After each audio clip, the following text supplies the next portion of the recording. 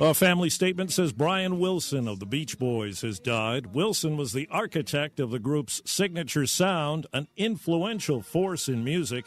A member of the Rock and Roll Hall of Fame and Songwriters Hall of Fame, Brian Wilson was 82 years old.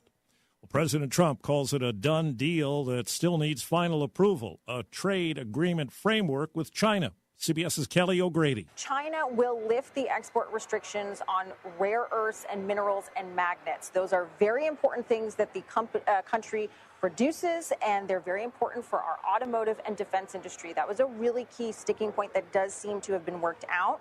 The U.S., President Trump is saying, is going to allow Chinese students to come into the U.S. and go to universities and colleges and grad programs. The latest inflation report from the government shows prices last month were up 2.4% from 1 year ago, a slight increase over the April figure. CBS News business analyst Jill Schlesinger. I don't think this report gives us a big clue about what's going to happen with prices with the tariffs in place. We are expecting prices for goods, not services, but goods, to start to increase. An overnight curfew was imposed in Los Angeles after another day of anti-ICE protests. CBS's Elise Preston says it's quiet in L.A. now. It has been the calmest we've seen it over the last several of days. Only a handful of National Guardsmen are standing by.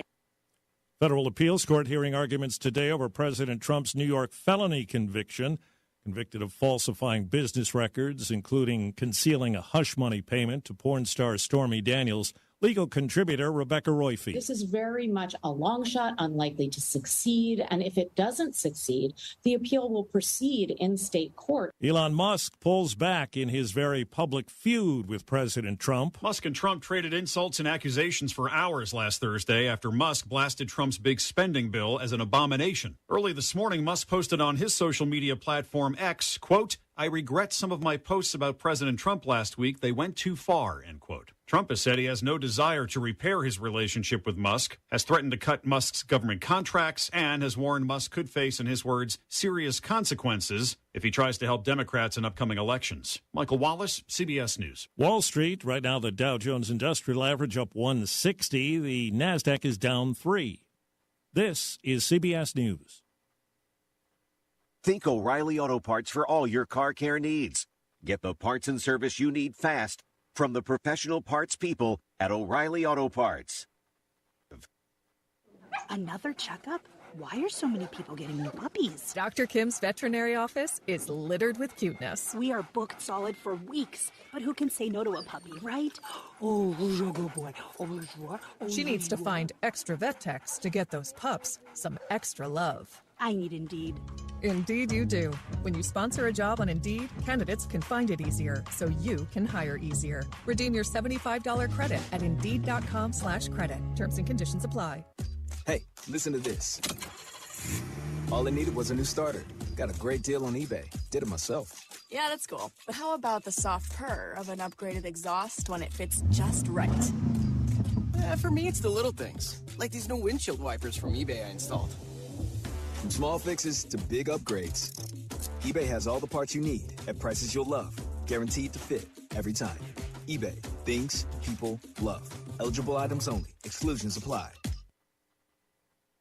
10 years ago, the UN vowed to eliminate child labor by this year. It's still a global problem, but numbers are falling. A group called the International Labor Organization is out with a new report on the extent of child labor. The group's Benjamin Smith spoke to me from Geneva, Switzerland. He says child labor numbers are down significantly the past few years. We shouldn't be too pleased about the situation. One child in child labor is too many, and it's a vast number still. Smith says more and more consumers are seeking information about the products they buy and whether children helped to produce them. Jim Crisula, CBS News. Disney and Universal have filed a copyright lawsuit against the artificial intelligence image generator Midjourney. The complaint claims Midjourney pirated the libraries of the two Hollywood studios to generate and distribute endless unauthorized copies of their characters. I'm Steve Kathan, CBS News. It hasn't been this hard to find a used car since the pandemic. I'm Jeff Colvin of Fortune magazine with the Fortune Business Update.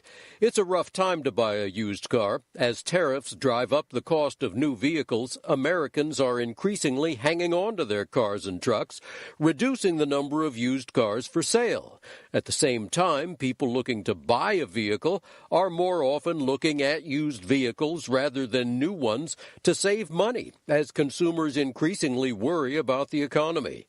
Another factor, many used cars come from car rental companies, but they've shrunk their fleets since the pandemic. The result is the lowest inventory on used car lots since 2021. So far, prices are lower than they were for the past few years and well below the price of a new car, but industry experts expect prices to increase in the months to come. I'm Jeff Colvin.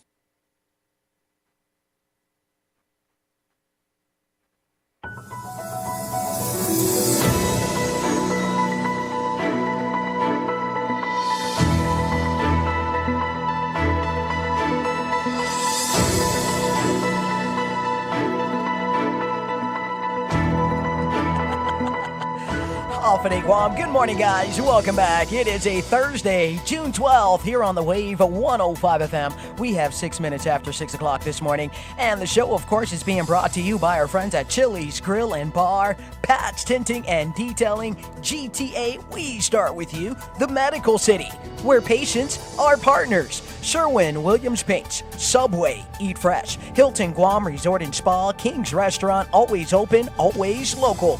Bank Pacific, where others place branches, we place roots. Take Care Insurance Company, our island, your health plan. We have your local headlines for you right now with Skylar Obispo from the Marianas Business Journal and the Guam Business Magazine, and Isa of the National Weather Service in Tizen, and it's all being brought to you by our friends at McDonald's. Toasted marshmallows, graham cracker crunch, and Hershey's chocolate swirled all into a s'mores McFlurry. It's available for a limited time with our friends at McDonald's. I'm loving it. Buenos and Hafa Adai. Here's the latest from the Marianas Business Journal. Off the coast of Guam, the U.S. and the Republic of Singapore navies kicked off its Pacific Griffin 2025 exercise on June 7th. Pacific Griffin 2025 is the fifth of the two nations' biennial exercise. The last time it was hosted was back in 2023, and is an extension of the Cooperation Afloat Readiness and Training Exercise Series. According to a June 7th statement by Destroyer Squadron 7, a U.S. Navy unit involved in the exercise, the RSN has two vessels participating in the exercise, the RSS Supreme and the RSS Sovereignty. Several U.S. vessels are participating as well, including the Arleigh Burke-class guided missile destroyer, the USS William P. Lawrence, according to Desron 7. Exercises include anti-submarine and anti-air events and maritime interdiction operations, among other command and control tactics and procedures training. In more news, Guam Community College has received a clean opinion for its fiscal year 2024 financial audit and compliance on major federal programs. The Office of Public Accountability announced its report on the college Monday, saying that the total operating revenues increased by $1.6 million from $5.7 million in fiscal year 2023 to $7.3 million in fiscal year 2024. OPA said that increase in other revenues helped offset the $1.1 million decrease in student tuition and fees and $180,000 decrease in auxiliary enterprises.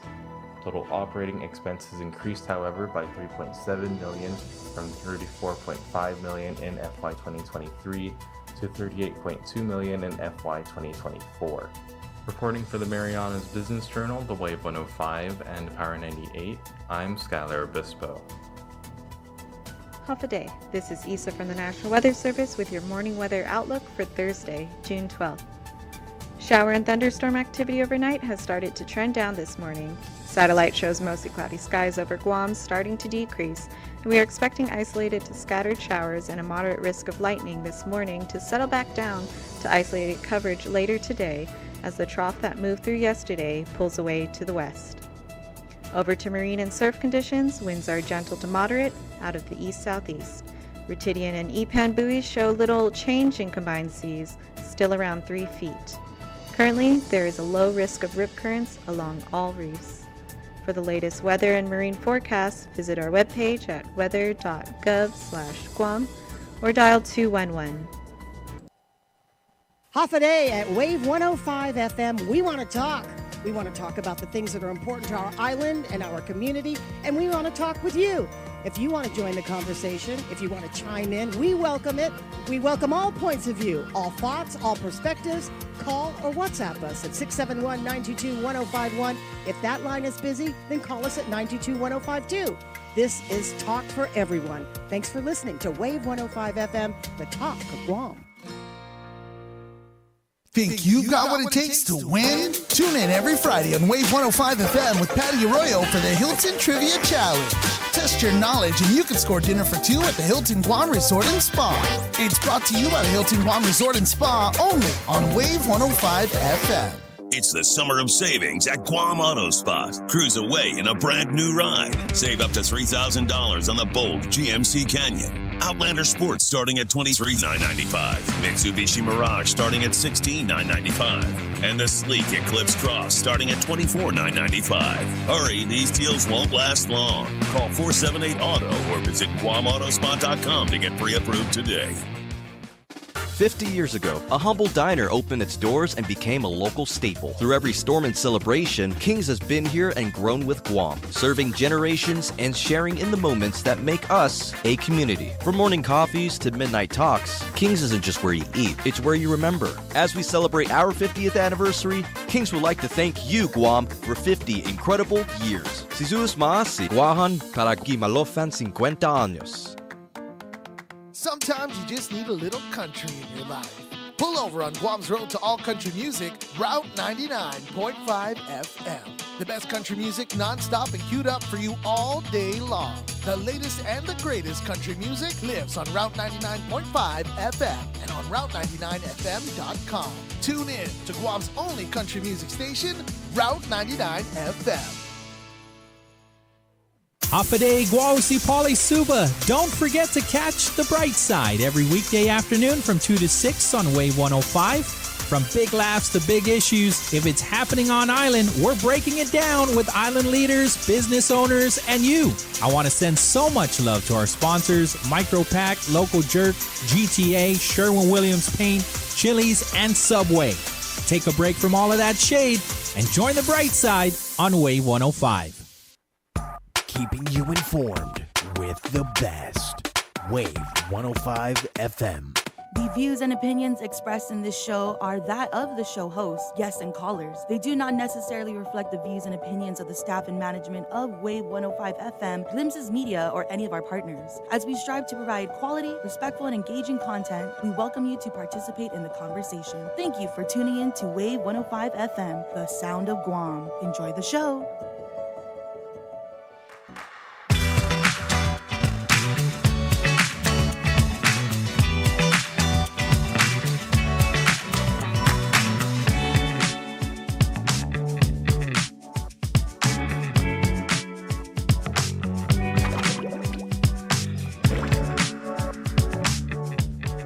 You're so cute. Good morning, Patty. Dice is so cute. Dice is just so cute. Aww. Like, she's got these big eyes. She hates it when I say these things, but she's got like these big eyes that shift between like 3 monitors and 2 phones, plus the board and the phone, the actual landline system that we have going over there. Easy peasy. Yeah, I know. I mean, you make it look really easy. If I went back there, we would never get on the air. That's for sure. I'm telling you, that's for sure. It's a multitasking job. So if the phone rings and it's not answered right away, fret not. It's either that she's on the air or she's looking at one of these 3 monitors that need to in extreme attention.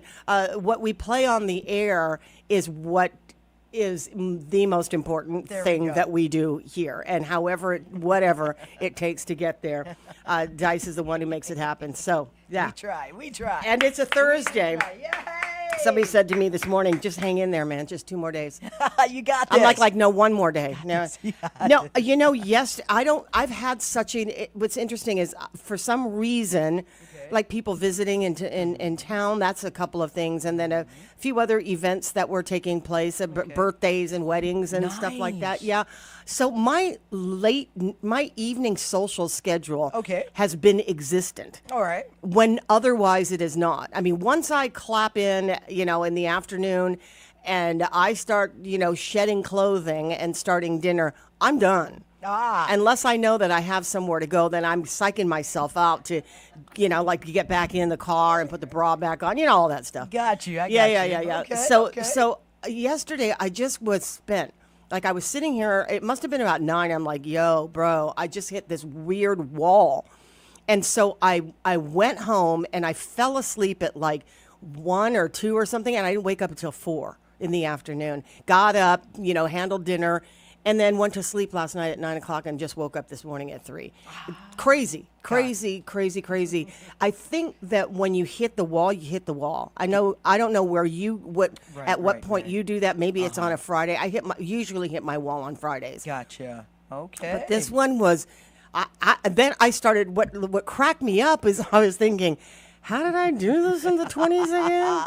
How was I playing at night in the 30s, 40s, and 50s was raising babies? I got you. In your 20s, you were doing your thing, right? You were out there, playing with the kids, sure. All of your other friends. Your 20s were your heyday. It was after high school. You were in school again.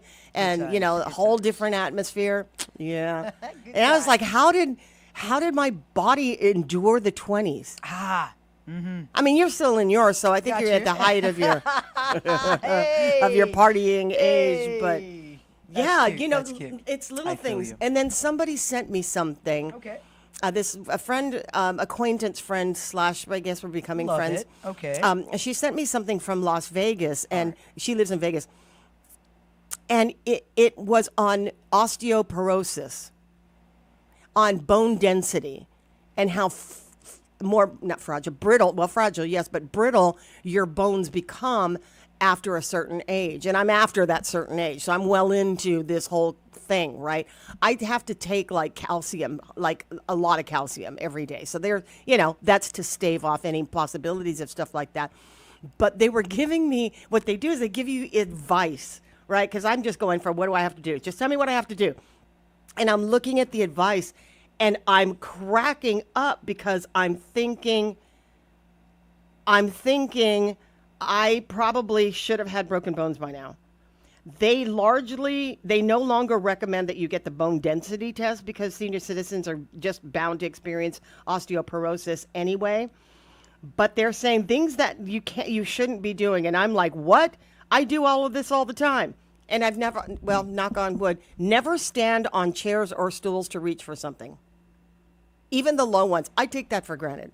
Okay. Yeah, right. This doesn't apply to you because you're still skipping down those stairs in the back. If I even tried to hit the pace, and I grew up in a 2-story home, so our stairwell, we could, everybody who has a stairwell in their house or stairwells in their condos, they know how to get down those stairs. We used to jump onto the landing and then hit the next flight. As teenagers, my brothers, I don't even think took a step off the top ledge. I think they just literally jumped to the landing.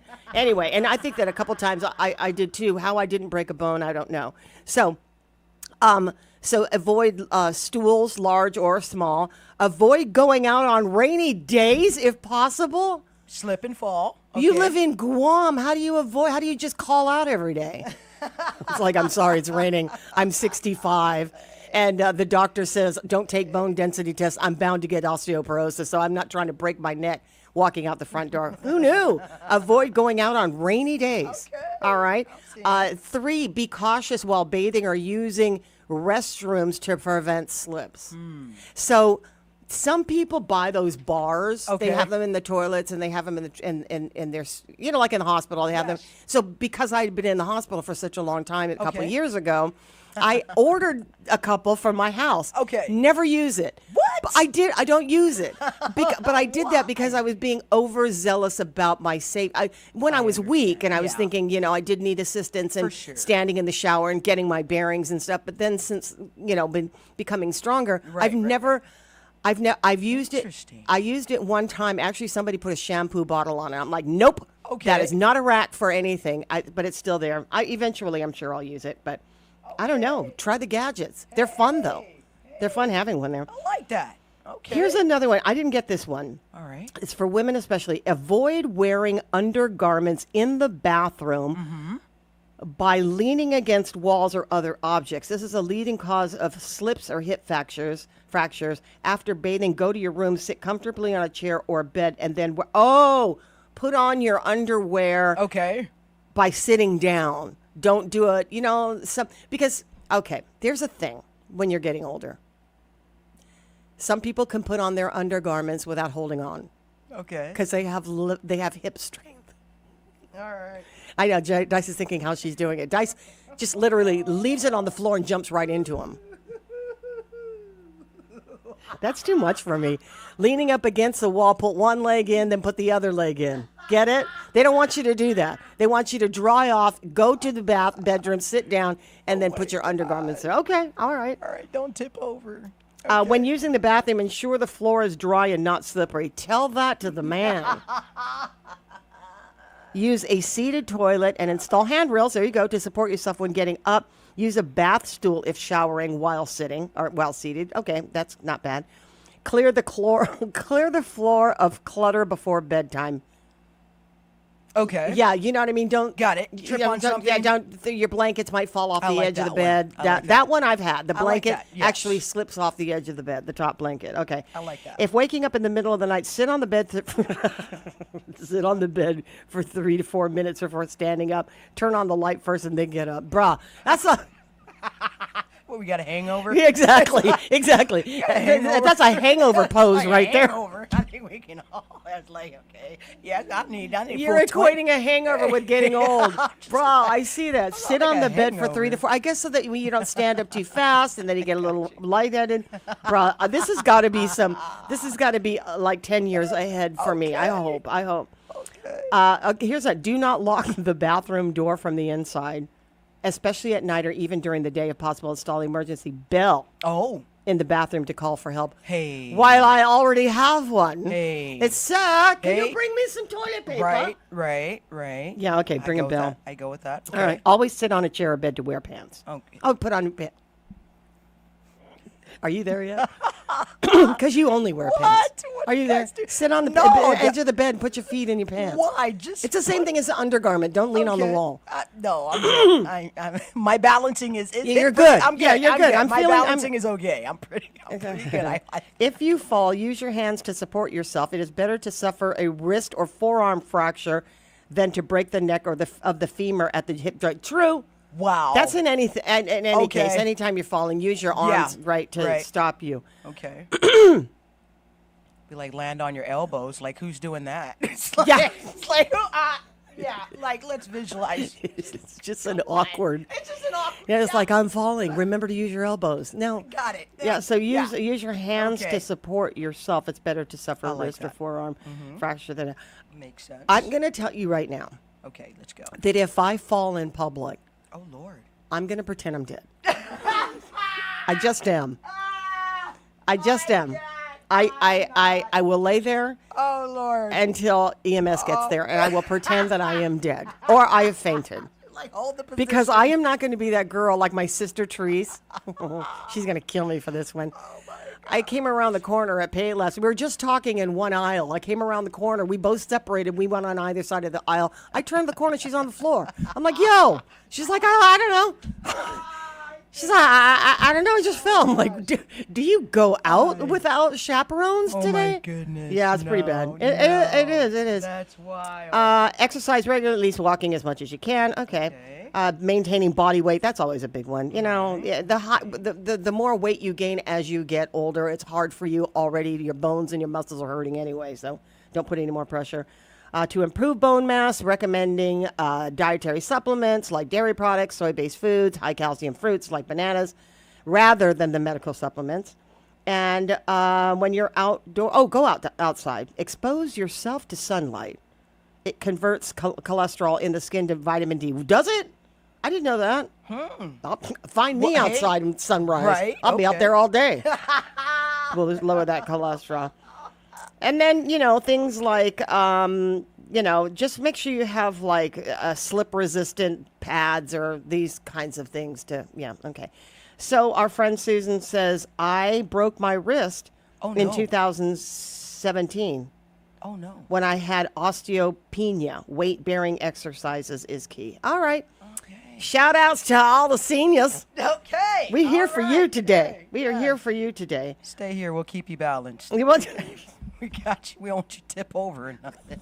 Dang. You little teapots. It's like, you little teapots. It's like, what are you guys doing? This is so funny. Just stand there.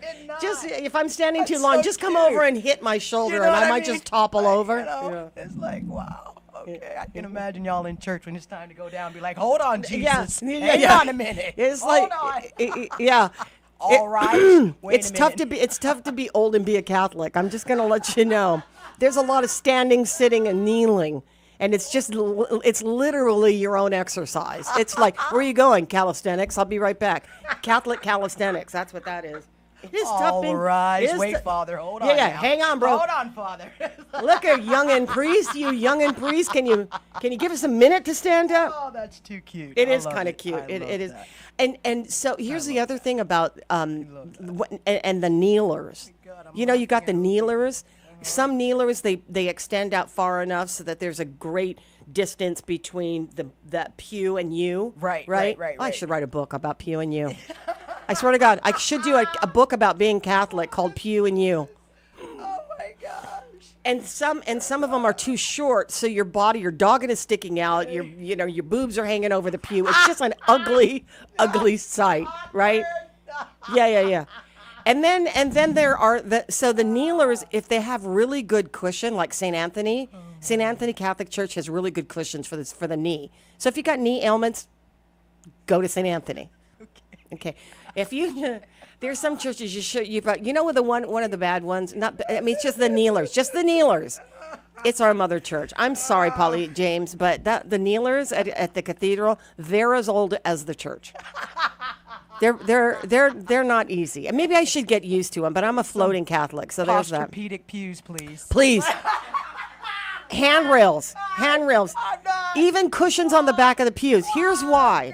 Because old people. Memory foam. Yeah, memory foam. Memory foam seats.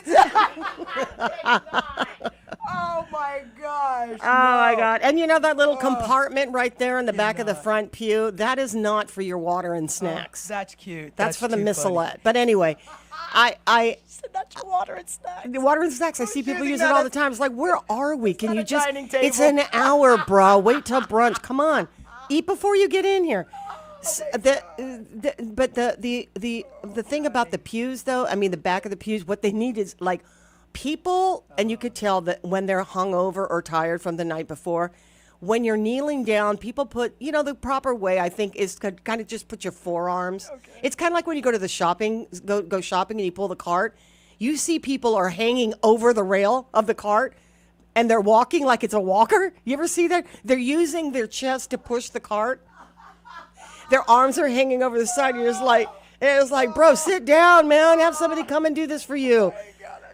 They always make fun of me. Double L always makes fun of me. He goes, why are you hanging over the cart? I'm like, I'm tired. He's like, that's not what that's for. I'm like, I know. It's the same thing with the pew. That's where you need memory foam. Your chest is in the basket. It's not your chest is in the basket. Like boobs are hanging in the part where the kids sit. It's like the kids are supposed to go there. The kids are supposed to go there. And my whole chest is in that one spot. I'm not lying, man. Oh my gosh, Patty. They got to make it easy for us old people. We're just trying to make, we're just trying to be, and I'm competitive with myself. You can tell me I can't walk up those two. I'm waking up at 3:45 in the morning and I'm on the treadmill because I'm not telling anybody that I can't walk up and down those stairs. Those ones that you guys all the youngins skip down? Okay. You guys skip down and run up and take them two at a time? I'm holding on to both rails, but by damn, I'm going to do it. Yeah, you get it, girl. You get it. Yeah. You got this. I cannot with you guys. I tell you, we are. Just don't scare us. I do. Don't blow us over. and don't scare us. You can hear Erica in HR. Dice, I hear you running up those stairs. I do hear you. Dice, I hear you. I hear Dice. No. Erica, your desk is all the way over there. It's like, I can hear you. Erica, how can you hear me? She's got ears, man. She's got some good ear balls. I love that. But I do. I do. If you've not been to our stations, we have the formal entrance, and then we have the one in the back for the residents, right? Those are the ones that are not vacuumed. You can tell the difference. You can so tell the difference. You can tell the And difference. you go up the back one. You go up the front ones. You have to act like you work out. For sure. Mhm. For sure. You have to act like you work. You go up the back ones. You can stop on the landing, take a breather, have a sandwich, guzzle some Gatorade, then make it up the last flight. Because it is tough for some people to get up that side, you know? I'm dying right now. No, I think it's because in our radio jobs, we've always been spoiled by, I don't know, elevators. Yes. We've been spoiled by elevators, or we've been on the ground floor. Oh, I love this. This is too funny. I know. Well, one day you're going to get there, and I'm just prepping you. That's good. For psyching you up for like, oh, dang, I remember 20 years ago, Patty Roy told me about this. Yep, you know what I mean? You're going to think of me going, dang Get it. my milk in. I became a Catholic, and I forgot about the kneelers. But if you want to be really stylish and cool, do it the way that Father Jeff St. Nicholas does over at the Mong Mong Church. How does he do Bruh. it? What does he do? Technology, man. Okay. This is the new Catholic. What is he doing? The kneelers slide. Get out of here. No, they slide. They are sliding. You don't have to knock them down and then hold your foot to keep it from falling, or use your foot to push up this thing. No, this one slides. No, I like that. Look at innovation. Yeah, it does, but it's still not good for old people. Oh, what? Well, because I was at Mass on Saturday. Doesn't need a speed limit. And like, I was, no. Yeah. I was sitting with the wrong group of women that I should never be in any serious situation with, especially Mass. Oh, okay. Somebody went to pull the kneeler out and didn't pull it too far, and all of us didn't calculate. Get out of We didn't calculate where the kneeler was. Half of us were already on the floor, kneeling on the floor of the church, and other ones have like one knee up. You know, it was pretty, and I don't think we got through until communion. I don't think we lost the entire Eucharistic prayer. We had to go to Mass again.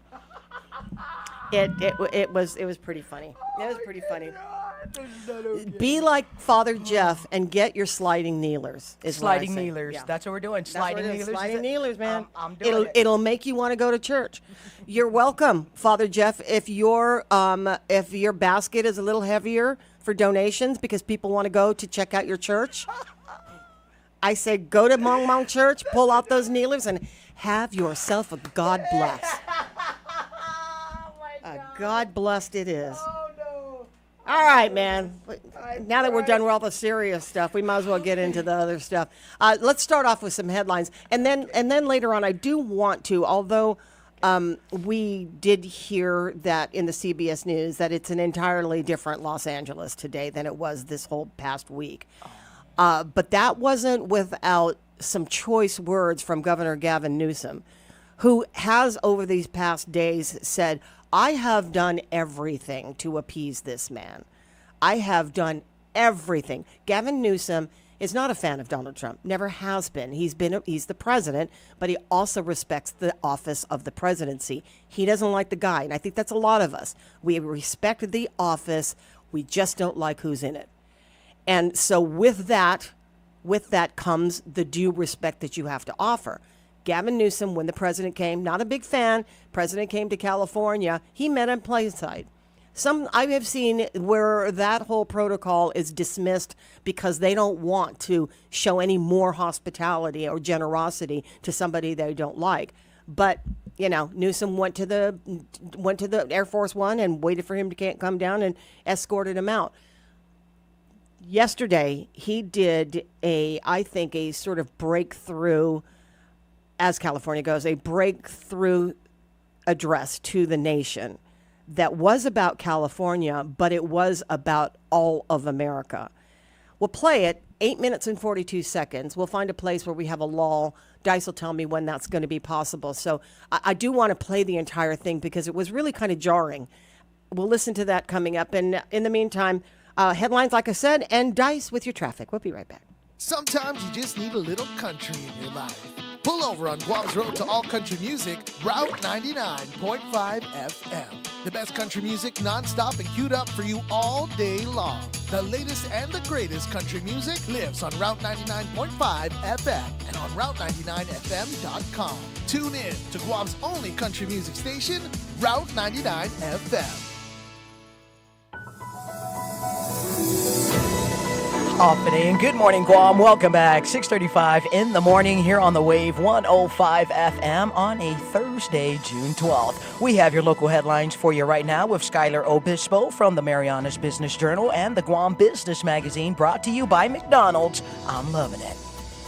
Buenos and Hafa Adai, here's the latest from the Marianas Business Journal.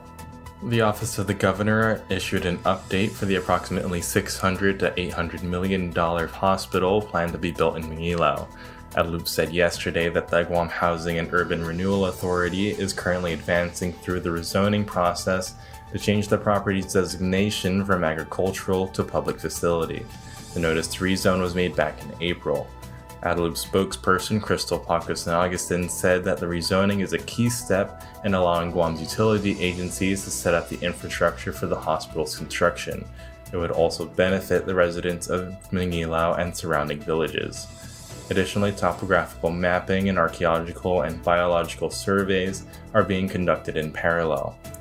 Following today's meeting of the Manilao Municipal Planning Council, it would vote on to approve the request, which will then move to the Guam Land Use Commission for final approval. In more news, the U.S. military services, which include all branches of the armed forces, are preparing a supplement to a 2015 and 2020 environmental impact statement for military training and testing in the Marianas, and is inviting the public for comments on the scope of the statements.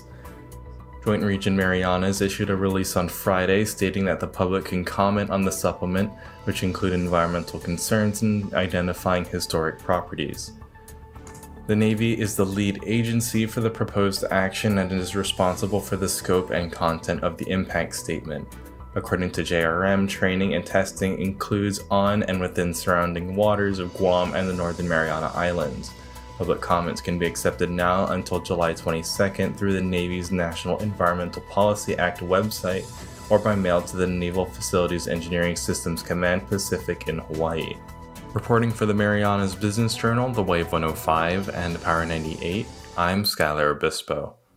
One pill can kill. Fake pills often contain fentanyl. It only takes 2 milligrams of fentanyl, equivalent to a few grains of salt, to be lethal. Fake pills are often sold on social media platforms, making them available to anyone with a smartphone. Talk early and often to youth about the dangers of misusing prescription drugs and the lethal dangers of counterfeit drugs laced with fentanyl. Stay informed, stay safe. One pill can kill. This public service announcement is brought to you by the radio stations of Glimpses Media Group, Wave 105 FM and Power 98. Hafa Adai, Guam. All right, guys, let's go ahead and hit the streets together with your first look at your real deal traffic report, and it is being brought to you by our friends at Guam Auto Spot. Let's all schedule a test drive today at Guam Auto Spot. We can give them a call at 478-AUTO or view our inventory. Check out our website. That's GuamAutospot.com. Again, folks, that is Guam Auto Spot at 478-AUTO. 6:37 in the morning. We're coming up and around the northern side of the island, getting up and around Anderson Air Force Base. You will find some slight delays there, but again, it's not too bad working your way into Denado, coming up and around the Micronesia Mall. It looks like it's going to be smooth sailing this morning. Traffic is actually quite light right now, so if there's anywhere on the streets of Guam that you need to be, now would probably be your best bet. Let's continue to keep our eyes on the roads, not on the phones. No texting and driving on the streets of Guam. Ensure that your seatbelts are fastened and that our kids are strapped safely in the proper booster and car seats. This is your Real Deal Traffic Report for Mornings with Patti on the Wave 105 FM. Bolt your doors, lock your windows, turn off your lights, and come with me into the Weird Darkness. I'm Darren Marlar, the host of Weird Darkness, every Thursday night from 6 to 8 here on Wave 105.1. Every week on Weird Darkness, you'll hear 2 hours of stories of the paranormal, supernatural, legends, lore, crime, conspiracy, mysterious, macabre, unsolved, and unexplained. Weird Darkness, this Thursday night at 6 on Wave 105.1. It's the summer of savings at Guam Auto Spot. Cruise away in a brand new ride. Save up to $3,000 on the bold GMC Canyon. Outlander Sports starting at $23,995. Mitsubishi Mirage starting at $16,995. And the sleek Eclipse Cross starting at $24,995. Hurry, these deals won't last long. Call 478-AUTO or visit GuamAutospot.com to get pre-approved today. Think you've got what it takes to win? Tune in every Friday on Wave 105 FM with Patti Arroyo for the Hilton Trivia Challenge. Test your knowledge and you can score dinner for two at the Hilton Guam Resort and Spa. It's brought to you by the Hilton Guam Resort and Spa only on Wave 105 FM. This Father's Day, give Dad a dinner he won't forget at Roy's Hilton Guam Resort and Spa. Begin with breaded shrimp in an orange marmalade glaze, followed by rich clam chowder and a refreshing mango sorbet. Then choose from a perfectly mango bourbon glazed pork chop, ahi steak, or tender filet mignon, each thoughtfully paired with seasonal sides, and then end on a sweet note with vanilla panna cotta and raspberry sauce. Every father will receive a Roy's Chef ceramic figurine and select Glen Grant 10-year-old whiskey cocktail of their choice. On the house. Reserve now at 671-646-1835 or on Open Table. Are you planning a trip to the Philippines? Why not come back feeling healthier and more rejuvenated? At the Medical City, we offer world-class healthcare services, including comprehensive executive checkups and top-tier aesthetic treatments for as low as $530. Imagine lounging on white sandy beaches, shopping at top-tier shopping centers, and indulging in premium healthcare all in one vacation. Book your getaway now and experience the best of both worlds. The Medical City, your trusted partner in health. Jack here with the sound of a freshly cracked egg, sausage grilling, you busting out of your front door. Oh, hey, no rush. My 2 for $7 sausage croissants are available all day. Get so much more. Plus tax, limited time only. Price and participation may vary. Welcome to Jack in the Box. Keep the dial here. Your radio loves it. Wave 105 FM.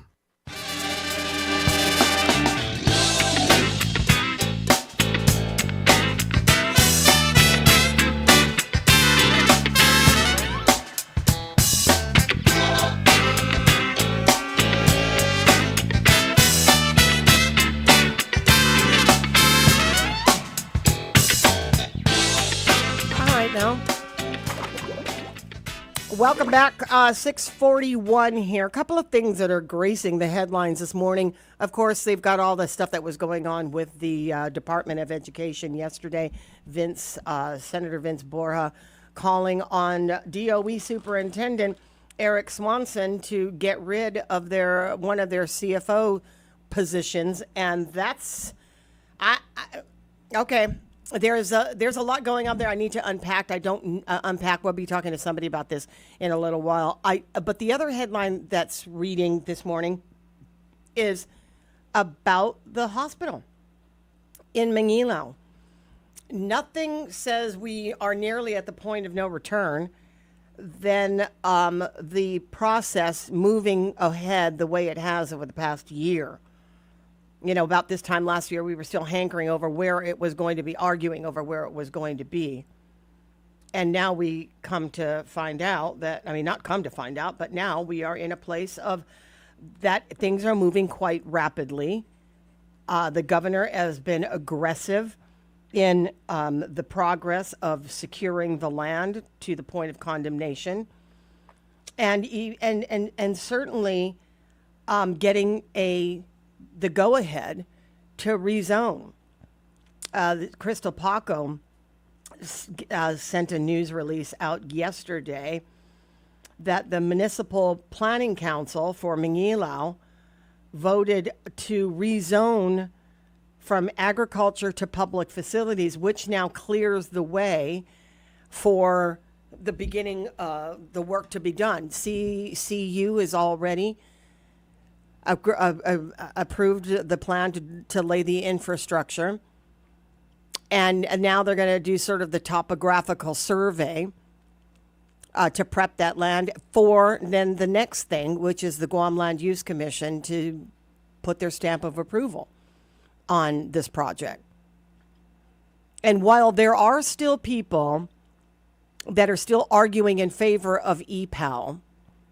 I guess the question is has that ship sailed? There is still a lawsuit in court by Doug Moreland saying that it's an illegal use of ARPA funds.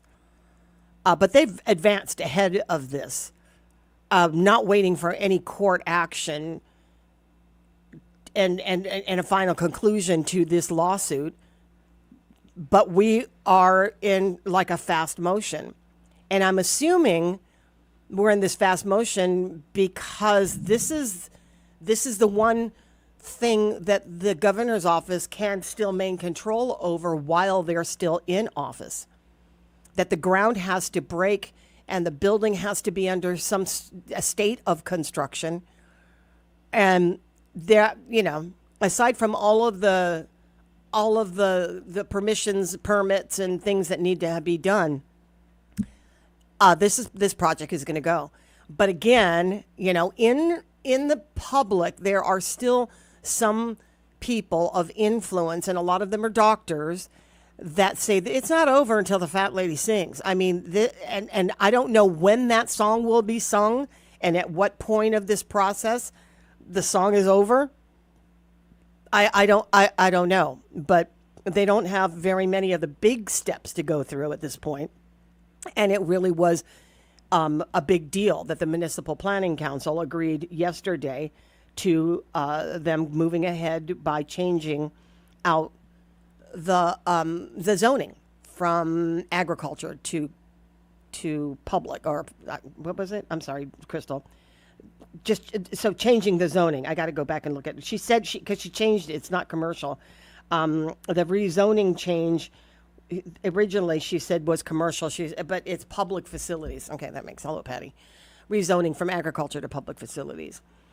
So according to, I don't know, a couple of stories that I read, I think in one of the newspapers this morning, it said there were some questions that were asked, but there was no opposition. Now, when we started talking about where this hospital was going to be, the argument, do we need to go back there? I don't know. But the argument between EPAL, there was a bunch of stuff that was happening. There was a lot of finagling. There was a lot of politics being played. There were a lot of influencers that were, making really big statements publicly. A lot of doctors stepping out against it. You never heard from Manila. I mean, we never heard from any resident of Manila going, bad idea, not in our backyard. If there were, they were pretty quiet about it, or they weren't making a big fuss after an initial, opposing statement. But other than that, you didn't see Manila jumping up and saying anything that they didn't want it in their backyard. There was none of that.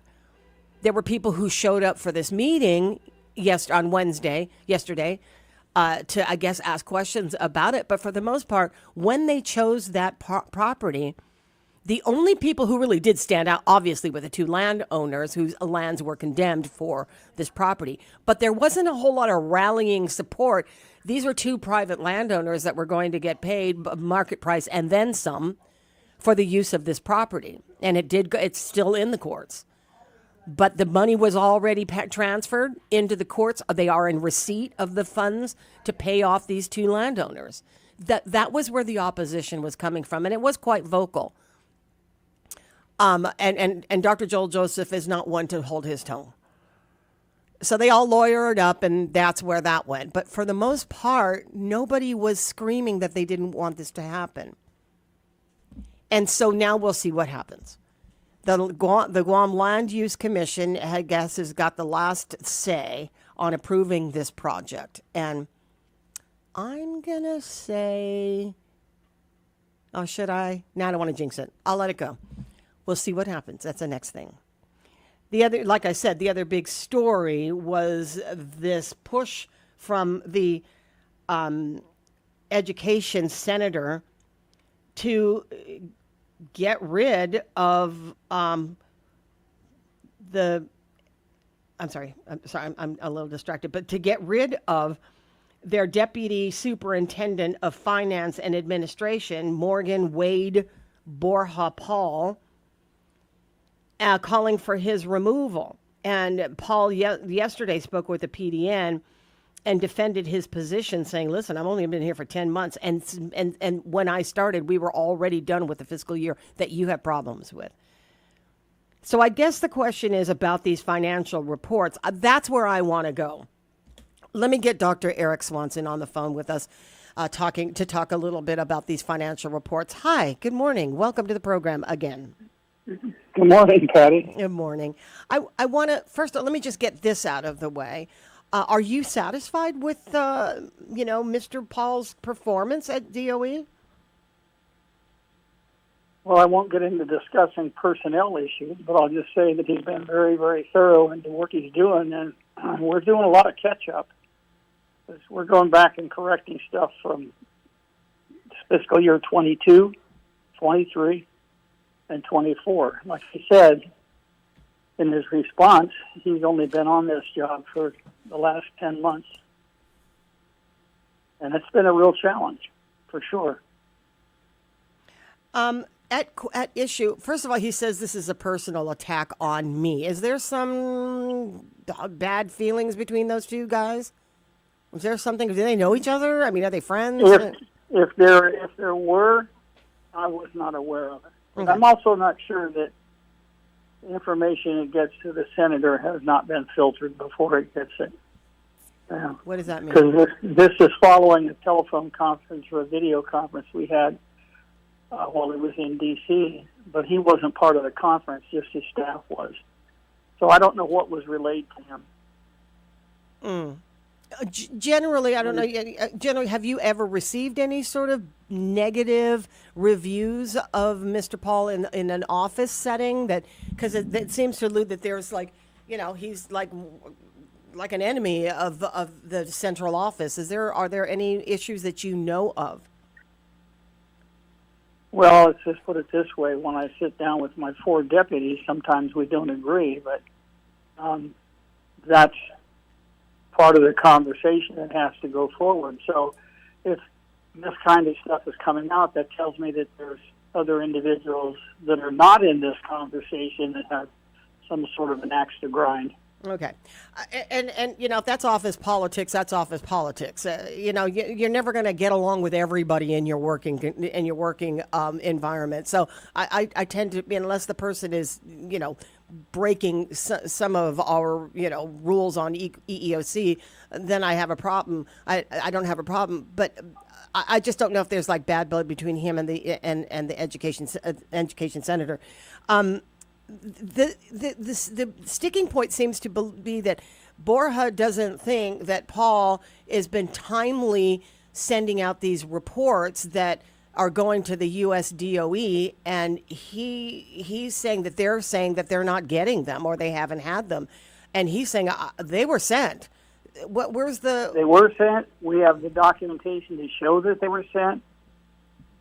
So if someone, and I don't know who they were talking to, who their audience was in D.C. In fact, neither do my board chair or vice chair. We were not aware of who they were going to go see or what the agenda was. So that's a problem right there. The other piece of it is we filed the initial request, and we know that got returned. Deal. Right. We have asked for verification that it was received, and we have not received even a response to that. So everything is that the one? I'm sorry. Was that the department? Everything we need to submit to the Department of Education, we have done, and we have done it on their timeline. So they may be wrestling over the last report that you hadn't received yet a confirmation of receipt? Well, I verified to the senator's staff, and I even questioned it in our phone conversation. I've sent it to you twice. Do you have it? Well, no, we don't have it. Well, we'll send it to you again. It was actually, because every time we sent one of those out, we copied in his office, the speaker, the governor, the congressman's office. So if they're having trouble tracking their email, I can't speak to that. All I can tell you is that we have We have done what we're supposed to do. We're waiting for the response for that. In the meantime, we're putting together what steps are being necessary to join with two other territories, American Samoa and the Virgin Islands, and file suit against the Department of Education to get this money released. So when you had this conference call, this was just recently while he's been in D.C., correct? That's correct, yeah. So before this D.C. trip, there were no issues about the financial reports. There were no issues about any problems with Mr. Paul that were made known? Not put in that context, for sure. Now, when there were specific kinds of totals that they were wanting to get clarity on, and we were working on that. I'm thinking possibly part of the problem is for the political discussion agenda, too much detail is a problem. Okay, so clearly it went from zero problems that you and anybody know of to a conference that he did not necessarily attend. It's like a video conference that he didn't attend, to a call for his resignation. Is that about right? I would say that at the first stage of that, we had conversations and questions about where specific, because they were asking for clarity around which, for example, the progress and the cost of for refurbishment contracts to the point where they were stopped. Those kinds of things. But no disagreement or argumentative posturing at all on either side. Of course, there's a lot of angst around this because it's a big number and it's got impact on the whole government of Guam. Sure. So who got to him?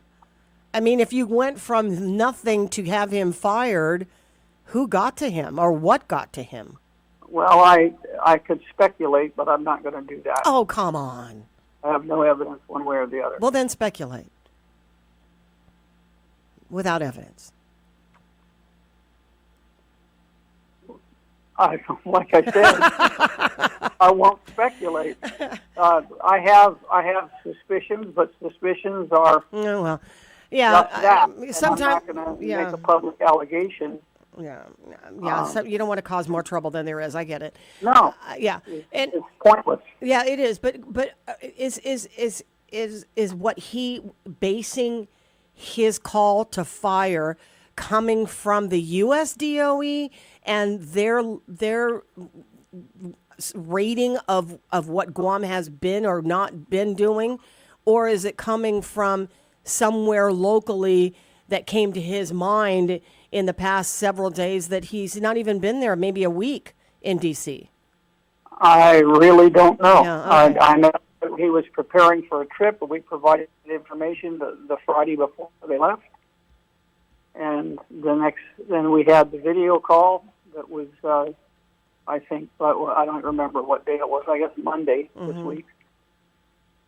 And we provided an update to the information we'd given them, and then we get the letter. And I got I'm a little disappointed that was sent out that way, that we didn't even get a heads up. It was sent out globally to everyone without any warning whatsoever. Yeah, that's and you know what, I think to his point in his letter, apparently he made reference to his time, in the military, and sort of boasting his and he has done this certainly while he was campaigning for office, that his military integrity meant a lot to him, and he used it definitely as a prop to help him get into office, because these leadership skills, or the skills that you develop under this military structure, are usually pretty reliable, right? So while, so in that, there's also no room in that structure for surprises like this, especially when you're talking about operational stuff. That's right. And or even the way that you communicate displeasure is also sort of measured without emotion, right? And so when Paul said this is a personal attack on me, where he said that in the PDN, clearly Paul knows something that we all don't know. if he's thinking if there's a relationship outside of this, deputy finance superintendent and the sitting oversight senator, they know each other in another way. I doubt that. Well, when it's personal, it's, you know what I mean? But they're both former military, that's for sure. Lieutenant Colonel Paul and, of course, former Captain Swanson have been in that seat before and have the same leadership experience. And I know two things. There's leaders I would follow into the jaws of hell, and there are others I wouldn't cross the street with. Mm-hmm. And I'm not going to make a judgment on that. But he took it very personally because I know the level of integrity of Mr. Paul and the work that he and his team have put into this. And it's a very complex setting. When people think about money, government money, whatever kind of money you want to call it, they see a number and it's for this or it's for that. In our setting, in the GDOE setting, we have several different kinds of federal money that can only be used for specific things. And if you cross borders and use it in the wrong place or in the wrong fiscal year or the wrong category, you have an audit violation. And he was also referring to the lateness of our audit material because we've been going through and finding from the last fiscal year errors in accounting that have to be corrected so that we have the document you provide to the auditor is an acronym. The CEFRAD is a mixture of how your local and federal funds are spent and a trial balance in all of those different accounts that the auditors then can take and work with to do the audit work. So that's been a tough process this year as we go deeper into that last fiscal year, and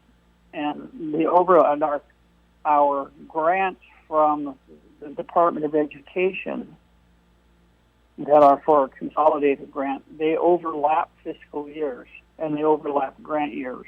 So it's easy to post a charge to the wrong grant year if you're not paying close attention. And so our audit team, our team has been going into the record to get those discrepancies eliminated because you really want zero discrepancies when you hand it over to the auditors. And that's slowed us down. And it's not where we want to be. But this team has been working diligently to fix that and working with Ernst & Young, who is the audit team that we're contracted to for the public auditor, to make sure that those documents are ready and appropriate so that they can be properly audited. What this is all boiling down to has really serious implications, as you have just pointed out, that this affects all of the government of Guam. Wherever we are failing in order to provide the argument to the U.S. DOE that we need this money, depends on all of the inner workings that's happening in the central office, to include Mr. Paul, obviously, and you. And because on the other end of that, Gov Guam is on the hook for it. If we can't get it, we're on the hook for it. I'm on the hook for it. You're on the hook for it personally. And we are counting our change right now, hanging on to that $52 million that we just, found, or not. I mean, that was given through over collections. But, in the long run, we can't bail out the Department of Education on a yearly basis. And that's precisely what the U.S. DOE and the Trump administration is trying to put on us. That's correct. The way that I read their give states control is dump it back on the state and let's walk away. Yeah, that's what it is. So if you're an affluent state, and some have done this with this recall of federal funds, they've looked at it and said, in the overall context of our state budget, we can afford it. It's not worth the fight. Let them have the money back. Yeah, and so to that point where you say, unless you're an affluent state, guess who is the most affluent state in the union? It was California. Yeah, it was California. And Trump is messing with California. Gavin Newsom is not having it.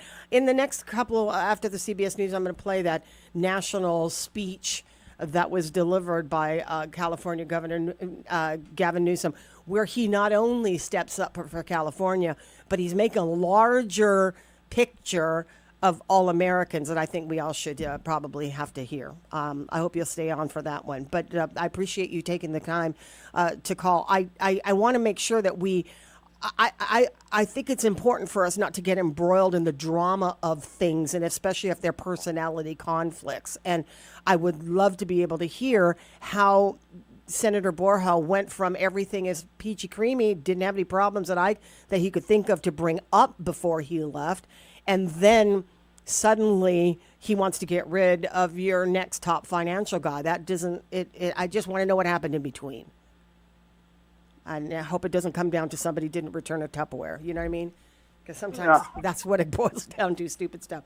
All right. Well, yeah, go ahead. I would like to know that, too, because that would have been a courtesy call that normally would you do. But it didn't happen, and so here we are.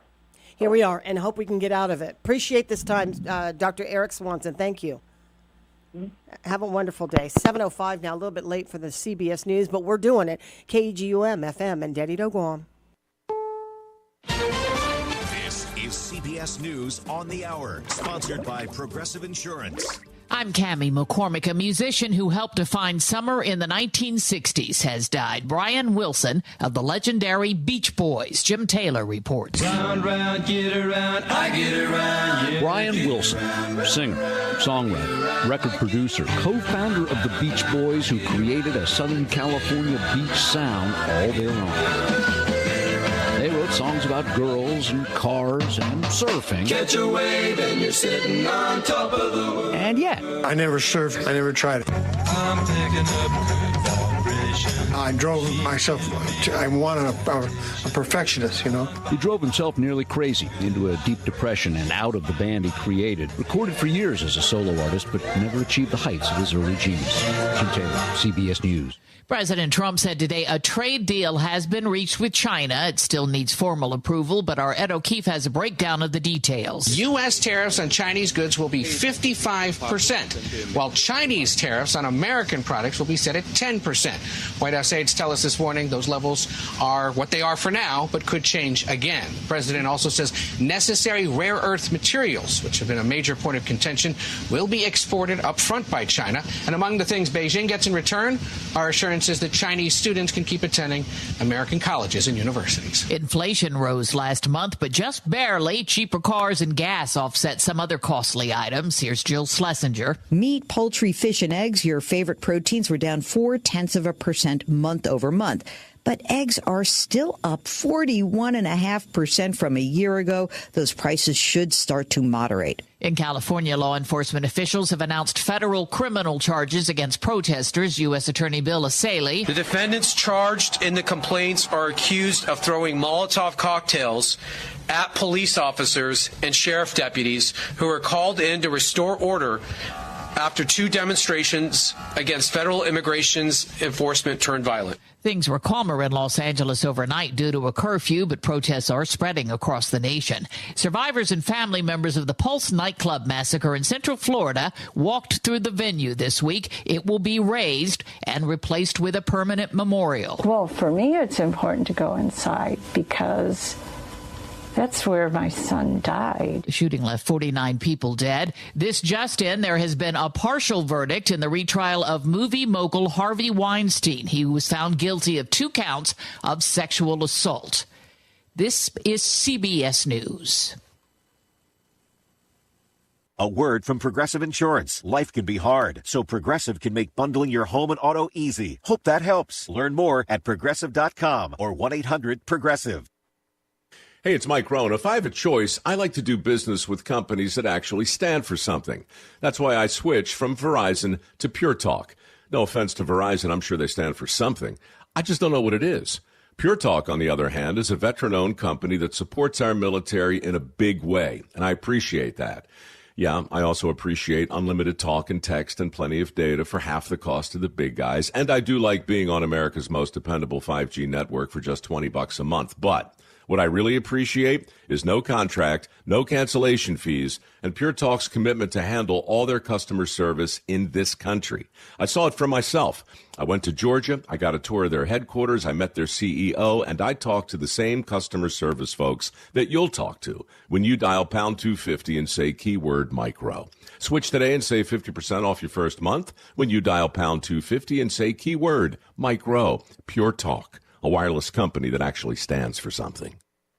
A pricey Broadway production's going belly up. It's the first post-Tony's Casualty. Smash is the hilarious new musical about the making of a musical about the life of Marilyn Monroe. Just a month after it opened, Smash, whose executive producers include Steven Spielberg, is closing. It was shut out at Sunday's Tony Awards, and it struggled at the box office. The New York Times reports that after a $20 million investment to bring it to Broadway, weekly grosses were down from $1 million at the show's peak to $656,000. Both Smash and the Betty Boop musical were denied performances at the Tonys. Deborah Rodriguez, CBS News, New York. If you're in the market, some of Hollywood's most treasured props are going up for auction, including the Rosebud sled from Citizen Kane, Macaulay Culkin's snowcat from Home Alone, and Harrison Ford's whip from Indiana Jones. I'm Cammie McCormick, CBS News.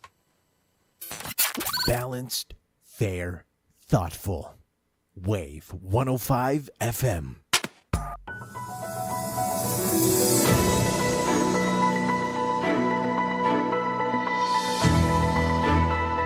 Hafa Adai, Guam. Good morning, guys. Welcome back. It's Mornings with Patti on the Wave 105 FM. We're streaming live and online. You can catch us at thewave105.com as well as our YouTube channel. That's Wave 105.1 FM Guam. Our studio lines are always available. You're welcome to give us a call at 922-1051 or 1052.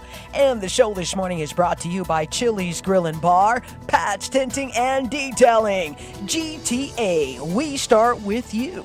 The Medical City, where patients are partners. Sherwin-Williams Paints, Subway, Eat Fresh, Hilton Guam Resort and Spa, King's Restaurant, always open, always local. Bank Pacific, where others place branches, we place roots. Take Care Insurance Company, our island, your health plan.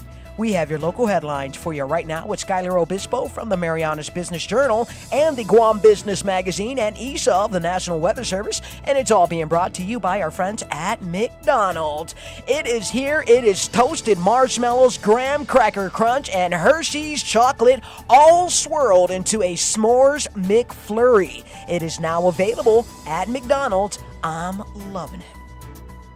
Buenos and Hafa Adai, here's the latest from the Marianas Business Journal.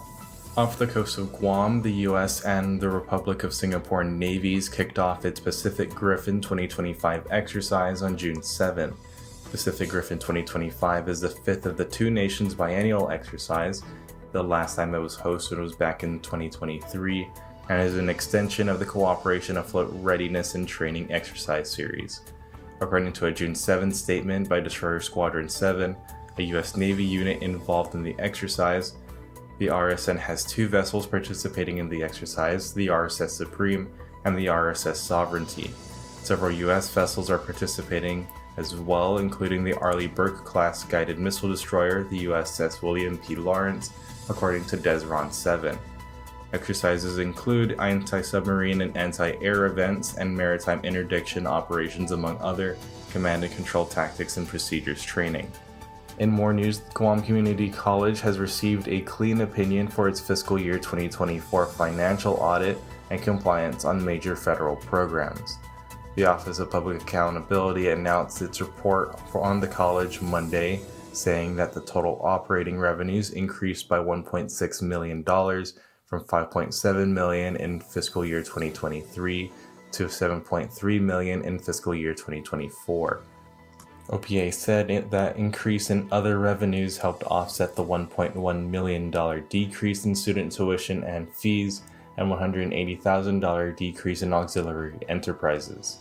Total operating expenses increased, however, by $3.7 million from $34.5 million in FY 2023 to $38.2 million in FY 2024. Reporting for the Marianas Business Journal, The Wave 105, and Power 98, I'm Skylar Obispo. Hafa Adai. This is Isa from the National Weather Service with your morning weather outlook for Thursday, June 12th. Shower and thunderstorm activity overnight has started to trend down this morning. Satellite shows mostly cloudy skies over Guam starting to decrease, and we are expecting isolated to scattered showers and a moderate risk of lightning this morning to settle back down to isolated coverage later today as the trough that moved through yesterday pulls away to the west. Over to marine and surf conditions, winds are gentle to moderate out of the east-southeast. Rutidian and Epan buoys show little change in combined seas, still around 3 feet. Currently, there is a low risk of rip currents along all reefs. For the latest weather and marine forecasts, visit our webpage at weather.gov/Guam or dial 211.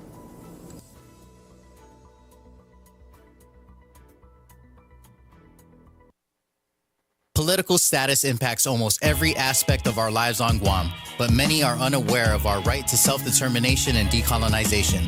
What does it mean and how can it improve our quality of life? Join the conversation, ask some questions, and learn more about your right to self-determination and the 3 legitimate political status options for Guam. Tune in to Challenge the Status Quo every Monday from 10 a.m. to noon on Wave 105.1 FM, presented in partnership with the Commission on Decolonization and Glimpses Media. Hafa Adai, Guam. Good morning, everyone. Welcome back. Let's go ahead and hit the streets really quick. 15 minutes after 7 o'clock right now, we have your Real Deal traffic report, and it is being brought to you by our friends at Guam Auto Spot. Come on, guys. Let's schedule a test drive today at Guam Auto Spot. We can all give them a call at 478-AUTO or view their inventory. It's available on our website at guamautospot.com. That's Guam Auto Spot at 478-AUTO. All right, folks, we are cruising along the southern end of the island, coming up and around areas like Malesu, Inalahan, Malolo, Talafofu. It looks like traffic is actually quite light right now. No delays coming through Ordot. It's going to be smooth sailing, Guam, till you get up and around Sinahanya. That will change up just a tad bit. Traffic seems to be moving really nice through Agana this morning, as well as those of you in Tamuni. Let's watch our speed limit, eyes on the roads, no texting and driving, and we should all have ourselves a safe Thursday morning. This is your Real Deal traffic report for Mornings with Patti, here on the Wave 105 FM, brought to you by Guam Auto Spot. Eat fresh in just a few clicks. Order online at SubwayPacific.com for pickup at your convenience or delivery right to your doorstep. Online ordering at SubwayPacific.com is powered by Good to Go. We deliver. At Subway, you gotta refresh to be fresh. It's the summer of savings at Guam Auto Spot. Cruise away in a brand new ride. Save up to $3,000 on the bold GMC Canyon. Outlander Sports starting at $23,995. Mitsubishi Mirage starting at $16,995. And the sleek Eclipse Cross starting at $24,995. Hurry, these deals won't last long. Call 478-AUTO or visit GuamAutospot.com to get pre-approved today. Pat's Tinting and Detailing offers premier services from complete interior cleaning and VIP detailing. And to keep you cool, Pat's also offers factory, ceramic, blacked out, and based approved auto tinting. For more information, call 647-SLAM. Buenas and Hafa Adai. Eduquentas is now every Thursday from 10 a.m. to 11 a.m. Tune in at 105.1 Wave FM to listen to Eduquentas. Eduquentas is a special initiative by Guam Department of Education dedicated to shining the light on the incredible achievements of our students, teachers, and staff. Once again, join us on Thursday from 10 a.m. to 11 a.m. on Wave 105.1, the sound of Guam. This June, celebrate Dad the Chili's way. Bold, flavorful, and unforgettable. Starting now through Father's Day weekend, Chili's is serving all Dad-approved favorites like the sizzling fajita trio, a full rack of ribs, or a juicy steak made just the way he'd like it. Order from a select menu and get a chance to win a barbecue grill, courtesy of Heineken Silver. Bring the whole family and enjoy great food, good vibes, and a chance to make Dad feel like a king. Only at Chili's. Great food and memories happen here. Nothing but the best. Wave 105 FM.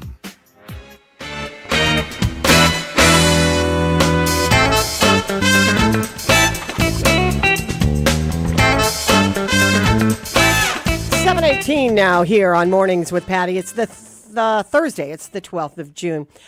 I teased it last hour. The LA riots have quieted. I mean, not even just somewhat. I mean, it's just almost back to normal, except for the presence of nearly, 4,000 National Guard troops and 700 Marines. Gavin Newsom has maintained that California, and I've said this before, California is at the top of the list when it comes to protests. It's a very liberal, it's a liberal state, and they have protested everything. They are at the leading edge of protests in America, as is evident this time because the California LA protests have now swept the nation, and we're coming up on this big June 14th thing, and they're arming themselves in Washington, D.C. because of what they thought they saw happening in California, erroneously to the degree that it would prompt the president to send that many troops, both the National Guard and the Marines. And Newsom was on the air yesterday. He got on on his speech to talk about it was nationwide, by the way, during prime time, where he basically taught us the lesson not only about how California handles its business, but then made it a bigger issue for all Americans to pay attention to what's happening in California can happen to a neighborhood near you. Here is California Governor Gavin Newsom. I want to say a few words about the events of the last few days. This past weekend, federal agents conducted large-scale workplace raids in and around Los Angeles. Those raids continue as I speak. California is no stranger to immigration enforcement, but instead of focusing on undocumented immigrants with serious criminal records and people with final deportation orders, a strategy both parties have long supported, this administration is pushing mass deportations, indiscriminately targeting hardworking immigrant families, regardless of their roots or risk. What's happening right now is very different than anything we've seen before. On Saturday morning, when federal agents jumped out of an unmarked van near a Home Depot parking lot, they began grabbing people, a deliberate targeting of a heavily Latino suburb. A similar scene played out when a clothing company was raided downtown. In other actions, a U.S. citizen, 9 months pregnant, was arrested. A 4-year-old girl taken. Families separated. Friends quite literally disappearing. In response, everyday Angelenos came out to exercise their constitutional right to free speech and assembly, to protest their government's actions. In turn, the state of California and the city and county of Los Angeles sent our police officers to help keep the peace. And with some exceptions, they were successful. Like many states, California is no stranger to this sort of unrest. We manage it regularly and with our own law enforcement. But this, again, was different. What then ensued was a use of tear gas, flashbang grenades, rubber bullets, federal agents detaining people and undermining their due process rights. Donald Trump, without consulting California law enforcement leaders, commandeered 2,000 of our state's National Guard members to deploy on our streets, illegally and for no reason. This brazen abuse of power by a sitting president inflamed a combustible situation, putting our people, our officers, and even our National Guard at risk. That's when the downward spiral began. He doubled down on his dangerous National Guard deployment by fanning the flames even harder. And the president, he did it on purpose. As the news spread throughout LA, anxiety for family and friends ramped up. Protests started again. By night, several dozen lawbreakers became violent and destructive. They vandalized property. They tried to assault police officers. Many of you have seen the video clips of cars burning on cable news. If you incite violence, I want to be clear about this. If you incite violence or destroy our communities, you're going to be held to account. That kind of criminal behavior will not be tolerated. Full stop. Already more than 220 people have been arrested, and we're reviewing tapes to build additional cases, and people will be prosecuted to the fullest extent of the law. Again, thanks to our law enforcement officers and the majority of Angelenos who protested peacefully, the situation was winding down. and was concentrated in just a few square blocks downtown. But that's not what Donald Trump wanted. He again chose escalation. He chose more force. He chose theatrics over public safety. He federalized another 2,000 Guard members. He deployed more than 700 active U.S. Marines. These are the men and women trained for foreign combat, not domestic law enforcement. We honor their service. We honor their bravery. But we do not want our streets militarized by our own armed forces. Not in LA, not in California, not anywhere. We're seeing unmarked cars in school parking lots, kids afraid of attending their own graduation. Trump is pulling a military dragnet all across Los Angeles, well beyond his stated intent to just go after violent and serious criminals. His agents are arresting dishwashers, gardeners, day laborers, and seamstresses. That's just weakness masquerading as strength. Donald Trump's government isn't protecting our communities. They're traumatizing our communities. And that seems to be the entire point. California will keep fighting. We'll keep fighting on behalf of our people, all of our people, including in the courts. Just yesterday, we filed a legal challenge to Donald Trump's reckless deployment of American troops to a major American city. Today, we sought an emergency court order to stop the use of the American military to engage in law enforcement activities across Los Angeles. If some of us could be snatched off the streets without a warrant, based only on suspicion or skin color, then none of us are safe. Authoritarian regimes begin by targeting people who are least able to defend themselves, but they do not stop there. Trump and his loyalists, they thrive on division because it allows them to take more power and exert even more control. And by the way, Trump, he's not opposed to lawlessness and violence as long as it serves him. What more evidence do we need than January 6th? Ask everyone. Take time, reflect on this perilous moment. A president who wants to be bound by no law or constitution, perpetuating a unified assault on American traditions. This is a president who in just over 140 days has fired government watchdogs that could hold him accountable for corruption and fraud. He's declared a war on culture, on history, on science, on knowledge itself. Databases, quite literally, are vanishing. He's delegitimizing news organizations, and he's assaulting the First Amendment. And the threat of defunding them, at threat, he's dictating what universities themselves can teach. He's targeting law firms and the judicial branch that are the foundations of an orderly and civil society. He's calling for a sitting governor to be arrested for no other reason than to, in his own words, for getting elected. And we all know this Saturday, he's ordering our American heroes, the United States military, and forcing them to put on a vulgar display to celebrate his birthday, just as other failed dictators have done in the past. Look, this isn't just about protests here in Los Angeles. When Donald Trump sought blanket authority to commandeer the National Guard, he made that order apply to every state in this nation. This is about all of us. This is about you. California may be first, but it clearly will not end here. Other states are next. Democracy is next. Democracy is under assault before our eyes. This moment we have feared has arrived. He's taking a wrecking ball to our founding fathers' historic project. 3 co-equal branches of independent government.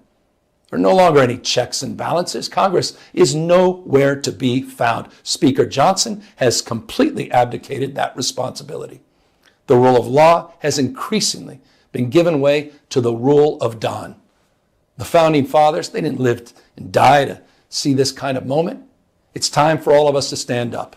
Justice Brandeis, he said it best. In a democracy, the most important office, with all due respect, Mr. President, is not the presidency, and it's certainly not governor. The most important office is office of citizen. At this moment, we all need to stand up and be held to account, a higher level of accountability. If you exercise your First Amendment rights, please do it peacefully. I know many of you are are feeling deep anxiety, stress, and fear. But I want you to know that you are the antidote to that fear and that anxiety. What Donald Trump wants most is your fealty, your silence to be complicit in this moment. Do not give in to him. That's California Governor Gavin Newsom. One way or the other. I mean, there are clearly lines that are drawn in this country. I'm pretty sure there are people who turned off the radio after hearing that. And I have spoken with people who just don't like him. And he represents, California has for a while, and has always been very sound in his leadership.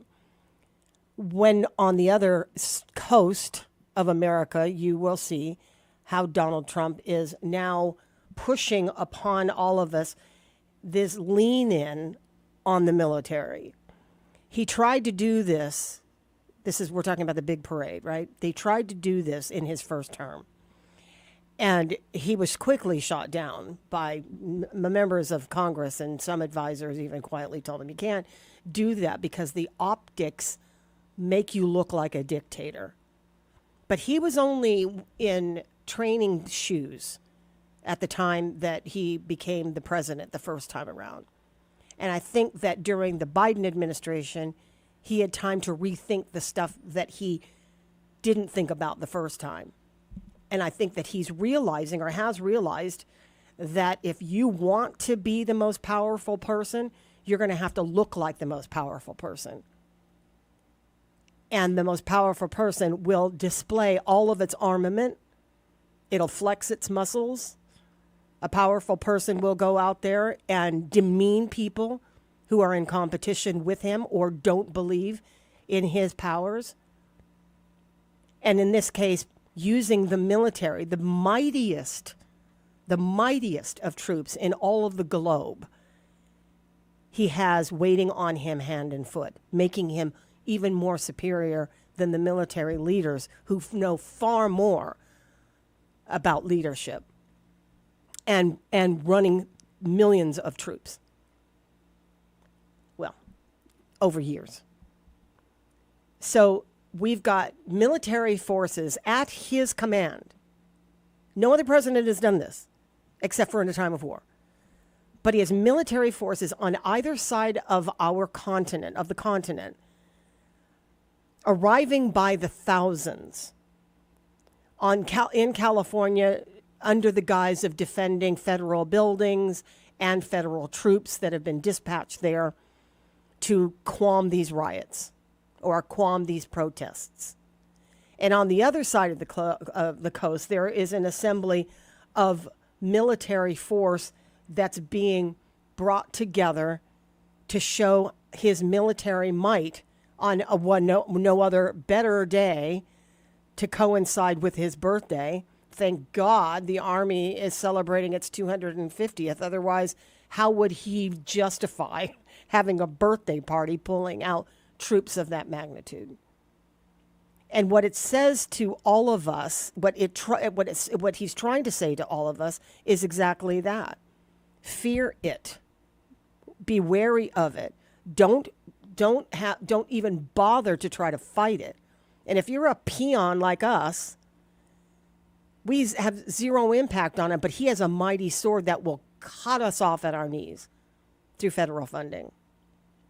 And so yesterday when we had this conversation, who's fighting back, really? The media here? Not necessarily. Some do, some don't. Who's arguing? We don't do protests here. We're just not that kind of people. We don't take to the streets to scream about stuff that's happening in Washington. Did you know why? Because they don't even care when we have a typhoon, unless we have 4 people die. They don't really care. They care so less about this that by the end of this year or the end of next year, FEMA will no longer, after the hurricane season, I think that's what they said, FEMA will no longer be a place for us to go to. That's the one place where we do need federal attention, and quickly. And that will go away. But who's going to fight back? Apparently the rest of the nation is. They're gathering all those people. What else is happening on the sidelines that affect what could happen? We talked about it yesterday with Tom Fisher. Midterms are important. The midterms are important because there are some seats that are up for grabs by the Democrats. Can they secure a majority? Yes, they can. With Elon Musk, and this is a strategy that Trump is ahead of because he knows what's going to happen. He fights with Elon Musk. The two of them tussle for like 24 hours last week. Thursday, was it? The barbs just kept coming back and forth. You couldn't even keep up with who had the biggest, better, cut or clap back. When Mike Johnson called Elon Musk, and everybody was worrying about Elon Musk came out and said at the time, my money got him into office. We would have a 51-49 majority Democrats if it wasn't for me and my $250 million contribution to the Republicans to get and stay in office. Now they're fighting. And Mike Johnson's worried because he's going to be running a Congress or he's going to be running a governmental body that might very well lose its Republican leadership. So he calls him and he gets ghosted. Sorry, I just keep laughing at that. It's like, you get into a fight, you try to say you're sorry, mea culpa, or even try to let me kiss some butt because we kind of need you and your money for the upcoming midterms. And if Elon Musk is not going to play, then nobody's getting in, right? So Donald Trump, knowing this strategy, says to Elon Musk, because Elon now posted on his, what is it, X? Is he on X? That's his one? Yes. He posts, I probably shouldn't have said some stuff. Like he realized that he came out of his, I don't know, people called it a drug-induced fog, where he finally sobered up and said, dang, I did that? You mean I danced on top of the table? No kidding, I did that? He had a come to sobriety moment, right? Anyway, that's what they're saying.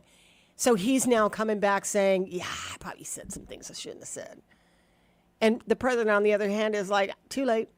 Not even going to happen. I have zero desire. Not only does he have zero desire to make nice with Elon Musk, he says if you give money to the Democrats, great things will happen to you. I mean, great bad things will happen to you. Big, ugly things will happen to you. And that comes in the form of Elon Musk contracts that he has for pretty much everything in the federal government. He's won these contracts. He said, those contracts will go away and I'm going to sell my Tesla. It's that. Are those fighting words? Absolutely. Will he carry it out? Yeah.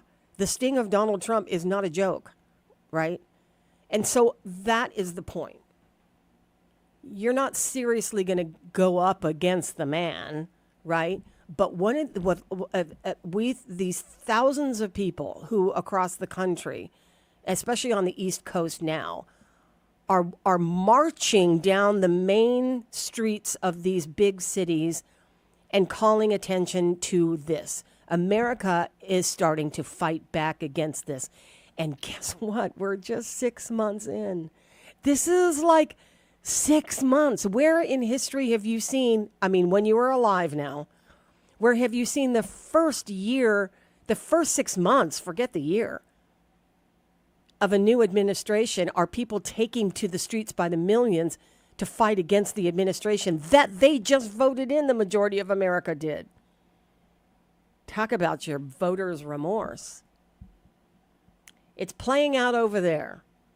Unless you think that in some way or another it's not going to play out over here, just read the article about how Vince Borja is calling for the firing of a deputy superintendent of finance, where that is going to dig us in, not the firing, but over these reports that he claims have not been adequately received or probably even done, that will affect the bottom line for the government of Guam. Forget the drama of the firing. I don't know what that's about. That, like I said, it could be somebody didn't return a Tupperware. I have no idea. Neither does it. Maybe there's speculation. I'm not that close, so I wouldn't even know. But calling for the firing or not having the reports are two different things. Not having the reports is going to affect how we run Department of Education here, because ultimately the U.S. DOE is cutting us off. And that main line that we have between them and us in federal programs, we can't afford every year. So think again. If you think that California, Boston, Washington are so far away that it doesn't touch you, it'll get you in the classroom and it'll touch your kids. And if that's not a fighting chip, I don't know what is for you. 20 minutes before 8, take a break here, be back. At Wave 105 FM, we're more than just a station. We're your platform, your voice, your conversation. We're talking about what matters most to you today and in our future. And we want you to be part of it. Got something to say? We're listening. Different opinions? Bring them on. Let's talk, let's debate, let's connect, because every voice counts.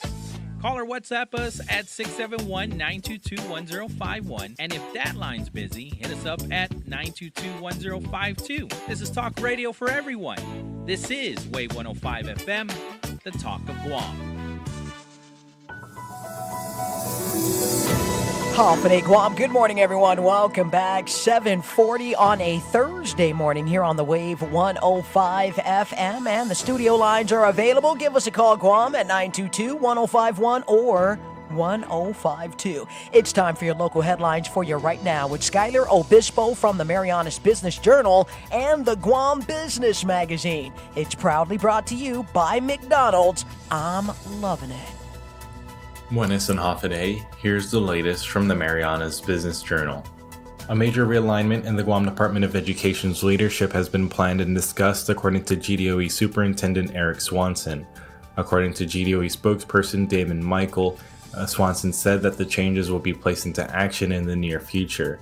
This follows a letter yesterday from Education Oversight Chair Senator Vince Borja to the superintendent expressing his concerns and frustration on the performance of GDOE's Deputy Superintendent of Finance and Administrative Services, Morgan Borja Paul. Borja says that the data requested by lawmakers have been consistently late, deficient, and contradictory, and that according to communications with federal officials, the U.S. Department of Education's request for GDOE to submit required appeals and documentation has been ignored or delayed. Swanson says that the idea that there was no response time is false and that all proposals have been submitted within the timeline. A formal response from Swanson addressing the senator's letter will be written shortly, according to Michael. In more news, a researcher at the University of Guam has launched a qualitative study aimed at understanding how the Chamorro language has evolved and its current state. Researchers said in a release that the study provides an opportunity for the community to contribute to vital research that will provide data for language preservation policies and curriculum. Elvin Keregua is the principal researcher of the project and said in a statement that the research is crucial to ensure that the Chamorro language isn't unintentionally distilled or losing its features that make it distinct and unique. Research includes online surveys and focus groups to understand how the language is used today at a more in-depth level. All speakers of any fluency are invited to take part by visiting finochamorrostudy.logwist.com. Reporting for the Marianas Business Journal, the Wave 105, and Power 98, I'm Skylar Obispo. Bank Pacific has a $100 gift for all recent high school and college graduates. Okay, I'll bite. What is it? Open a checking account with Bank Pacific, show us you just graduated, and bingo! We'll deposit an additional $100 into your account. What about a Visa debit card? Yep, Visa debit card, online and mobile banking, remote deposit capture, the works. What about for existing customers who just graduated? They get $100 too. Great, count me in. Bank Pacific, where others put branches, we place roots. Conditions apply, member FDIC. Hafa Adai, Guam. Good morning, everyone. Welcome back. Mornings with Patti on the Wave 105 FM. It's 7:42 in the morning. We're going to go ahead and hit the streets right now with your real deal traffic report. It's being brought to you by our friends at Guam Auto Spot. Schedule a test drive today at Guam Auto Spot by calling 478-AUTO or view our inventory on our website at guamautospot.com. That's Guam Auto Spot at 478-AUTO. All right, guys, we're cruising the streets of Guam right now, coming up and around the central part of the island. We're looking at toMornings. It looks really nice in toMornings this morning. We don't have a lot of delays, but you will find some traffic this morning. For those of you getting around like the ITC FHP intersection, we do have a little delay there. Or the new Jack in the Box in toMornings, that intersection has some slight north and southbound traffic. Route 8, that's going to be Mongmong to Mighty, is looking really nice.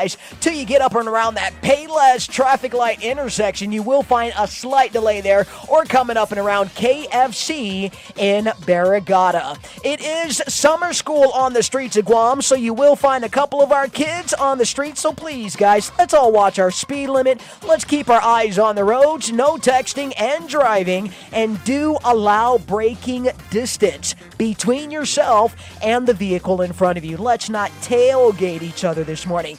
7:45 in the morning, it's your Real Deal Traffic Report, and it's all being brought to you by Guam Auto Spot. Subway introduces the Baja Bliss Collection. 2 all-new subs featuring Subway's signature Baja Chipotle sauce. The Baja Bliss Collection will satisfy your bold flavor cravings with Baja Chipotle Chicken and Baja Chipotle Turkey. Here for a limited time at Subway. Gotta refresh to be fresh. It's the summer of savings at Guam Auto Spot. Cruise away in a brand new ride. Save up to $3,000 on the bold GMC Canyon. Outlander Sports starting at $23,995. Mitsubishi Mirage starting at $16,995. And the sleek Eclipse Cross starting at $24,995. Hurry, these deals won't last long. Call 478-AUTO or visit GuamAutospot.com to get pre-approved today. Pat's Tinting and Detailing offers premier services from complete interior cleaning and VIP detailing. And to keep you cool, Pat's also offers factory, ceramic, blacked out, and based-approved auto tinting. For more information, call 647-SLAM. Balanced, fair, thoughtful. Wave 105 FM. The views and opinions expressed in this show are that of the show hosts, guests, and callers. They do not necessarily reflect the views and opinions of the staff and management of Wave 105 FM, Glimpses Media, or any of our partners. As we strive to provide quality, respectful, and engaging content, we welcome you to participate in the conversation. Thank you for tuning in to Wave 105 FM, the sound of Guam. Enjoy the show.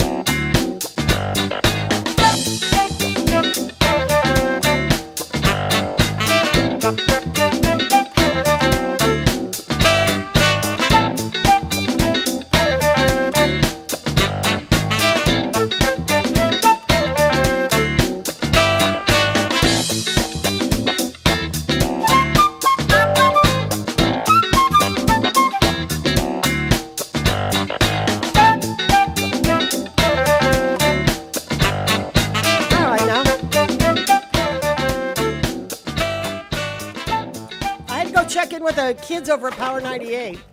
Check out what they're doing. You know, I want to make sure that we're not broadcasting the same stuff. I will tell you what they're not doing at Power 98 is running the rebroadcast of the Gavin Newsom speech. That's not what they're doing. They're over there talking. I don't even know what they're talking about. They're having a good time, though. Because, you know, they play music on that side, so they have time to think of jokes.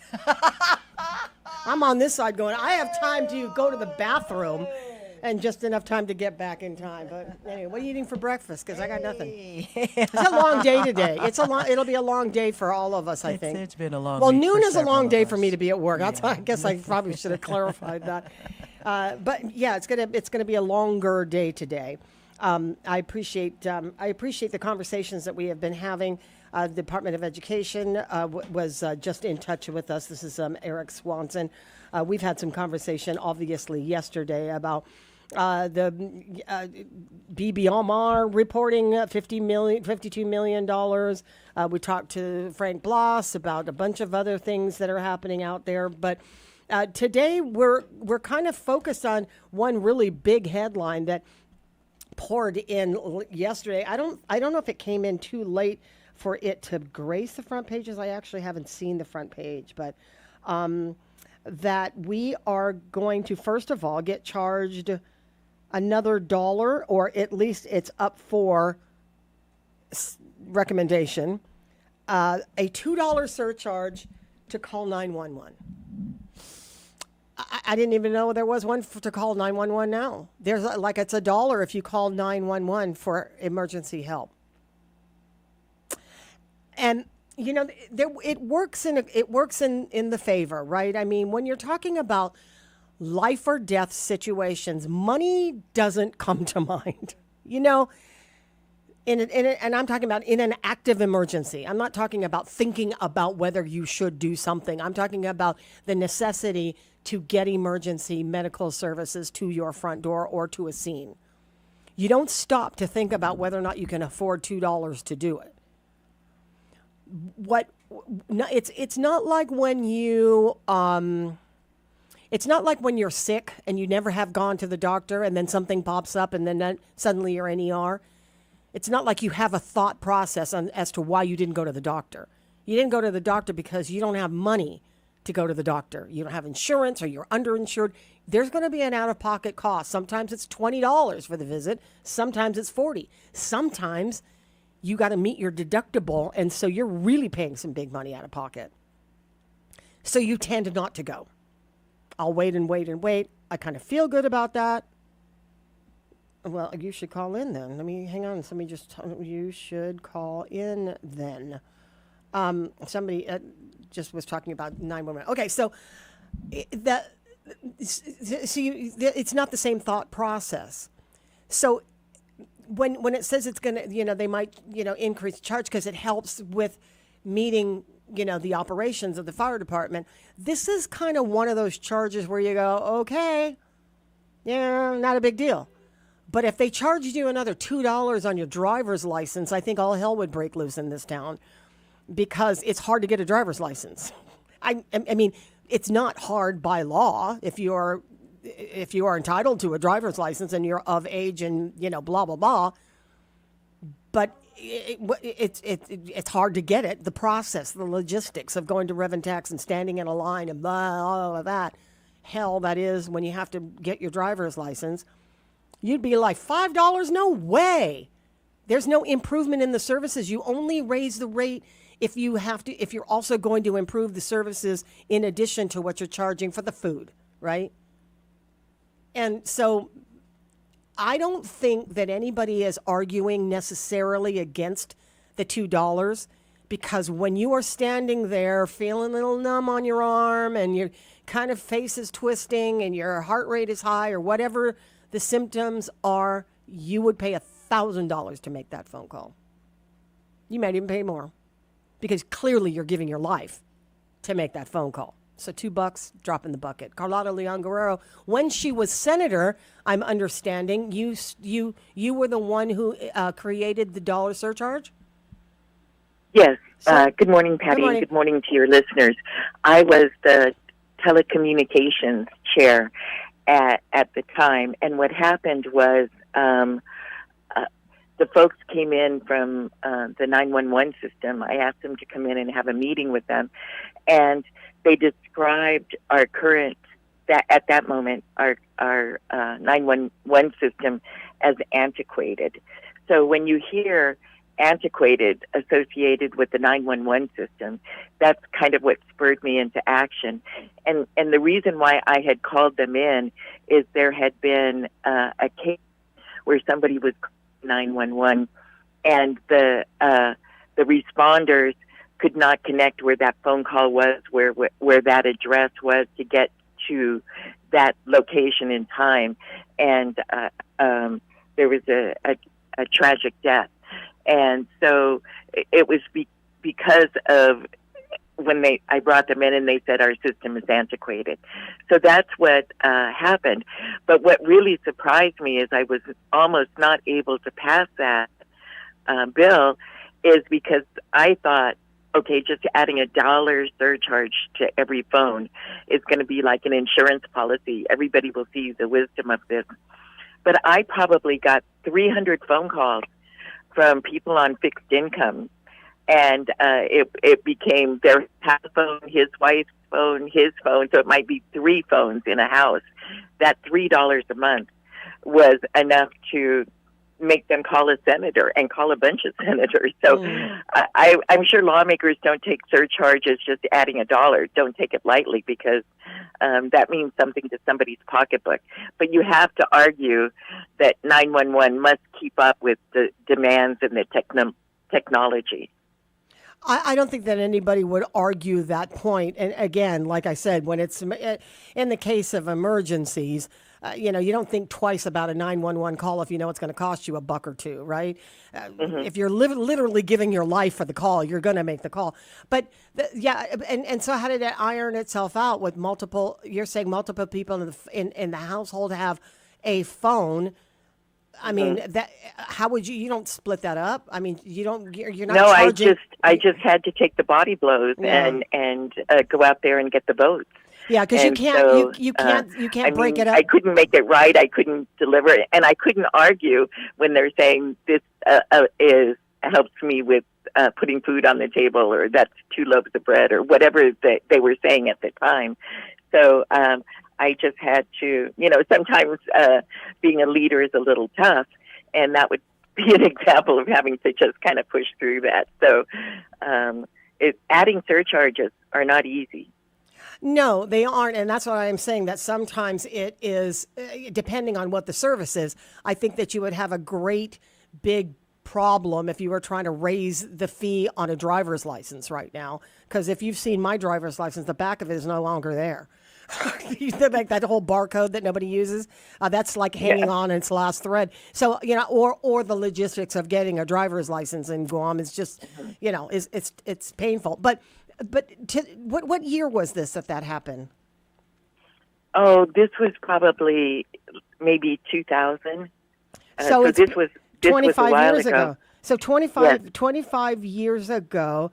Yeah, it says that first implemented in 2001. So about 2000 is probably when the bill was introduced, right? So right. So it's been about 25 years since they had been living on the original $1 surcharge. That feels like it's a long time coming. And how much more would another $1 help with what the premise for this surcharge is to improve the operation?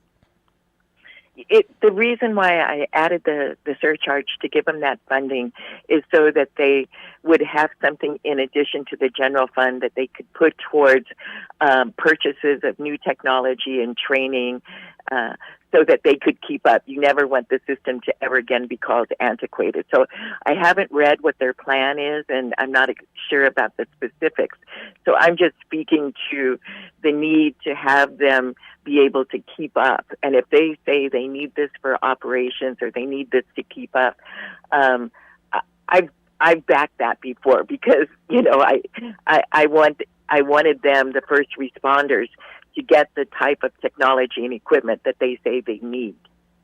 Yeah. Okay. And most of it is like operational costs, right, to the system. I think just to support the actual system.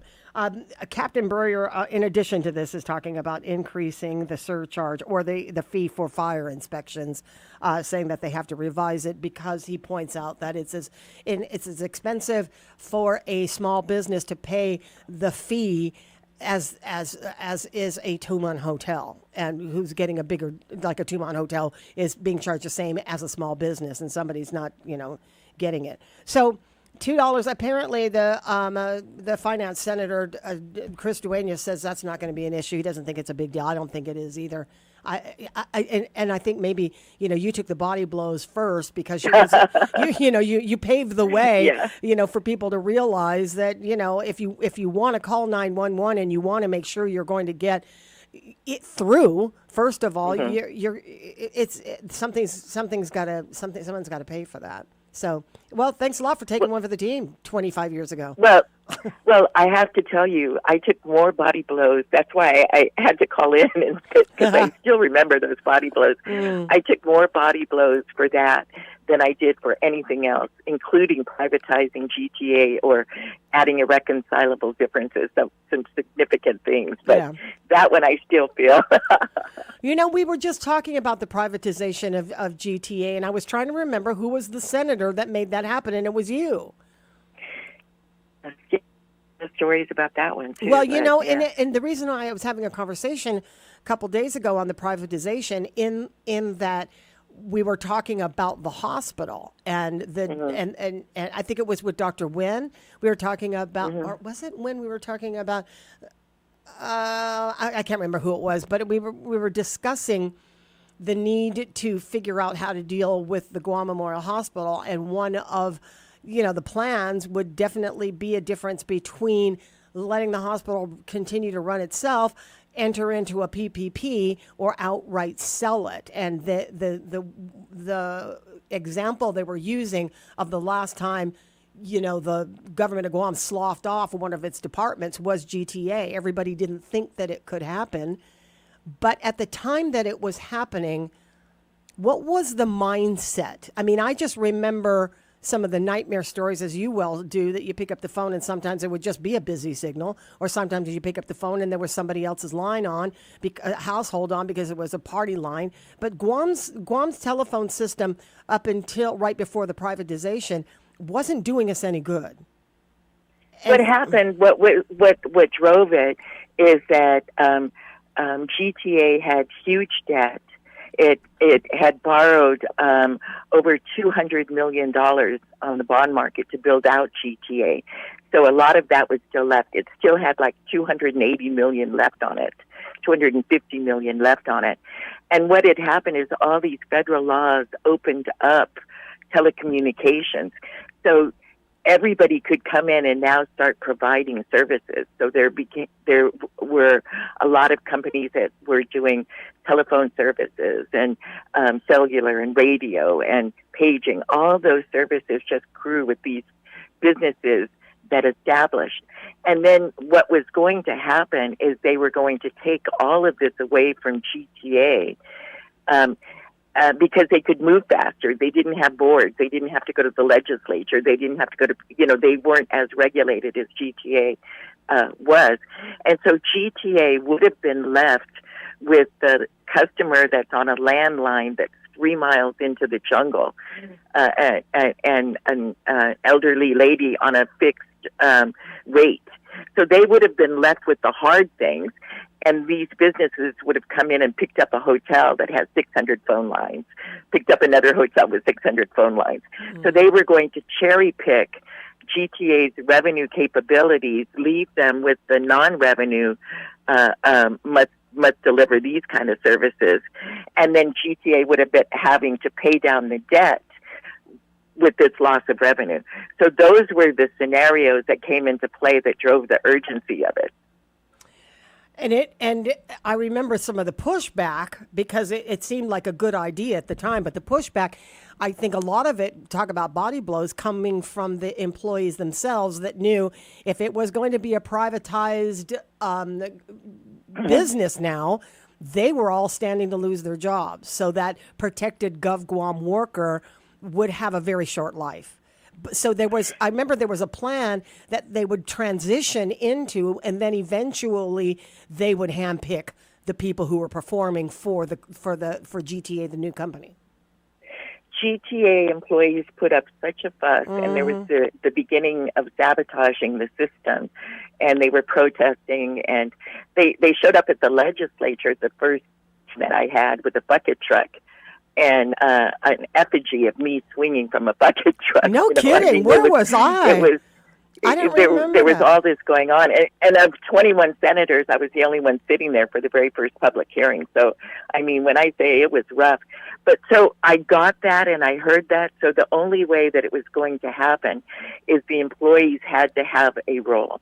So I created this thing of the evaluating committee, put GTA employees on that, and they had to get elected from their different divisions. And then I made GTA give them a financial consultant paid for from GTA funds.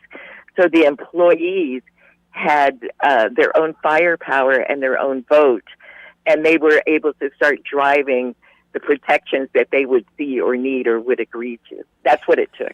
How many employees was that at the time?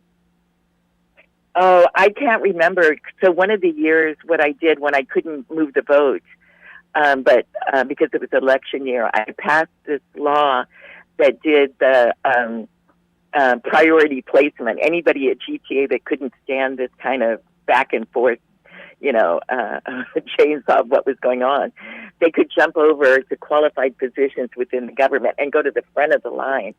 And that was also brutal. Many, many people hated me for that. So, like, during that 1 year, probably 79 people exited GTA and went to and filled the posts within the government. But that helped to increase its value. So it was something that I could do. So I'm not sure what that number ended up being, but I lightened the load. Because one of the things that was making it tough is any prospective buyer would have to take over the retirement load. So if you move 79 people off to other government agencies, you just lighten the load. Wow.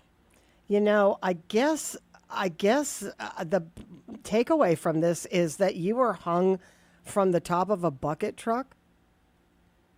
It was, and Mark Forbes, I'll never forget it. Mark Forbes came up to me and he said, well, the good thing about this, Carlotta, and I said, what's the good thing about it? He goes, at least they didn't set you on fire.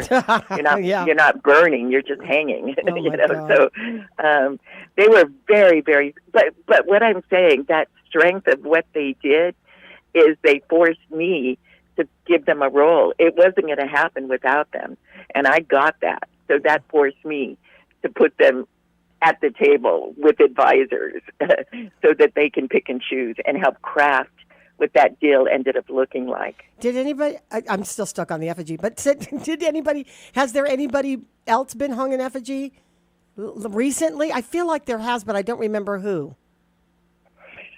Yeah, it's not a club that, I don't really pay attention to it. I kind of tried to forget it.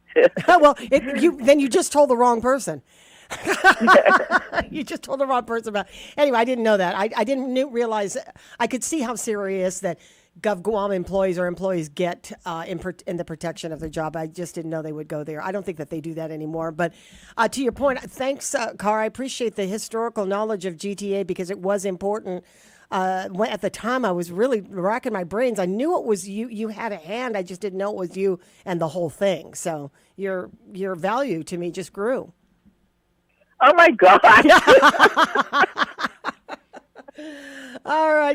Now you're going to be calling me like privatize everything. What should we? Like I just came to the top of the list of privatization discussion. You did. She did GTA. She can do GMA. She's good with acronyms.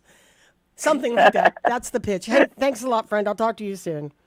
Okay, bye-bye. All right, take good care. A little bit after 8 o'clock. CBS News is ahead. So is Skylar News. Dice traffic, Isa with the weather. Here on Mornings with Patti, KGUM-FM in Dedido, Guam. This is CBS News on the Hour, sponsored by O'Reilly Auto Parts. I'm Cammie McCormick. Legendary musician Brian Wilson has died at the age of 82. CBS's Deborah Rodriguez has a look back at his career and influence. Let's go surfing now. Everybody's learning how. The Beach Boys released their first album in 1962. Within a year, they'd be the hottest band in America. Brian Wilson's talents as a singer, songwriter, and producer, his cheery harmonies and catchy hooks, all led to a succession of hits.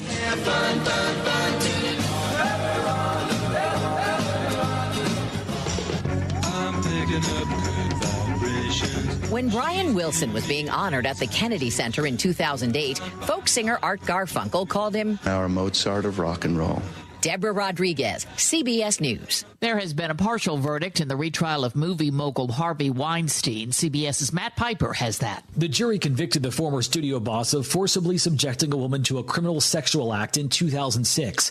But jurors acquitted Weinstein of another criminal sex act charge from the same year. And they are to continue deliberating on a charge that he raped another woman in 2013. All three accusers took the stand during the trial. The 73-year-old Weinstein did not. The U.S. and China reached reached a trade deal today. It will allow the U.S. to purchase rare earth minerals and Chinese students to attend American universities.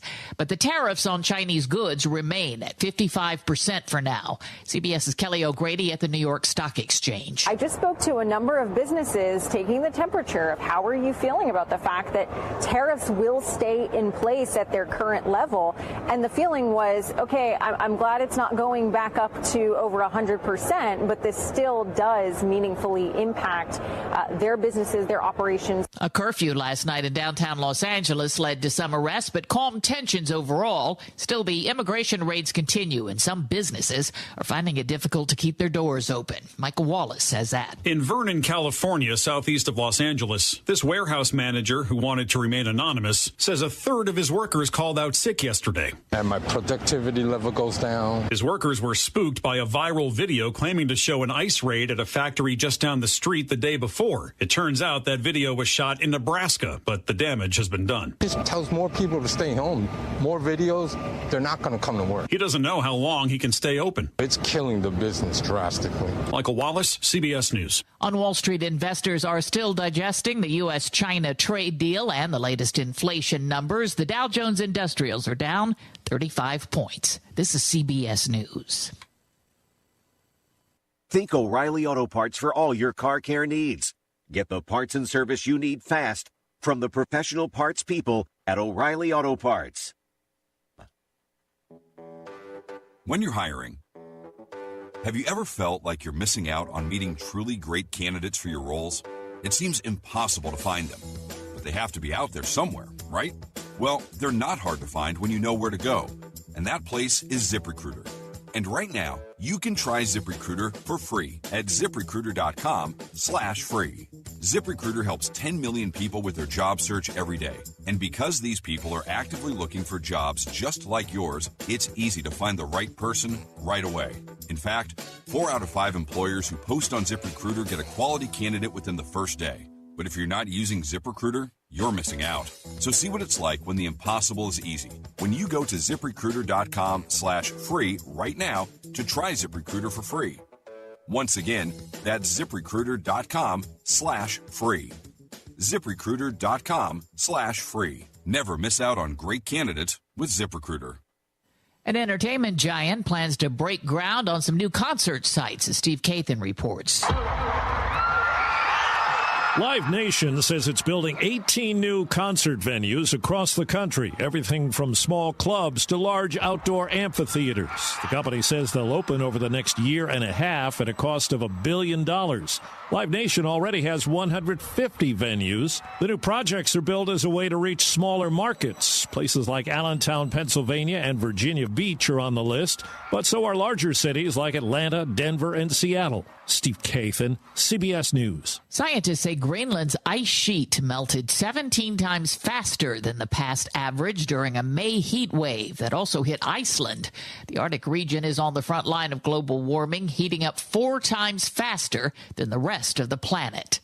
In Iceland, it was nearly 80 degrees on May 15th. I'm Cammie McCormick, CBS News. Before you fly, Seat Spy. This is Soundbites, and I'm Alan Davidson. Have you got some mileage points piled up? Ready to take a trip, but don't want to spend hours searching for seats? Then try Seat Spy. It's a simple online search tool designed to show you all the available mileage seats as far as a year in advance. Choose your departure, your destination, and your airline. Then click Submit, and you'll get a full current listing of the reward-eligible seats that are available. Seat Spy covers some of the world's top airlines, and there are lots of options to help you make the most of your hard-earned points. It even has notifications by email, WhatsApp, and Telegram for when more seats become available. So get acquainted, grab a seat, and start your trip at SeatSpy.com. With Soundbites, I'm Alan Davidson for CBS News. All right, Guam. Good morning, everyone. Welcome back. 8:12 on a Thursday, June 12th, here on the Wave 105 FM, and the studio lines are available. You're welcome to give us a call at 922-1051 or 1052. We're also streaming live and online at thewave105.com, as well as our YouTube channel, Wave 105.1 FM Guam. Show this morning is brought to you by Chili's Grill and Bar, Patch Tinting and Detailing, GTA. We start with you, the medical city where patients are partners. Sherwin Williams Paint, Subway, Eat Fresh, Hilton Guam Resort and Spa, King's Restaurant, always open, always local. Bank Pacific, where others place branches, we place roots. Take Care Insurance Company, our island, your health plan. Our friends at Wise Owl Animal Hospital, the Go Guam Support Local campaign is proudly sponsored by Wise Owl Animal Hospital, where we treat your pets like the valued family members that they are. That's Wise Owl Animal Hospital, your other family doctor. Your local headlines for you right now, brought to you by McDonald's. Toasted marshmallow graham cracker crunch and Hershey's chocolate. It's all swirled into a s'mores McFlurry. It's available right now at McDonald's. I'm loving it. It's your local headline. Skylar Obispo from the Marianas Business Journal and the Guam Business Magazine, and Isa of the National Weather Service. When it's an Hafa Adai, here's the latest from the Marianas Business Journal. 3 senators from the 38th Guam legislature are in Washington, D.C., according to a statement issued yesterday by Vice Speaker Tony Ada. The delegation is led by Ada and includes Senators Shelley Calvo and Vince Borja. According to the release, the trip comes amid mounting concerns over returned federal education funds, lapses in interagency coordination, and the need for federal territorial engagement. Day 1 of the visit included meetings with representatives from the White House Office of Intergovernmental Affairs, the U.S. Department of Education, and the House Committee on Education and the Workforce. The delegation also had meetings with Speaker Mike Johnson's office, Guam's congressional delegate James Moylan, and the Philippine ambassador to the United States. Ada said in the release that it hits differently when telling Guam's story in person. Borja said that the delegation was able to get real-time answers and clarify complex issues. Discussions will continue through to Friday between the delegation and federal officials. In more news, 2 of Guam's smaller contractors received awards for repair projects at Andersen Air Force Base. According to a June 6 release by the Department of Defense, Modern International Incorporated was awarded approximately $15.2 million firm fixed price contract for the repairs to the airfield, electrical conduit, and glide scope system at the airbase. Modern International was one of 5 offerers and is expected to complete its work by November 2026. Serrano Construction and Development Corp. was awarded $8.5 million also for various repairs to Anderson's Chapel 1, with work to be completed by August 2027. Reporting for the Marianas Business Journal, the Wave 105, and Power 98, I'm Skylar Obispo. Hafa Adai. This is Isa from the National Weather Service with your morning weather outlook for Thursday, June 12th. Shower and thunderstorm activity overnight has started to trend down this morning. Satellite shows mostly cloudy skies over Guam starting to decrease, and we are expecting isolated to scattered showers and a moderate risk of lightning this morning to settle back down to isolated coverage later today as the trough that moved through yesterday pulls away to the west. Over to marine and surf conditions, winds are gentle to moderate out of the east-southeast. Rutidian and Epan buoys show little change in combined seas, still around 3 feet. Currently, there is a low risk of rip currents along all reefs. For the latest weather and marine forecasts, visit our webpage at weather.gov/Guam or dial 211. 50 years ago, a humble diner opened its doors and became a local staple. Through every storm and celebration, King's has been here and grown with Guam, serving generations and sharing in the moments that make us a community. From morning coffees to midnight talks, King's isn't just where you eat, it's where you remember. As we celebrate our 50th anniversary, King's would like to thank you, Guam, for 50 incredible years. Si Zeus Maasi, Guahan para Gimalofan 50 años. Hafa Adai at Wave 105 FM. We want to talk. We want to talk about the things that are important to our island and our community, and we want to talk with you. If you want to join the conversation, if you want to chime in, we welcome it. We welcome all points of view, all thoughts, all perspectives. Call or WhatsApp us at 671-922-1051. If that line is busy, then call us at 922-1052. This is Talk for Everyone. Thanks for listening to Wave 105 FM, the talk of Guam. Indeed it is the Talk of Guam here on the Wave 105 FM. We're going to talk about some traffic right now hitting the streets for your last look at this morning's Real Deal Traffic Report, brought to you by Guam Auto Spot. Schedule a test drive today at Guam Auto Spot by calling 478-AUTO. View our inventory. It's available on our website. You can check it out at GuamAutospot.com. That's Guam Auto Spot at 478-AUTO. All right, guys, it looks like traffic seems to be moving really nice and smooth coming up and around the Micronesia Mall. You're going to find that in Dedido this morning. Cruising through toMornings, we see no delays. A couple of roadblocks getting around, like the areas like the JFK Kmart intersection. Pauly Salvatore's Road in Lower Tumon seems to be moving really nice and smooth. No delays there. It will change up just a tad bit getting up and around Ocapelas in toMornings. We do have some north and southbound delays there. It's not too bad at the ITC FHP intersection, but you will find additional delays at the new Jack in the Box in toMornings, so just a heads up on that side.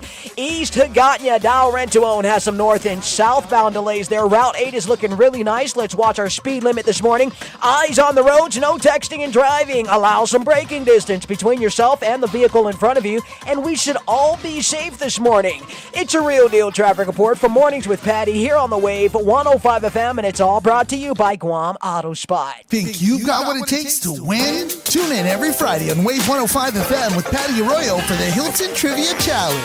Test your knowledge and you can score dinner for two at the Hilton Guam Resort and Spa. It's brought to you by the Hilton Guam Resort and Spa, only on Wave 105 FM. It's the summer of savings at Guam Auto Spot. Cruise away in a brand new ride. Save up to $3,000 on the bold GMC Canyon. Outlander Sports starting at $23,995. Mitsubishi Mirage starting at $16,995. And the sleek Eclipse Cross starting at $24,995. Hurry, these deals won't last long. Call 478-AUTO or visit GuamAutospot.com to get pre-approved today. Hafa Adai, Guausi Pali Suba. Don't forget to catch the bright side every weekday afternoon from 2 to 6 on Wave 105. From big laughs to big issues, if it's happening on island, we're breaking it down with island leaders, business owners, and you. I want to send so much love to our sponsors, Micropack, Local Jerk, GTA, Sherwin-Williams Paint, Chili's, and Subway. Take a break from all of that shade and join the bright side on Wave 105. It's a summer of celebrations. Celebrate grads, moms, and dads and give them a gift they'll love with a Chili's gift card. Purchase a $50 gift card and receive an added $10 coupon as a bonus. Only at Chili's, where great memories happen.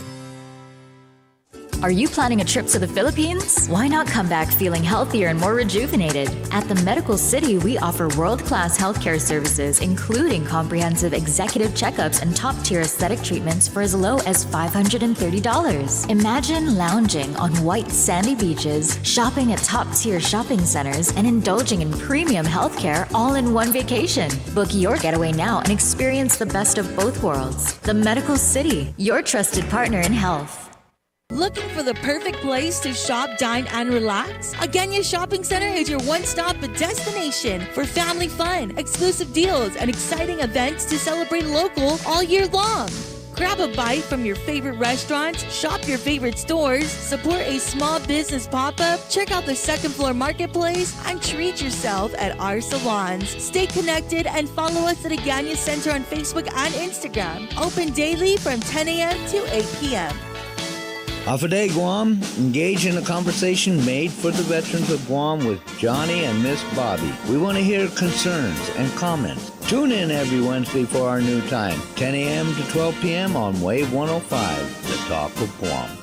This June, celebrate Dad the Chili's way. Bold, flavorful, and unforgettable. Starting now through Father's Day weekend, Chili's is serving all Dad-approved favorites like the sizzling fajita trio, a full rack of ribs, or a juicy steak made just the way he'd like it. Order from a select menu and get a chance to win a barbecue grill, courtesy of Heineken Silver. Bring the whole family and enjoy great food, good vibes, and a chance to make Dad feel like a king. Only at Chili's. Great food and memories happen here. Stimulating conversation. Wave 105 FM.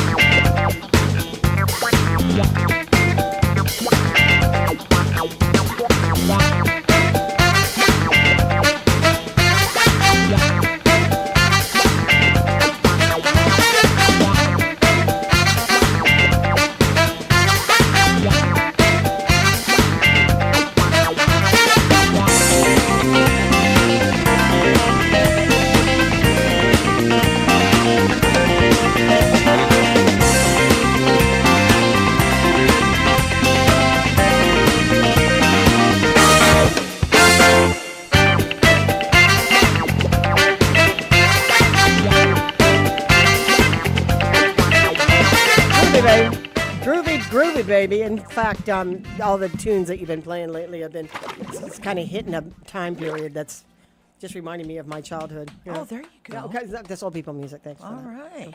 That was when everyone was able to balance properly. I You know love what? it. You can. You know what, opened man? the You show just- with the you just- teapot, you dude. just- and I I was- can't. I have a hard time getting out of this teapot now. I'm just stuck. I'm like teeter-totter. All I did. I don't even. All I did was talk about the onset of osteoporosis. Osteoporosis. Somebody sent me a checklist of to-dos and not to-dos when it comes to being between the ages of 60 to 100. And it was little simple things that we think that we can do that we never thought we shouldn't do. Like, don't stand on a stool. Who thought? I'm standing on wiggly chairs all the time. Because if you fall, the older you get, clearly, stop it. The more brittle your bones come. And so I'm making it a point to help Dice when she starts her senior citizen age coming up in just a few years. I'm giving her advice that nobody gave me. People had to fall and break their hips before they got it's like, oh, what? You slipped in the shower? Oh my gosh, you're not. So they're saying stuff like have the handrails in the shower and by the toilet. And I did that. And I was telling her, and this is where this is coming from, at my weakest point, I think, in my life, not even childbirth made me as weak as this. I had balance. I was fragile. So I had weight, sort of distributing weight. I had a new weight. And so I was also just my bones and my muscles were all trying to come together again as I was as I was fully into my senior citizenship. So while recovering and then also watching the body deteriorate that you can't do anything about, there were times where the kids, I'd be like, I need to step off the step. I would have a hard time stepping off a step. I'd be like, I didn't want to lose my balance. And now the kids, it's bad. It's not so bad anymore because they still think I can't step off steps, which I do. Oh, you got this. You got this. But Dice is thinking teapot, like tipping over the teapot. She thinks that all female senior citizens can just like topple over with the wind blowing. So she's going to try not to make it happen for me.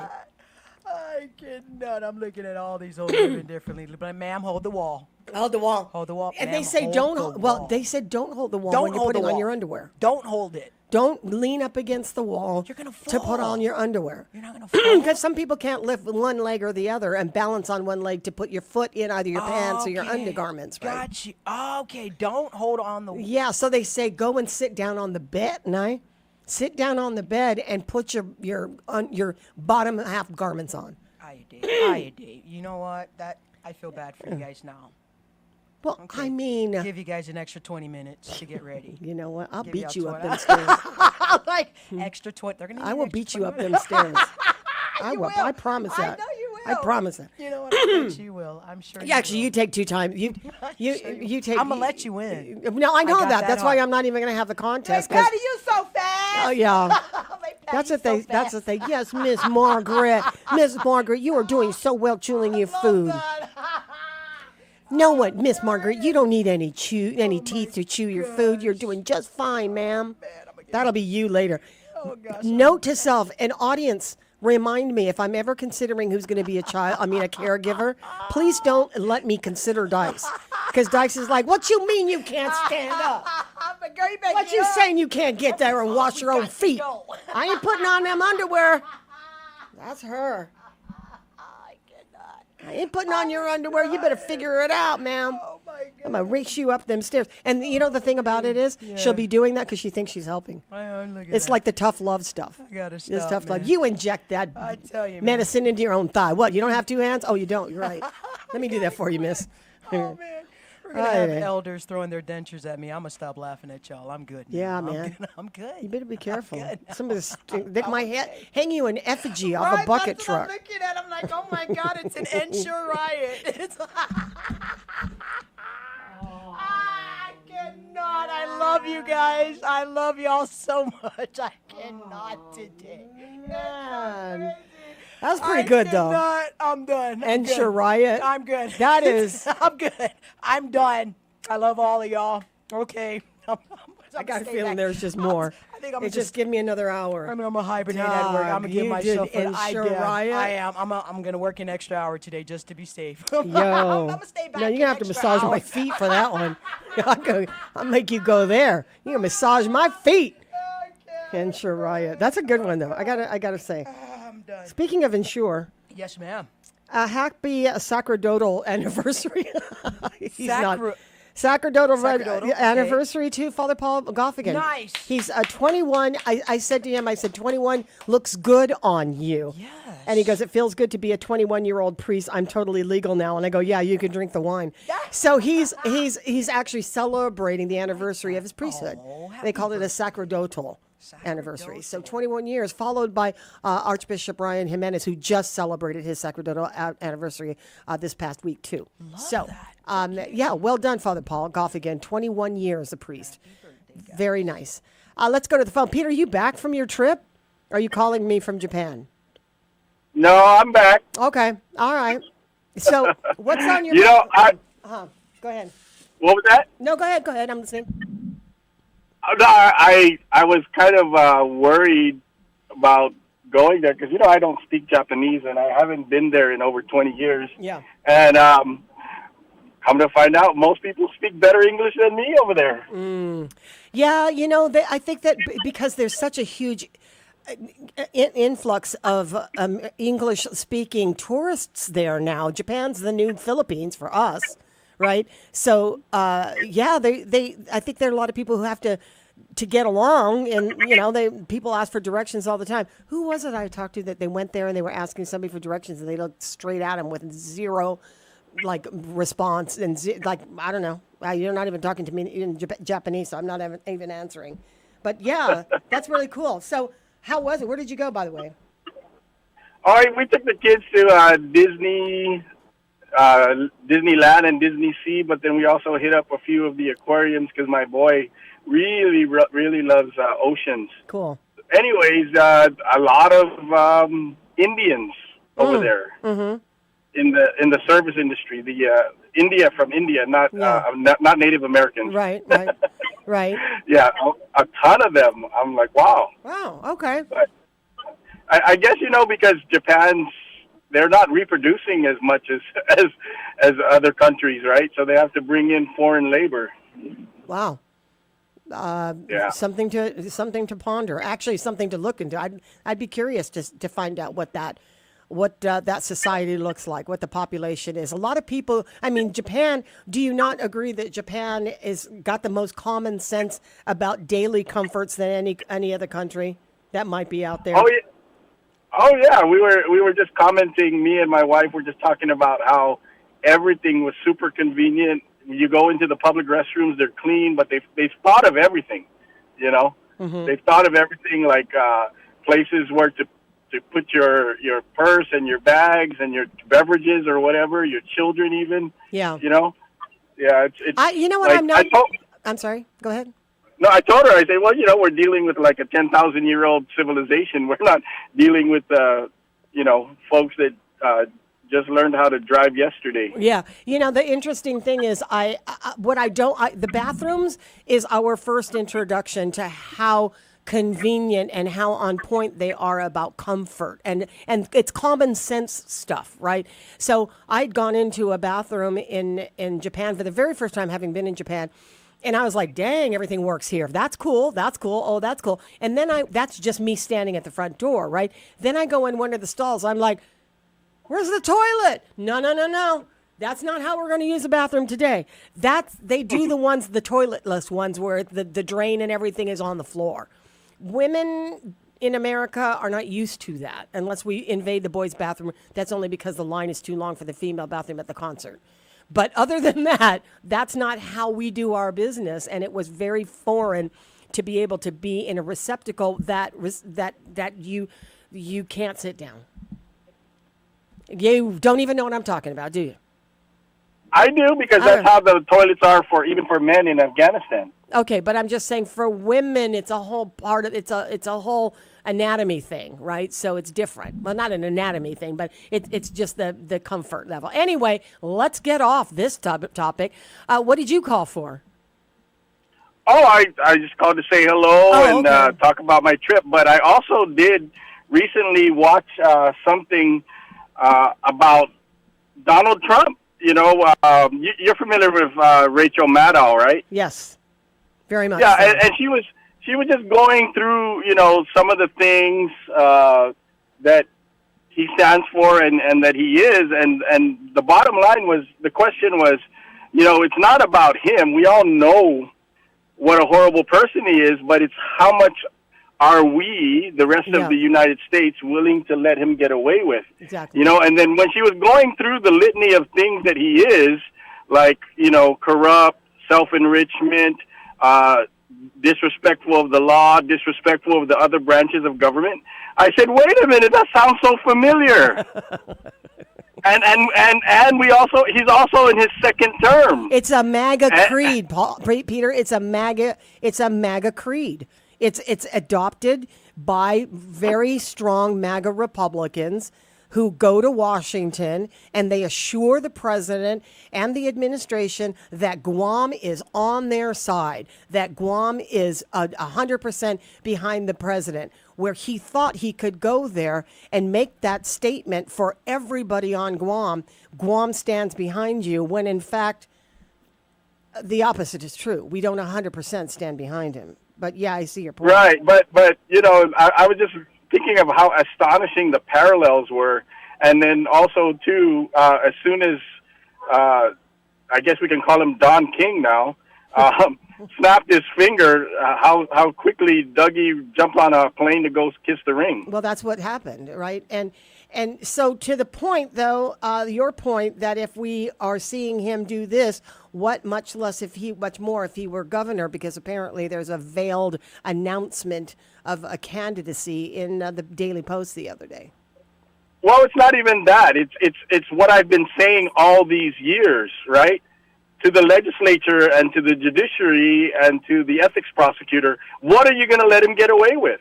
Right? What are you going to let the AG, who believes that he's above the law, that laws don't apply to him, and that he only picks and chooses, you know, the laws that he wants to follow when it suits him, you know, what are we going to let him get away with? That's the question. You know, that was the bottom line question of the Rachel Maddow segment that I saw. It's not about him. We know who he is. We know what he is. We know how he operates. The real question is, what are we going to let him get away with? Well, whatever we let them get away with, whatever we let for example, the legislature at this point, because now the executive branch is putting the onus on the legislature to fix this, because they're now saying the OPA isn't going to audit him. The OPA says we're not going to audit him because it'll screw up our professional relationship, because I got to send him recommendations or send them stuff, and they have to prosecute if they find something. So that'll ruin that part of it. So it's now up to the legislature. Well, the legislature, the oversight chairperson of the judiciary, is, you know, one of his major fans. She's never said a bad word against him. Yeah. So the solution is, any audit on the AG's office doesn't go to the AG's office. It goes to the legislature, and they decide whether or not they should hire a special prosecutor. No, it's not that. I think what he's saying is that they're not going to audit. Well, he's auditing somebody who he works well with, because they trade information back and forth about other agencies. Not about, right, yeah. But, so, and plus that, the conflicts of interest are not there, because we always tout that these are coming from independent auditors. Right, and that's what I'm saying is the way it should be. They should change the law for just the AG's office. No matter who the AG is, they should get audited just like everybody else. They should be held accountable.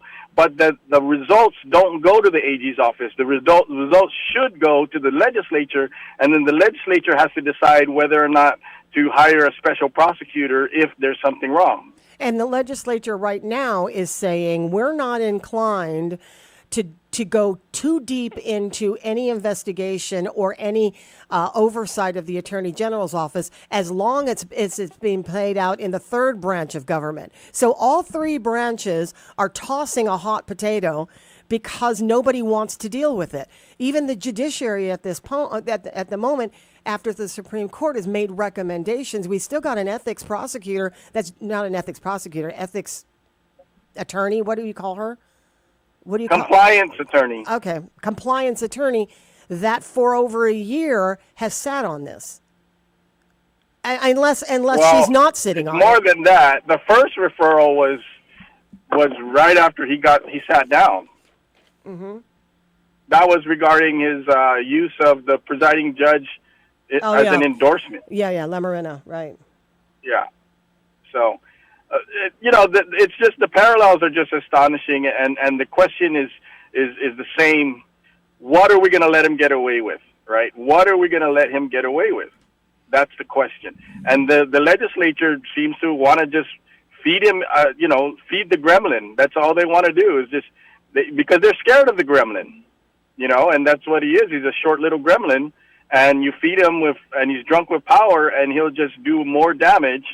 And oh, by the way, send us backwards, decades as far as progression and development of the Attorney General's office.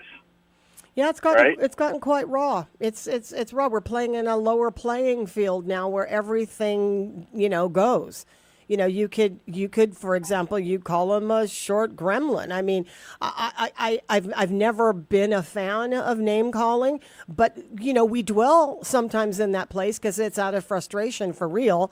I know that you're frustrated. I'm frustrated because I don't feel like on another level that all three branches of government are really doing anything about something that everybody in the court of opinion believes there's something wrong, right? We all know there's something wrong, but none of us can do anything. So to your question, how much are we going to put up with?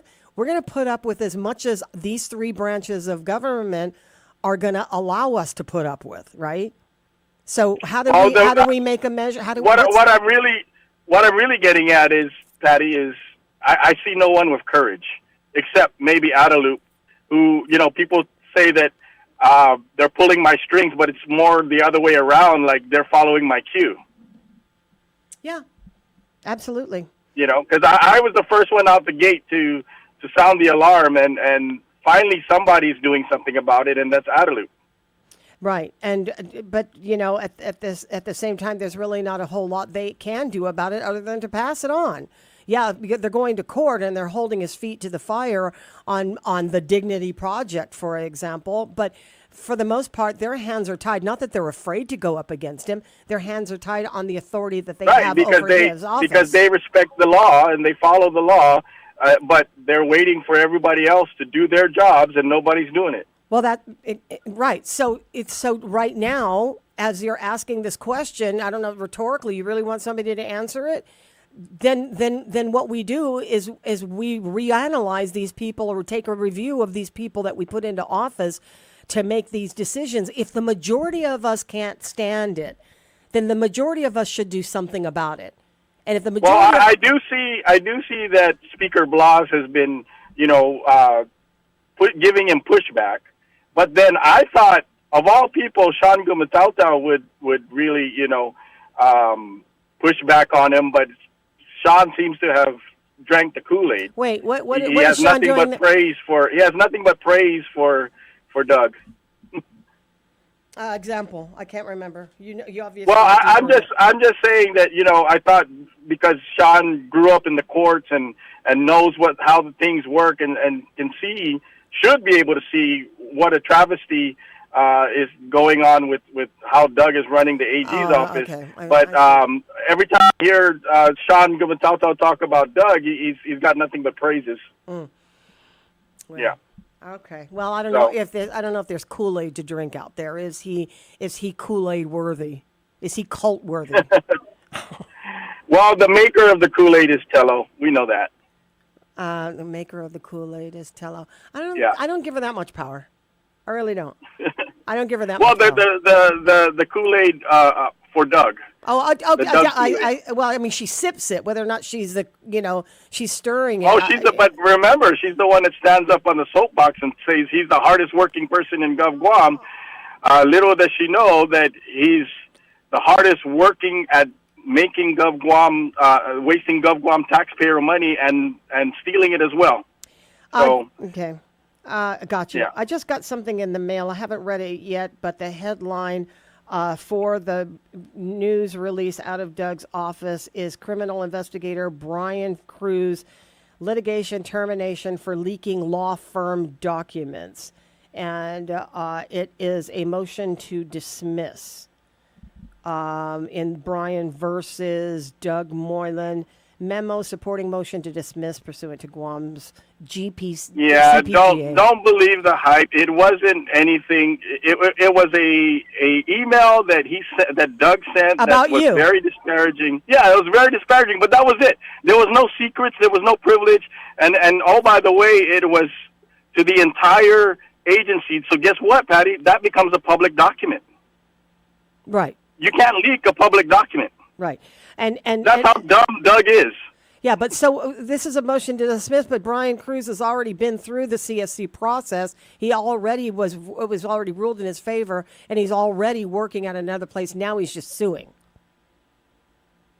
Well, Brian had sued because of the retaliation and harassment that was going when he went back to the agency. Right. They transferred him and they took his firearm away and all that stuff.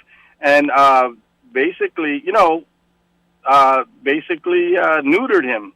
And so that's not what you do to people, right? That's against the law. But that's, again, Doug has no respect for the law. But this is already after. Now, Brian's at the port, is he not? Isn't he at the port now? No, Brian's retired. Oh, I thought he was transferred. That was somebody else. Sorry, my bad. Okay, so Brian, he went through the CSC process and won. So again, now I'm saying he's suing for the retaliation, and this is a motion to dismiss by the AG. Yeah. Okay, that's what I'm checking, just making sure because But if he's retired, then it becomes moot. Yeah, I'm just trying to keep up. I mean, I could.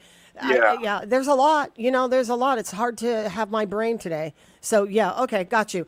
And this was just know too that everything with Doug is personal. That's the only thing he's interested in is anything that's personal to him, and that's not how an attorney general is supposed to behave. Or a president. But you know what? Yeah. I'm saying what it feels like to be Peter Santos, that everything happening in the AG is like 1 degree separated from you.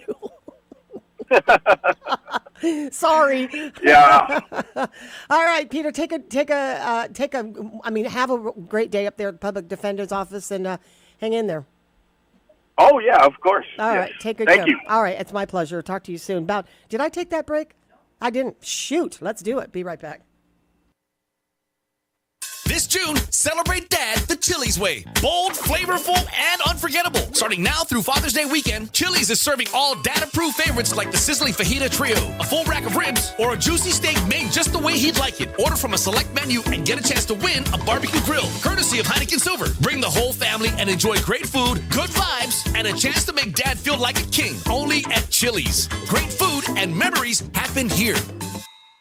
Think you've got what it takes to win? Tune in every Friday on Wave 105 FM with Patti Arroyo for the Hilton Trivia Challenge.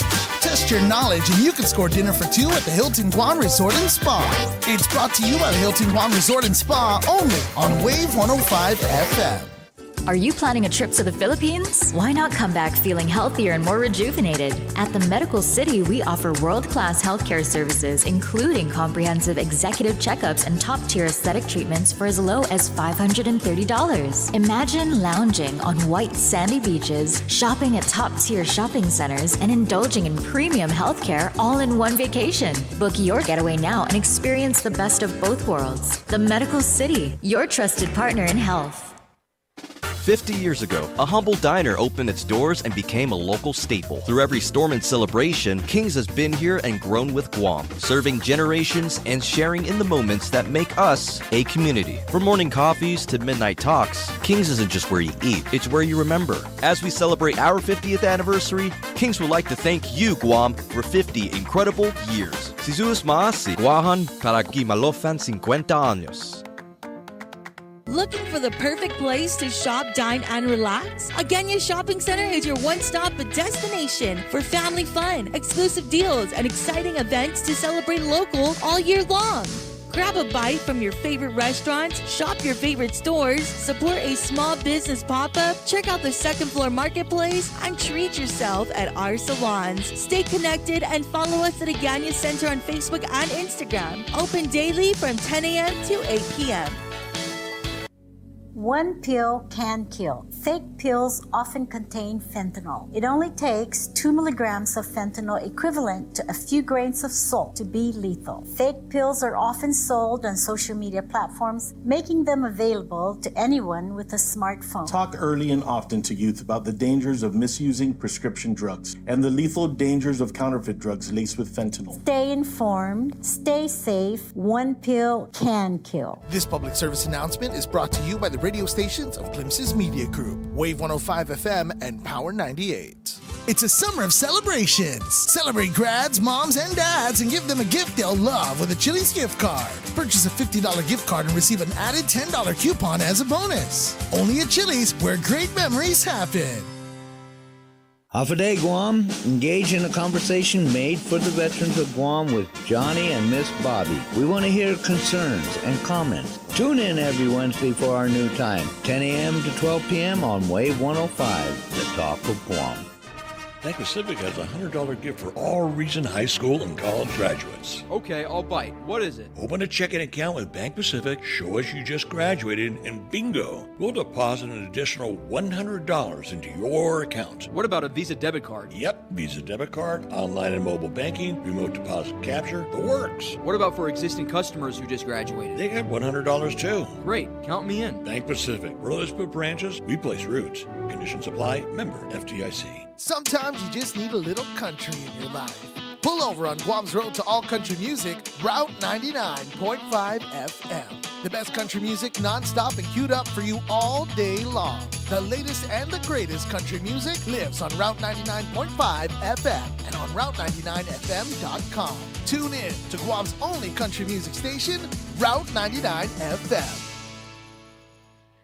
At Way 105 FM, we're more than just a station. We're your platform, your voice, your conversation. We're talking about what matters most to you today and in our future. And we want you to be part of it. Got something to say? We're listening. Different opinions? Bring them on. Let's talk, let's debate, let's connect, because every voice counts. Call or WhatsApp us at 671-922-1051. And if that line's busy, hit us up at 922-1052. This is Talk Radio for everyone. This is Wave 105 FM, the talk of Guam. Subway introduces the Baja Bliss Collection. 2 all-new subs featuring Subway's signature Baja Chipotle sauce. The Baja Bliss Collection will satisfy your bold flavor cravings with Baja Chipotle Chicken and Baja Chipotle Turkey. Here for a limited time at Subway. Gotta refresh to be fresh. Keeping you informed with the best. Wave 105 FM.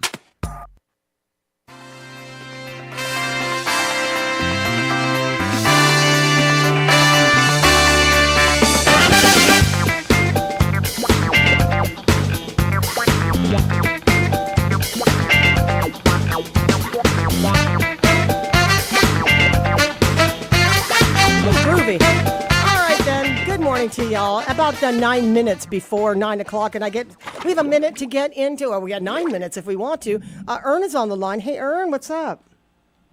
Hey, good morning, Patty. Good morning. How you doing? Yeah, I'm just wondering. I just came off of Route 3, Nick Camps, from the Camp Laws site, driving all the way down to Route 1. Yeah. And I noticed that the center lane there, the left turn median lane, Mm-hmm. it's full of debris. Oh, Like what kind of debris? This is my question: is that I've only seen that street sweeper that DPW has comes out only once a year. Oh, dang! And guess when it does come out? When? Next month. Oh, so you got to see on the 21st. That's the only time I ever see that thing, and I know they're plagued with a lot of things, with broken parts and all this other kind of stuff. How come they never procured a new one for many years? And I'm just wondering, what are these people doing during the regular work week when that street sweeper is down? I have seen it once. I think I might have seen it during the parade. I didn't even. That's the only time that you see it. Yeah, that's the only time that you see it. That's what you meant by next time. When is it going to come out next time? July 21st. No, it'll come out maybe on the 20th. Yeah, yeah, they're going to have to do it because of the campers. I don't know. That's a DPW function, right?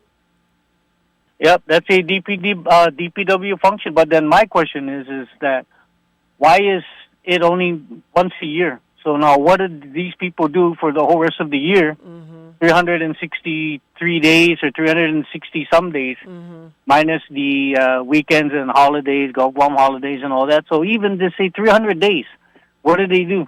I don't know. I really don't know. That's a good question. Now they say, oh, you know, that's being dumped by these chunky companies and stuff and all that. Then they should put in to say, hey, who's ever doing loads from wherever, going wherever and all that, then they should be coughing up some money to help clean the roads. Now, is the debris that you're talking about, that's not like a debris field from a traffic accident? That's not trash? That's like stuff that's falling out of trucks? No, this is in the middle. If you ever have a chance, drive up towards Camp Bloss and you'll see what I mean. Okay. I do know what you mean, but I'm wondering, where is the debris coming? Is this just like regular stuff that flies off of cars? Is it stuff that comes off Well, then load? again, it's off of the asphalt that they put on top that it decides to run away, or people hauling stuff in their pickup beds or whatever. Yeah. So this is... or trucks, and it falls off. Yeah, okay, that's what I meant. That this is from stuff that's coming off of loaded trucks, in other words, work trucks, construction. Okay, and unless maybe the conversation has started, but I don't know what the rules are. I know that once you dig up a road, the company that has contracted to do the work has to clean it up and pave it back over. But how would they know if their load is, you know, unless it's something that's you share their wealth with everybody. Yeah, I mean, I'm just saying, I don't know how you would regulate somebody to come back and pick up whatever was in the middle of the road if it wasn't like huge material that's obviously, you know. But if we're talking about dirt, like the one that happened down in East Agania. Yeah, a couple of weeks back, or about maybe a month and a half or so ago. They got the truck. They got the person who dumped the load there, because then it was unsecured. Yeah. Good. And stuff and all that. But then that one they got because then the guy had to stop and pull over because then people were honking at him because then he dumped stuff on the roadway. Yeah. And that was a traffic hazard. But this here, it is a traffic hazard, and then again, it's an eyesore. So to help out with the situation, here's the one of the remedies that I came up with is that they should have every company and construction company give them a bill for it. You know what? Shelter wealth of getting those people out there to go and either clean up after themselves or go out and do some good Samaritan work. How's about that? How would you know who to bill?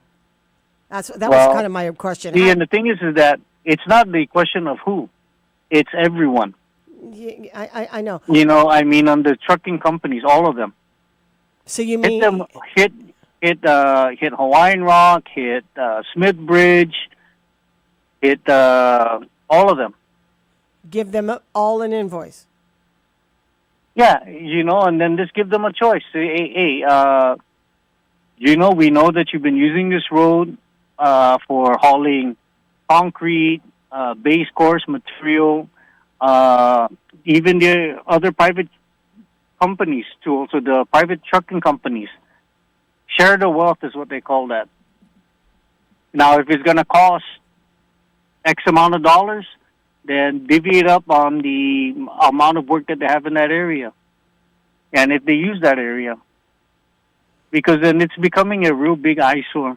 Even the road here going into Two Lovers Point, oh my God, trucks use it and all that. There's giant potholes now, almost like going to Retidian.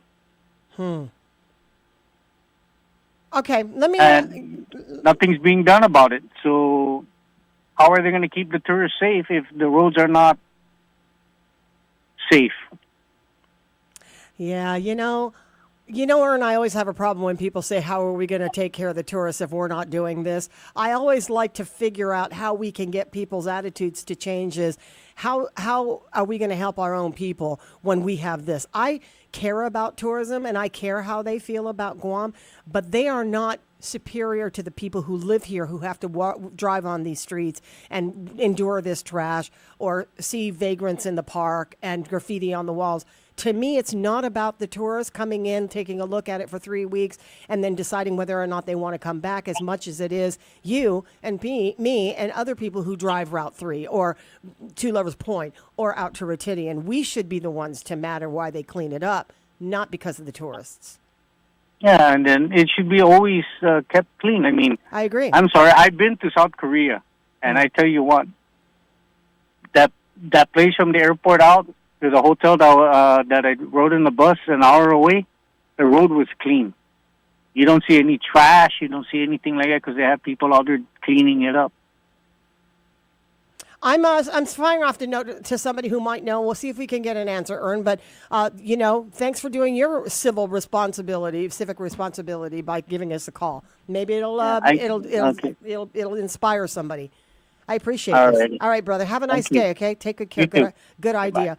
9 o'clock in the morning now. We're going to hit some CBS News this morning. Oh, 9 o'clock already? Look at this. All right. We'll take it. CBS News is next. We are KGUM-FM and Daddy Do Guam. This is CBS News on the Hour, sponsored by Progressive Insurance. I'm Cammie McCormick. Brian Wilson has died. He was the founding member of the legendary Beach Boys. Reporter Matt Wolf looks back at his career. One of the architects of the California sound, he was considered one of the most influential pop musicians of the 20th century. But Brian Wilson started simple, singing with his brothers in their living room, then forming the Beach Boys in 1961. The band's popularity put a strain on Wilson. He suffered a nervous breakdown in 1964, the start of a lifelong struggle with mental health issues and substance abuse. But out of those trials came the release of Pet Sounds, widely regarded as a masterpiece. Matt Wolf, CBS News. There was a partial verdict today in the retrial of movie mogul Harvey Weinstein. CBS's Matt Piper has that. Jurors convicted Harvey Weinstein of the top charge, guilty of one count of criminal sexual assault. But he was found not guilty of the same charge involving another woman, and the jurors say they have not reached a verdict on the charge of rape. There has been drama in that jury room. The foreperson told the judge that another juror said, "I will meet you outside one day." The person described fighting in the jury room. The jury was in its fifth day of deliberations, and they'll resume for that third charge tomorrow. Weinstein was convicted 5 years ago. That was later overturned. Inflation ticked up a bit last month, and not as much as expected, but the tariffs are starting to show. CBS's Jill Schlesinger had a look at the numbers. If these current tariff rates with China and the rest of the world stay in place in the coming months, we are likely to see a rise in core inflation from the current 2.8% annual rate up to 3.5%. The White House was standing firm today on the decision to send troops to Los Angeles. Linda Kenyon reports. White House Press Secretary Caroline Leavitt says it's quite simple. President Trump will never allow mob rule to prevail in America. That's why she said President Trump sent in the troops, even though California's governor and the mayor of Los Angeles said the president's actions made matters worse. Secretary Leavitt took the opposite view. Mayor Bass and Governor Newsom fanned the flames and demonized our brave ICE officers. And Leavitt added the president will not be deterred from taking further action to carry out mass deportations. Linda Kenyon, CBS News, the White House. Protests against immigration raids are expected nationwide this weekend. San Antonio's mayor. Exercise your right to free speech, but I urge you to keep it lawful and peaceful. Disruption, destruction is never appropriate, nor will it be tolerated. The governor has deployed the National Guard. On Wall Street, investors were following the trade talks between the U.S. and China, the Dow finishing flat off just 1 point. This is CBS News. Sponsored by Progressive. Protect your auto, home, and business with Progressive and get 24/7 coverage. See if you can save at Progressive.com. That's Progressive.com. Another checkup?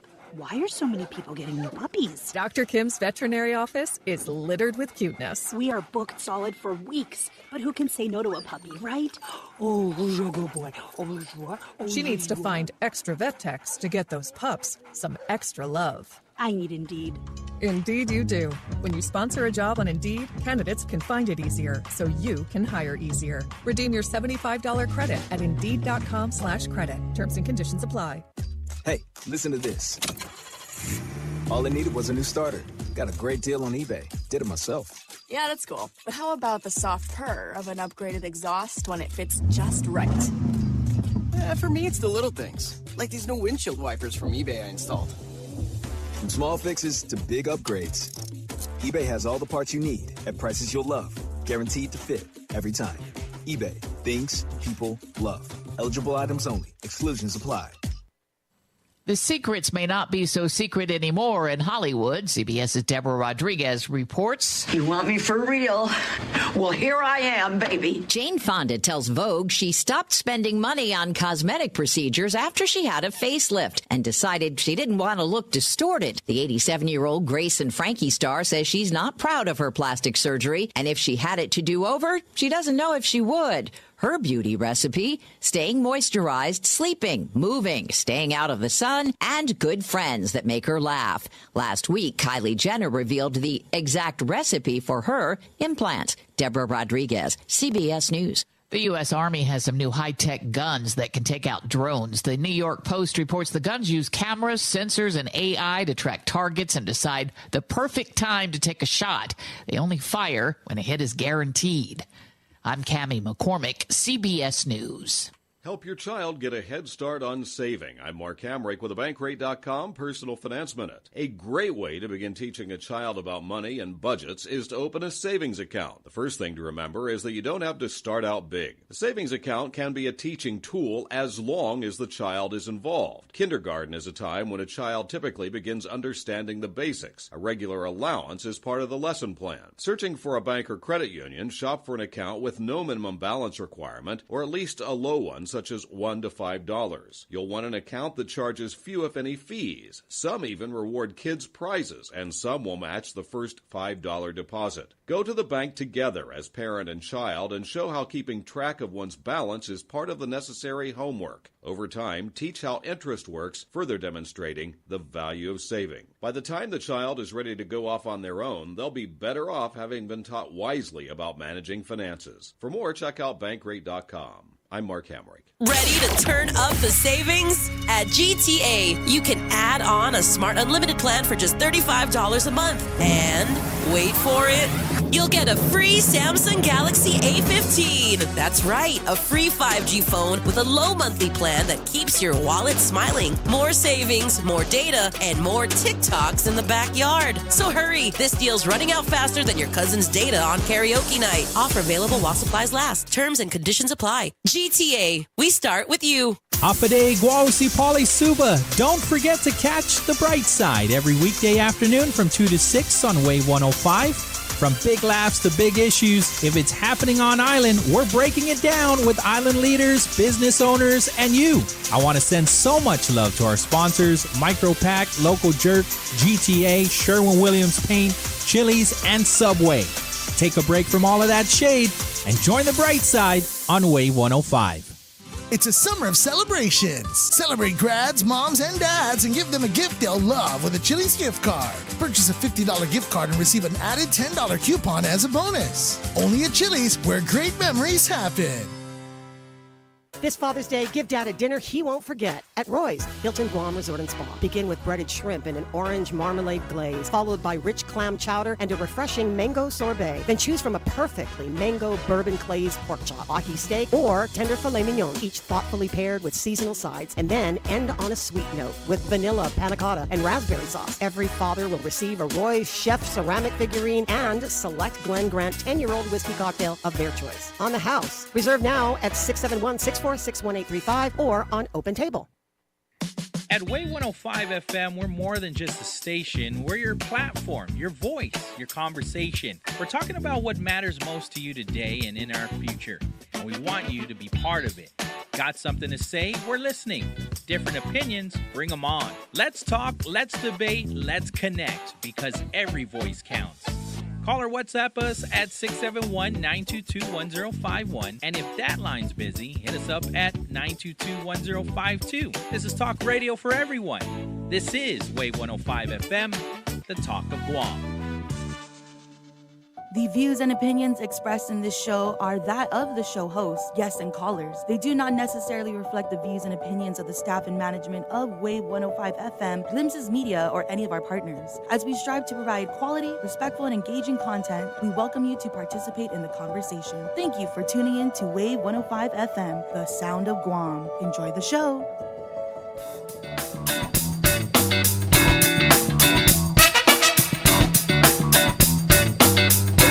You ask your contacts downstairs if they have any water.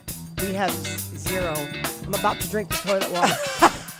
Don't do it. Don't do it? I got you.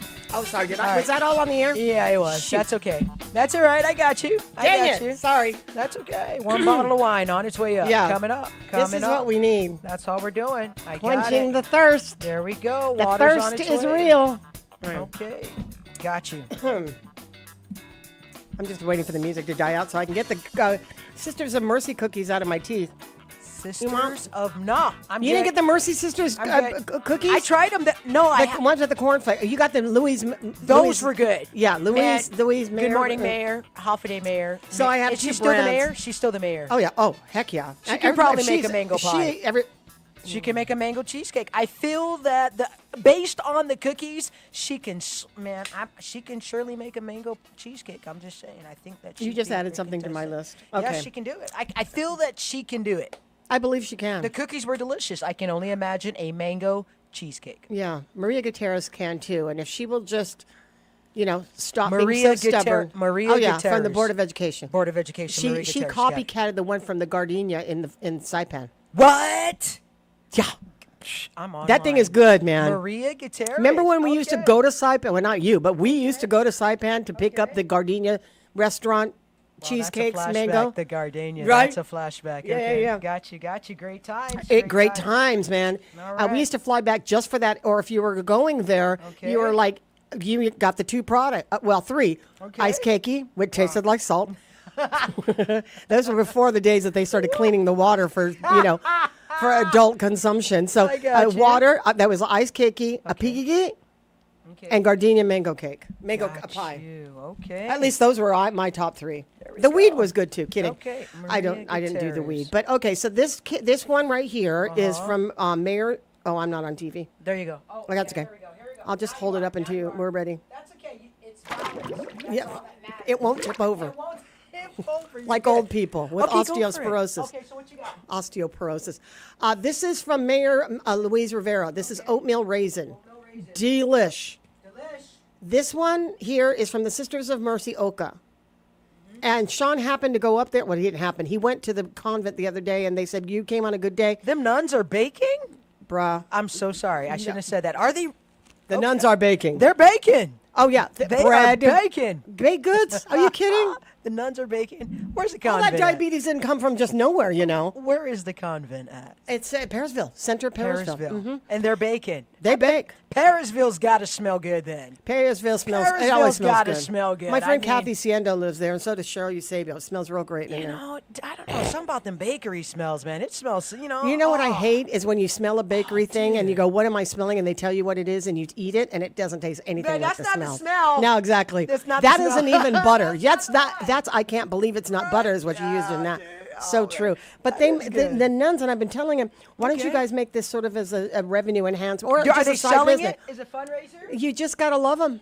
I would y'all. bring ingredients if I were you. If I was a at daily least. consumer, Yeah, this is like, dude, like wow, not these are ashamed. cookies that I found in my house to be hidden. Okay, somebody You're hiding cookies. I didn't. I discovered Look how so it. quick she Oh, was. no. She's like, no, it wasn't me. No, She's like, no. I mean, what I meant was not this time. Oh, I'll hide it. Oh, I'm hiding it. You know how close I was to hiding the mangoes that Jackie brought me from Melissa? From Melissa, okay. Did you see those? I don't know if you. Oh, you didn't see the pic- No, because we weren't going to pill them. That's why we left them alone. Oh my God! We're not pilling These were perfect mangoes. They were orangey and the orangey sort of tone and that mustard yellow with that tangerine color. And it was just ripened, so it was firm. And it was the kind you peel it from your teeth and then you scrape it off, and then you are flossing after because you had hairs all up in your teeth. All the fiber was floss in my teeth. It was. So Sean took the box. She gave me two. One it was completely green, and the other one that was ripened. Okay. So Sean took the greens and he cut them all up, and he has them all pickled in a huge jar. Right. So we're picking at that one every day because that's so good. And so the other ones, I took a handful and I put it in a bag because I wanted to stunt its growth because I didn't want to leave it out, and I put it in the freezer in my bedroom. Oh. And then I took another bag, more of them, because there's more people in the main kitchen. Okay. I bagged up those and I put it in the freezer in the kitchen. Okay. So that anybody, that night everybody thought I hoarded them because they were all gone. Right. So Reese texts me in my room. She's like, "What'd you do with the mangoes, man? Did you eat them all?" And I go, "No, I put them in the freezer." And she's like, 4? I said, "Try it." Dude, I ate 6 yesterday. Got to do it chilled. That's the way to go. Frozen, like half, because they're melting as you're eating them. Wow. So it's like a popsicle, a mango. Oh, dude. Really? I lost my mind. Wow. And then I started getting stupid, like putting salt and Tabasco on the ripened ones. Don't even talk to me. You know what I mean? Leave me alone. Don't judge me and what I look like in the corner. Okay. Like sucking on these mangoes, eating the skin, drooling from my chin, and then having the water, the juices flow down my forearm. Frozen mangoes. That's the way to go. After you clean them up and everything, you just put them in a little bag, you put it in the freezer, and then pull them out. They're like popsicles because they thaw very quickly. I'm in it. I gotta try it. I wish I could share, but I'm not in the mood. I'm kind of hoarding right now. I promise, it's just fine. Because I finished the bag that's in my freezer in my room, and I need to go out and try to steal the ones that I was trying to share. Okay. And that's never a good look. It's because they all know who took it, so it's like, why. So, And then the third thing I was actually going to bring up was I just got in touch with Vince Areola, and I asked him whose responsibility is to clean debris, not from the accidents, but from regular stuff by haulers. Okay. And he said the haulers, we consider it littering. Okay. So I guess with any littering, the remedy for littering, first of all, you have to see somebody do it. Got it. Okay. When somebody's throwing out a tobacco, a cigarette butt, or they're throwing out full-on trash, we've seen that too. Right. Full-on trash out, you take down their license plate, but then you got to have some sort of evidence that it happened other than you just witnessing that it happened. You almost have to take a picture of it, or you have to, take a video of it as evidence. I don't know if you could just turn in a license and say these people threw out their trash. You could probably just give them a warning. And I don't even know how police, in the scope of things, do they really contact the people and go, we looked up your ID, we looked up your motor vehicle registration, and we saw that somebody saw you throw a bag of trash. And the Karen Award goes to. Exactly. Then you become that girl. And the Karen Award goes to. Yeah. Now find something to do. Well, even if it wasn't a Karen thing, let's just say that somebody dumps a big bag of trash. You kind of want that person to turn around, right? Yeah. So I might Karen him out, but you know that the police department is going to be, it's not going to be at the top of the list. You know what I'm saying? They're not going to go like, okay, somebody dropped a bag of trash. Now we got to go look up their driver's license. We got to look up their motor vehicle. And then we got to, who's going to call, whose job is it to contact them and say, we consider this a warning. Do they have the power to be, not the power, but the manpower to go after people? In the States, they do, because they put together systems that generate these letters, and they might be sort of templates, right? Of insert phone number, name here, or registration, or whatever. They're templates that they send out in letters, and they basically don't have evidence. So they say you were witness doing something, at this time of day or whatever. Consider this a warning, and then they pretty much log your your vehicle registration or license plate in case it happens again. I don't think we have that kind of efficiency. I don't think, and people don't rat on each other here either. Have you Karen'd anybody? No, I'm good, especially here. I'm good. The thing about Karening, that you also don't have to say who you are, right? Yeah, I gotta look and be like, is it really that serious? Yeah, I'm good. Yeah, but see, you're cool about that. I've Karened before. Right? I've Karened, but it wasn't because somebody threw a cigarette butt or something.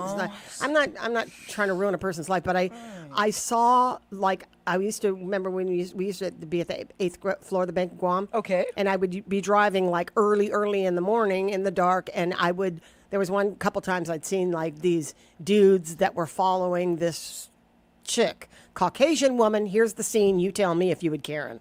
She's walking down the street on Marine Corps. We're walking down Marine Corps Drive in one direction. She's headed south, right? And she's kind of scantily dressed and approaching from maybe 50 to 70 yards away. That's an odd number.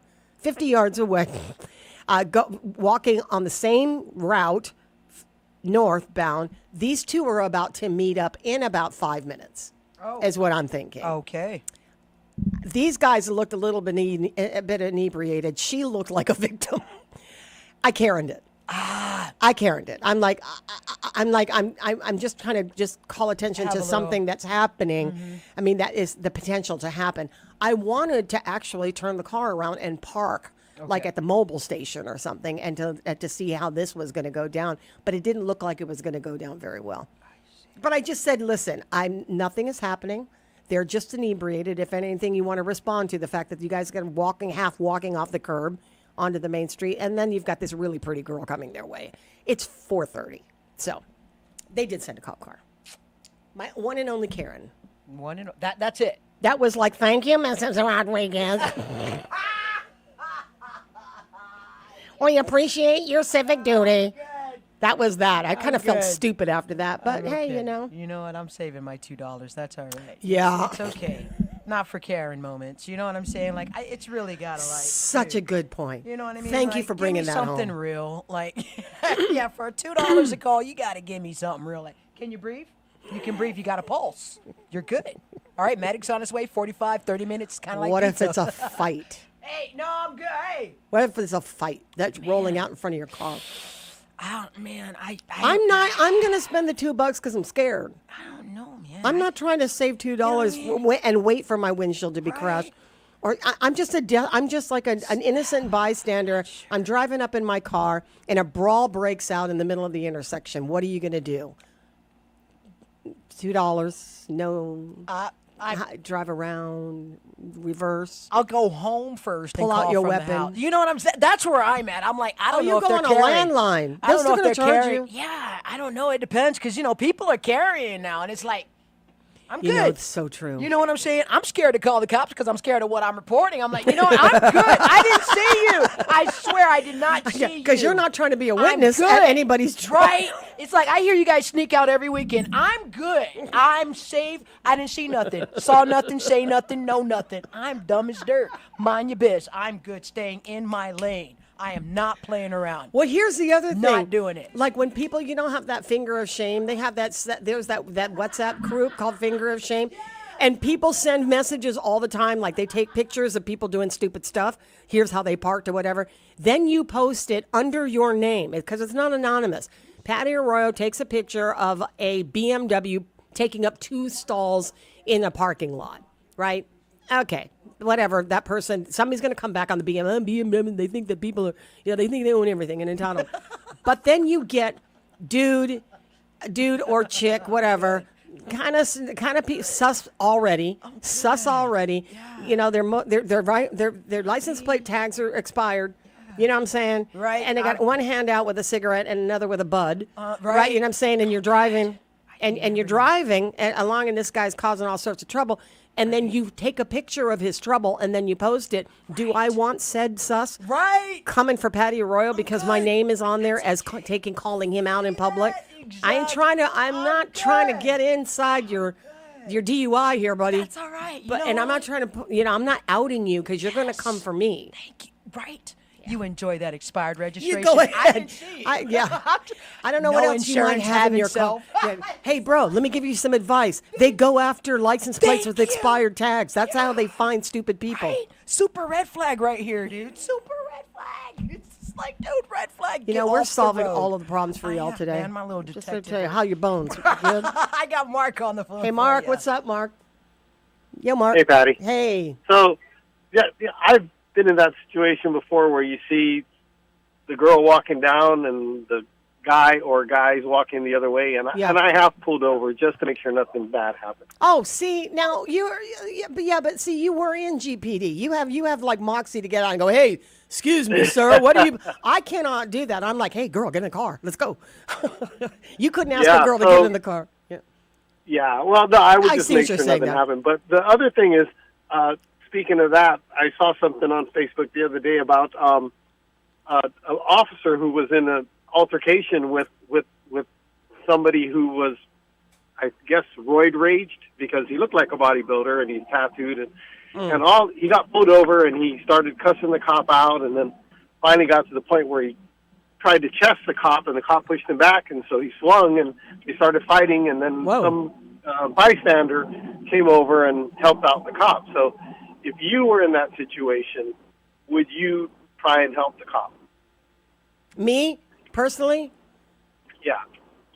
Would I pull over? No, I'd spend $2 on the 911 calls. What I'd do. Okay. Now, I ain't trying to get out of the car and beat up a guy who's tattooed and 2 times my size. Yeah. No, I'm spending $2. Okay. Right, Dice? Okay. Dice I always. Would you? It didn't matter if I'm here or in the States. I would get out and help. Well, of course, because you're bred for that. But you know what I mean. You have like combat skills. Oh, okay. I'd poke him in the eye. I'd poke him in the eye and then wag my finger like, young man, who do you think you are? I don't know. I really don't know what I would do if there are weapons involved. Not likely. I wouldn't. Here's what I wouldn't do. I wouldn't just drive by and not say anything or do anything. That's for sure. I would. I don't know what I would in a time of emergency. I would do something. Getting out of the car, probably not good advice. Probably not. Yeah, I would recommend that you don't. Yeah, I agree. You know what? Hey, by the way, this is Mark, Empanada Mark. Okay, got it. Yeah. Oh, wait. So what? Remember how they used to have that really great empanada up at Onadera? Tita's? No, at Tita's. Tita's. T-I-T-A-Y. The second iteration of Palomos last year. Oh, right. Okay, yeah. Yeah, and so now the third iteration is the one they have now. Mm-hmm. But the second iteration, my elementary school classmate was the one who made their in-house empanadas, and I picked some up the other day, but they're frozen, so I'll drop some off to you guys. Is it raw? You at home, and you can fry them. Is it raw? But yeah. So they're frozen, so you just need to fry them, and after that. Well, Sean's here. Great. Sean's here, and he pops into the house every once in a while when he's not busy. So yeah, that'll be something for him to fry. I'm in it. I'm all in it. Okay. Well, we'll have you over for as soon as Timmy's stomach stops grumbling. All right. All right, man. We'll talk to you soon. Thanks, Mark. Appreciate that. Okay. Yeah, that's the other thing. What do you? Yeah, I'm dialing 911. Right. I'm bucking for the $2. $2. Yeah, that's not going to do anything. That's not going to hurt me at all. Yes, I'm calling 911. Yeah, I'm not worrying no. We're trying to build scenarios where we're trying to save our lives. I'm good. We're trying to build scenarios like, what would you do? Right. Yeah, what would you do in this situation? I see these on TikToks all the time. Right? You see people being mistreated. right? There was I was at a Star supermarket in Mililani years ago, and I think it was Tia was my baby at the time. Okay. And I saw this woman screaming at her child inside the supermarket, and she was spanking her like she couldn't stop. Oh. And it was one of those moments. I'm standing there. I'm stunned. Back in this, we're talking 1989-ish. You know, you didn't get into people's business like that. And people didn't blow off as much as you see them do now. But she was off wailing on this kid. And they always tell you, but at the time it was sort of the argument with Dr. what's his name? Spock. Right. You know, with spanking the children and not spanking the children. So I was never torn on that spank or not spank thing because I'm not a spanker. Besides, I always think it's funny when you spank somebody. I don't know how to do it. I don't know how to do it. So anyway, I went to her and I asked her if she needed help. Okay. And I don't know if that was the best thing to say, but I didn't know what else to do. And you can't just grab the child because this was before they said that spanking your children could be domestic violence or cruelty or child abuse. This was pre-notion that the kid realized that they could call child abuse on their parents for spanking them. So I didn't want to grab the kid, but I grabbed the mother's, and I just touched her arm, and I asked her, "Are you okay?" And then she wailed like, "This kid, blah, blah, blah, blah, blah." And it was more. She had she imploded. It was like they didn't have the right brand of sauerkraut or something stupid like that. So she hauled off on this kid because she was having a bad moment. So those were also the days where you could take a person's kid with their permission. Hey, let me just. So I took the kid and I put him in my cart. Gotcha. Gave him a cookie. Okay. And then I said, "I'll meet you back in produce. Go to the bathroom, do whatever you got to do." And she didn't know me from anybody. I could have been walking out with the kid. And those were also the days where you weren't worried so much, maybe some, but not so much in a neighborhood like we lived in. Yeah, sure enough, took the kid, put him in my cart. Mom went and had a moment. I said, "Go to the bar, bro. I mean, take a shot or something. We're talking sauerkraut labels here, right?" And so that was the time. I think that was the only time I ever really feel like I got involved in something. That's cool. Have you done that? Nope. No, Never. I'm still staying away. I'm still staying away from it, man. I'm not. Dice doing has a none of lane that man. she doesn't like to leave. I'm good. I'm not. Police report. My name's going to be on that, right? No, I'm good. Yeah. I didn't see nothing. My name's going there. No. Yeah, witness. I mean, I'm a witness. No, I'm not trying to be a witness. Facebook viral. Dice was on the scene. No, I was not there. Whose phone was that? We're No, trying I'm to not doing locate this person who might have been a witness at a scene. And they put your mug up there, your grainy screenshot from the scene. They're like, "Do you know this person?" Right. You know what I mean? That person is a potential witness to it. In fact, where we have no other witnesses. Right. Now they're all now looking you for now me. you got to flee the country. I do. Got a target on my back now. See, no, I'm not doing that, man. I'm not. I'm like, you know what, detectives, do some detectiving. Go good. Detective, Go find yourself another witness. Make somebody up. I'm not the girl. Yeah, just. I don't know. Allegations. Do something. That's been a useful. So talking about foreign sort of things that we're not used to. Yes. There's a bill out there, but Senator Tina Munya Barnes wants to make it that we have like a reciprocal relationship. We have it with Saipan. Got like it. if you have a Saipan, a driver's license, you can use it in Guam. You don't have to give it up, Dice. You don't have to hide anymore. Patti! What? Stop! It's legal. Okay. We're good. I'm just I'm just justifying your criminality. Okay, but that's others good. that like you come they're saying there are reciprocal relationships with states in other foreign countries. So Okay. like our allies like South Korea, Japan, you know, that kind of thing. That you get a driver's license and you just have to. I think you have to. I don't know if you have to take the test. I've got to go back to the article. Need to do. Yeah, that's like that's fair. Yeah, take a a little test? written test. We can do that To get the driver's license. Okay, so we have can do that. Like tourists from Japan, or they want to relocate here and they want to hang on to their, Japanese thing.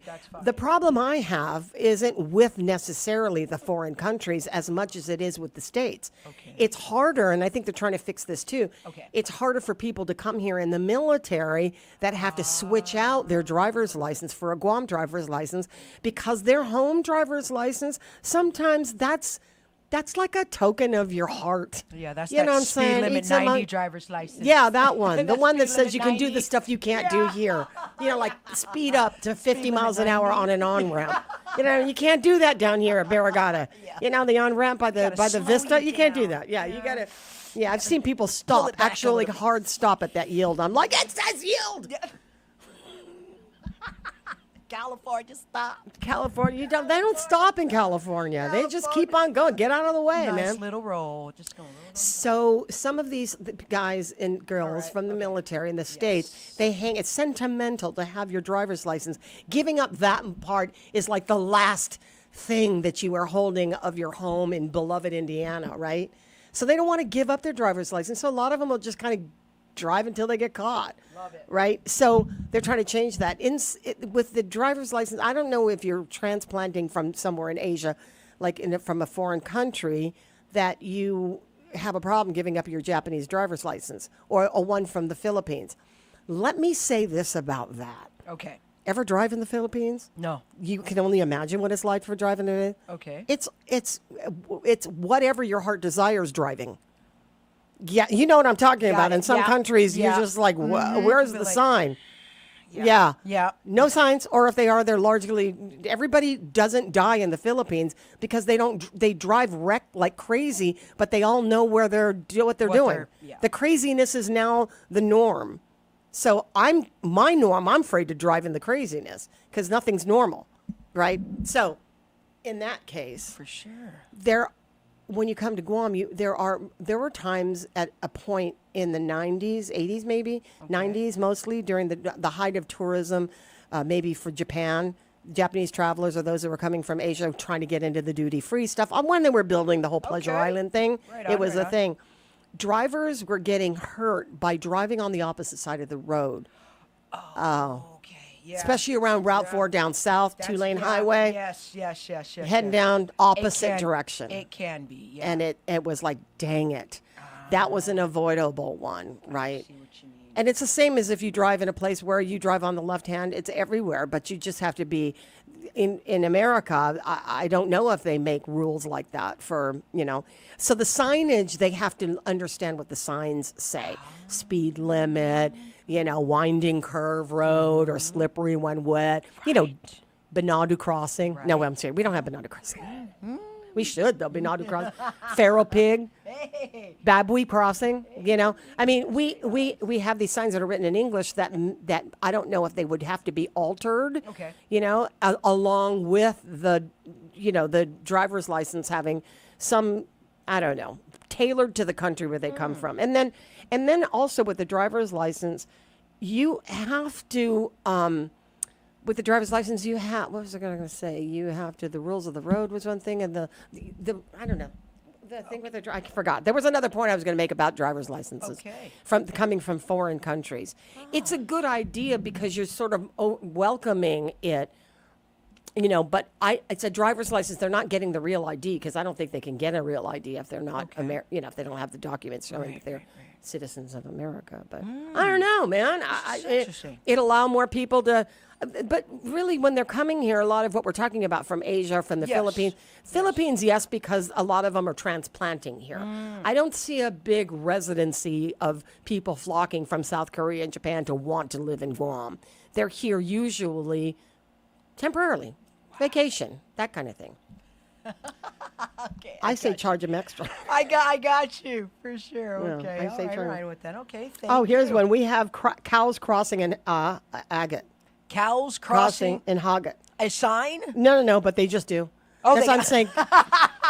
It's like what in Guam. What do you cocoa crossing? Because you have these all sorts of Hey man, we got pigs sometimes. Babui crossing, Benadu crossing, cow crossing. Okay, we got the village stray security guards. We got those. It's like you don't live here, you know that, right? Like village stray security guards. You know who are they? Right, the regular strays that you see. It's like you're here again. People or animal? Animals. Oh, dogs. Little stray dogs. Dogs. We name them. Security guards. Onadera dog. Right. You see them. It's like you don't live here. You know that, right? I mean, you're here every day. It's like, and We got to figure out what we're going to do with you, buddy. It's like, there's little security guards in the village, and they're just there. They're out there with the drunks. If we could, if we could interview the strays on strays on Guam, solve the crime. They would solve the crimes. I tell you, they know everything. Be like, so what did the suspect look like? This dog probably bit him. Did you bite him? Yes. Did you bite him? Yeah. Or lead us to his house. Do your job. To sniff something. It's like take a sniff.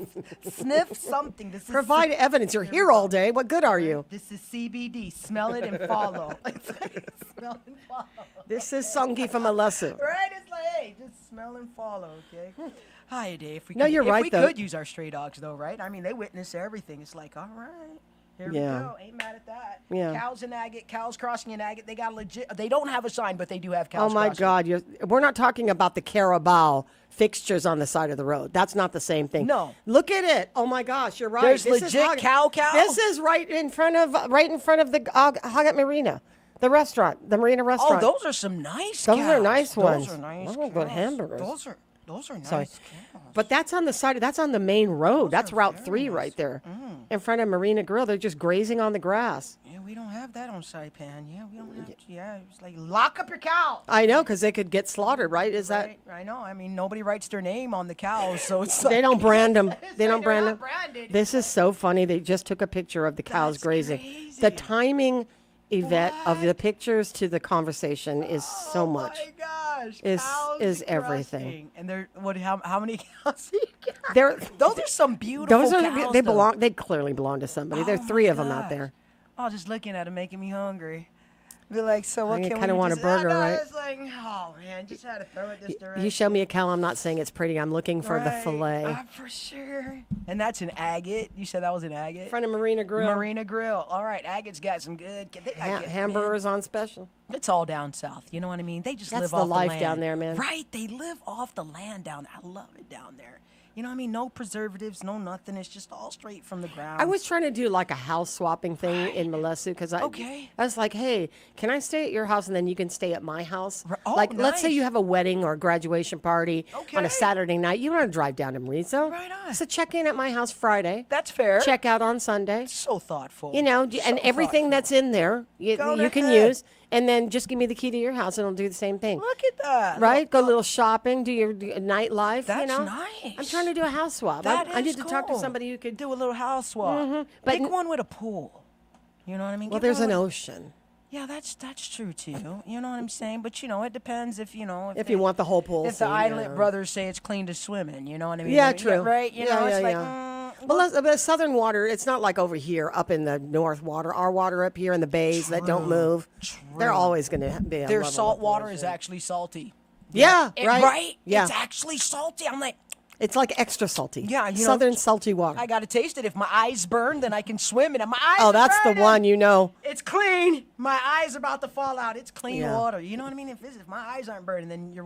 Then something's wrong with your water. Something's wrong with your water. Oh man, should we take a break? We could. All right, we'll be right there.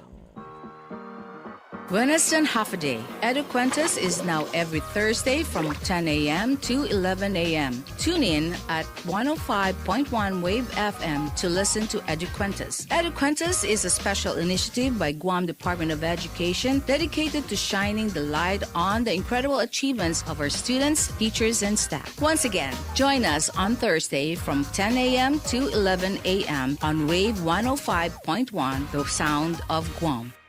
Bank Pacific has a $100 gift for all Region High School and college graduates. Okay, I'll bite. What is it? Open a checking account with Bank Pacific, show us you just graduated, and bingo! We'll deposit an additional $100 into your account. What about a Visa debit card? Yep, Visa debit card, online and mobile banking, remote deposit capture, the works. What about for existing customers who just graduated? They get $100 too. Great, count me in. Bank Pacific. Where others put branches, we place roots. Conditions apply. Member FDIC. It's the summer of savings at Guam Auto Spot. Cruise away in a brand new ride. Save up to $3,000 on the bold GMC Canyon. Outlander Sports starting at $23,995. Mitsubishi Mirage starting at $16,995. And the sleek Eclipse Cross starting at $24,995. Hurry, these deals won't last long. Call 478-AUTO or visit GuamAutospot.com to get pre-approved today.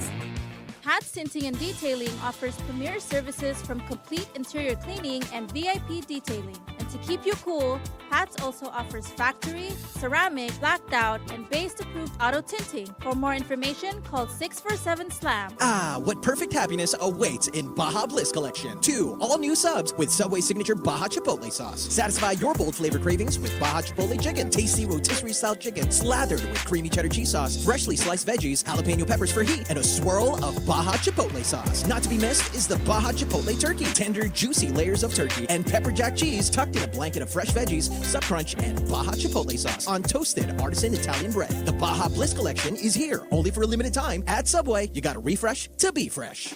50 years ago, a humble diner opened its doors and became a local staple. Through every storm and celebration, King's has been here and grown with Guam, serving generations and sharing in the moments that make us a community. From morning coffees to midnight talks, King's isn't just where you eat, it's where you remember. As we celebrate our 50th anniversary, King's would like to thank you, Guam, for 50 incredible years. Si sus maasi, Guahan para ki malofan 50 años.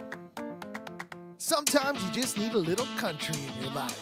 Pull over on Guam's Road to All Country Music, Route 99.5 FM. The best country music non-stop and queued up for you all day long. The latest and the greatest country music lives on Route 99.5 FM and on Route99FM.com. Tune in to Guam's only country music station, Route 99 FM. This Father's Day, give Dad a dinner he won't forget at Roy's Hilton Guam Resort and Spa. Begin with breaded shrimp in an orange marmalade glaze, followed by rich clam chowder and a refreshing mango sorbet. Then choose from a perfectly mango bourbon glazed pork chop, ahi steak, or tender filet mignon, each thoughtfully paired with seasonal sides, and then end on a sweet note with vanilla panna cotta and raspberry sauce. Every father will receive a Roy's chef ceramic figurine and select Glen Grant 10-year-old whiskey cocktail of their choice. On the house. Reserve now at 671-646-1835 or on Open Table. Hafa Adai, Guam. Engage in a conversation made for the veterans of Guam with Johnny and Miss Bobby. We want to hear concerns and comments. Tune in every Wednesday for our new time, 10 a.m. to 12 p.m. on Wave 105, the Talk of Guam. It's a summer of celebrations. Celebrate grads, moms, and dads and give them a gift they'll love with a Chili's gift card. Purchase a $50 gift card and receive an added $10 coupon as a bonus. Only at Chili's, where great memories happen. Nothing but the best. Wave 105 FM.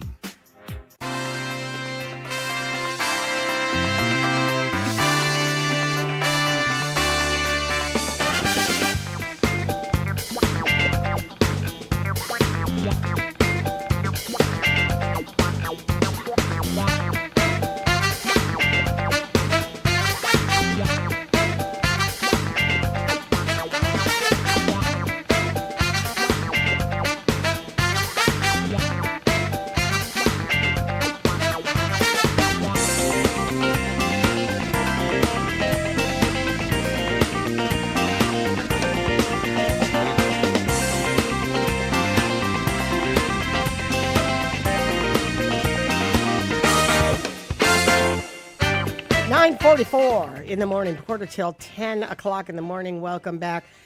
Just kind of doing a potpourri, this and that, scraps that we haven't really picked up since last time. Okay, wait a minute. Oh, wait, sorry. You Mom? You heard your voice just now? I did. Sorry, I was on Facebook. Oh, okay. Oh. What is that? All right, cool. Okay, what is that? Which one? Oh, dang. Is that a hot dog sushi? Vienna sausage sushi? TikTok gone bad. What is that? It's supposed to be a masubi. Who did that? I have no idea, but we have to stop doing that Was stuff. that is that Vienna sausage? They destroyed it, dude. What was that, man? I don't even know. Like, bro, I cannot with some dishes. You know what I mean? Just leave them alone. Just leave it alone. You ruined it. There's like more wasabi. Is that wasabi? I don't even know what they did to it, bro, but I promise you they slaughtered it. I was like, oh, man. Dang. Japan's coming for you. You ruined it. No, really. Japan Stop is coming. touching their fusion food and making it your own. Leave it alone. Oh, man. I'm like, oh, yeah. It's horrible. I did something with a local dish. Uh-oh. I can't even say what it is because I thought it was good, but the verdict is still out. Okay. It was kind of weird, but it worked. All right. I don't want to say anything that's embarrassing. So just no, go. no, I can't. You got us hanging from a thread. Like, No, I it was started, just- but, it's like, okay, finish it, because now we're all curious. I think it's got potential. Okay. but I don't know for who. Okay. It was just a fleeting moment. I was making corn soup. Corn soup, got it. I'm not going to be embarrassed with it. Who cares? Yeah, I'm making corn soup, and I learned how to make corn soup from Auntie Dean Gould, Sandy's mom. Got it. Right? Okay. She was the creator of Juan Malimanca. Oh, So, yeah, my mother's best friend. And so she taught me, like she used to thicken the soup, and I'm pretty sure a lot of people do this, but I'd never seen that until she did the masa. You know the masa flour? Okay. Masa harina. You know how you make flour, make tortillas? Okay. Corn tortillas? All right. She would make a slurry kind of thing out of the masa, and then she would put it in the soup to thicken it. So it had that really good corn taste. Okay. Right, and then it was all in the broth of boiling the chicken. It was with the bones on it. You really had to go.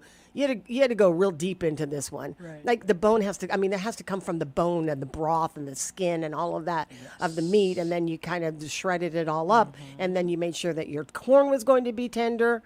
And you thickened it all. Well, obviously, it has coconut milk, and then you thicken it all with this masa. Well, as I was doing the masa, I was like, wow, is this the consistency? It was boiling. It was I liked it. I love corn soup. So as it was boiling, and I still had a bunch of the masa dough in the cup that I hadn't made out of a slurry yet because it was too much. Okay. So I was like, is this the right consistency? Because I've also never made corn tortillas. I used to watch my Auntie Agnes do it, but I've never done it. So I was feeling the dough, right? And I'm like, I wonder if this is the kind you can roll out. So I kind of pressed it, and it was just a small ball like this. So I pressed it, and it sort of flattened. I'm like, oh, cool. It stayed the same. Maybe this is kind of like a tortilla's sort of texture, right? So I rolled it into a nice roll. I don't know what. I was just playing with it. And then I said, wonder what this would taste like if I boiled it. And? I dropped it in the soup. Oh! It was a rolled up ball of corn tortillas, uncooked. Instead of flattening it, I rolled it. And then I started adding more flour to it to see if it would make sort of a dumpling biscuit kind of texture. Okay. And then when I finally did it, and it had the texture, it had a little bit of a doughy thing in there. Right, it wasn't like a squashy mush of Ew. melted masa in your mouth. It was, I made it into a thing where it had like a sort of drier biscuit sort of texture in the inside. Okay. And then I turned to Sean. I go, "You want to try it?" Because I hate corn. What? And I was like, "Man, I need somebody to try it." Okay. And so I ate them, and I liked them, and then I dubbed them masa ball soup. Masa ball soup. Yeah, that's. You know, they have the matzo ball. Yeah. Right. And then you got the masa masa balls. ball. Got it? Yeah. Got it. Play. Okay. But Yeah. was it good though? I mean, It was delicious. See, I don't know. It was good. I'm Sandy, sure it was Sandy, good. so Sandy comes, and I'm sure it telling was her the good. history of how I made the soup. sure it was she didn't even know the recipe came from her mom. She gets a wad of the one that I hadn't perfected yet. So I go, try it. So she tries it, and she gets this big. She goes, "What was that? Tomato?" I go, "No, it's a masa ball." She goes, "A what?" And then she shows it between her teeth, and she goes, "This." I go, "It's an experiment. You got to go. You didn't get the prototype. You didn't get the prototype. You got the." You got the tester. Oh, that was the tester. She swallowed it. But you know what I mean? She's like, that's not bad, because she's a good friend. Okay. Masa ball soup. Get it. And so when I brought it over to Monsignor for his dinner, I brought it over and I put 2 dumplings in there. And usually he'll send a message going, delicious dinner. Of course he's a priest. He's going to say nice things. Even if I knew it tasted salty, he would always go, no, it's delicious. He's one of those. He didn't answer yet. I almost wanted to ask him, because I wonder if he thought, well, somebody didn't stir their slurry very well. Now it's coagulated. I wanted him to know it was deliberate. But I wanted to know how he felt about it first. He hasn't said anything. So I guess the lesson here is it's best to hold your tongue than to say something that might hurt somebody's feelings. There you go. There you go. That's what we're doing. Masa balls. Look for it in a kitchen near you. Somebody wants to try and to perfect that? Masa balls. You want to try to perfect a masa in some? It sounds good, though. I bet you it tastes good.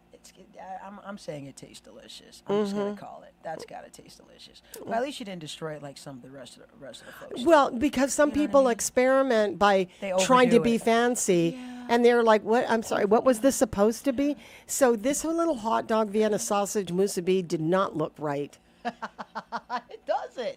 It doesn't. It had more wasabi than it did anything. Right. That's what I'm saying. I'm like, guys, you guys are ruining it. I just stop. Just no longer. Stop It's being kind creative. of when they Kelligwin spam. I've always, and I want to make a shirt that says, "When in doubt, Kelligwin it." Kelligwin it. You know what I mean? You can Kelligwin anything, right? Dude, they're Kelligwin chicken. I'm like, ooh, like raw chicken. Oh, bro, that's a thing. Like raw. Dude, You know, before you used to make food it, you make it poisoning. for no, because the lemon is going to cook it. I know. It's raw chicken. Yeah. dude. But Like, it's you start the cooking process by charring it or something, and then leaving a little bit No, raw. like straight raw, just out the pack. Rinse Okay, no. Yeah, I get where you're at. Yeah, I get that is a way that they've made it. But yeah, but that, this is just straight. no. Cut off a. Oh little God, no. Chicken leg. Oh and no. Just, I'm not. I Right? trust the lemon and the acidity, but I like fire. thank you. That's where I'm at. They're like, Yeah. I was like, what is it? I was like, you didn't even No, cook no. that. It's not even. It's not. And you cooked. can tell it's not cooked. Dude, yeah. Wait, you know is they it do it still like raw? they do it like they do No. beef Kelligwin. Yeah, right? that I can handle. Beef Kelligwin, but not with the No, chicken. no. Now with the chicken, it's like you got to cook that a little We've bit. been taught not to eat anything undercooked That's with what it I'm when it comes to saying. chicken. Exactly. I'm like, why y'all eating that? That's not. I'm good. Haven't you heard of the bird flu? I mean, please. Okay. gotta But when they start do, and that's what I'm saying. When they did the spam Kelligwin, I was like, come on. Right. Come on. You didn't have a frying pan that night. You didn't have tomato sauce to make the whole, spam casserole stew. You didn't have any of that. All you had was lemon. You opened a can of spam, looking around, was like, wow, I don't have a pot. I don't have a frying pan, and I also don't have rice, but I have lemon and salt. Let's just check. Or Kelligwin.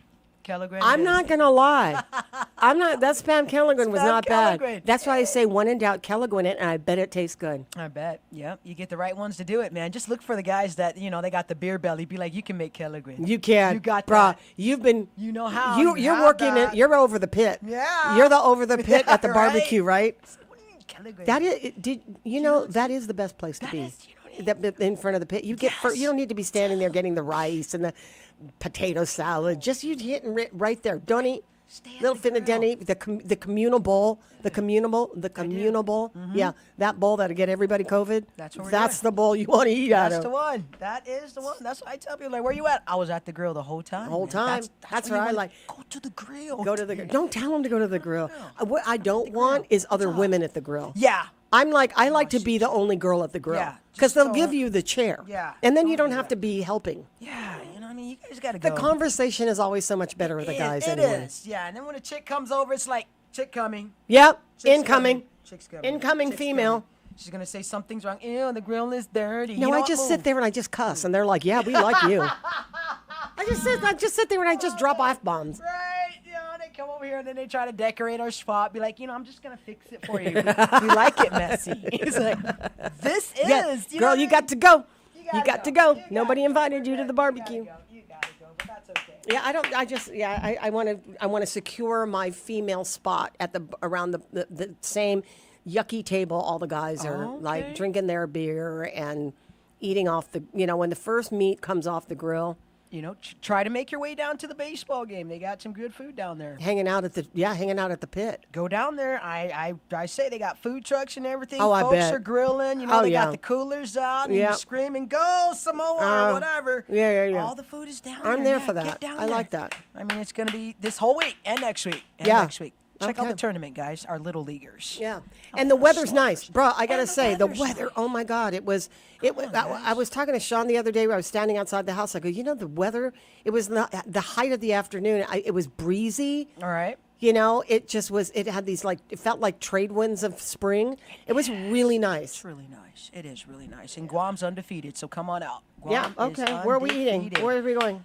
To the baseball field. It's the Guam Little League tournament, right? It's still ongoing. Down there in Paseo. Down there. No. Other way. We're going to go to the sports complex. Oh, at Harmon. That's where we're at. That's dude. That's where the party's at. Yeah, baby. Right, and then you have Guam versus the Sinamai today at 10 a.m. So try to make it there down. you go. Try to make it You're down. gonna go there? Right? Yeah. Hey, man, I'm gonna. You know what? I'm not too sure. I don't know. I'm doing the Sunday game for sure. Sunday game. Okay. That's for sure. Today I can't make because I got my show to do. So yeah.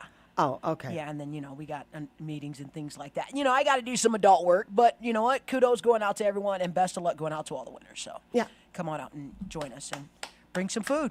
Share some add something to the table. Cheer Never on come. these Here's the guys. thing: if Cheer you're going on to a our barbecue sluggers. and they invite you, bring something. I mean, it's always kind of good etiquette to bring something. Have you been to the field? Just warn you guys, it's going to be a walk from the parking lot. Just so everyone's on the same page. Yeah. It's going to be a workout getting from that parking lot to the field. So Yeah. But they have there's a lot of parking. There is. There's ample parking. Yeah, there's a lot of parking on the Take on a the warm call. Yeah. All right. Shoot, let's do it. Good morning. This is Patty. Who's this?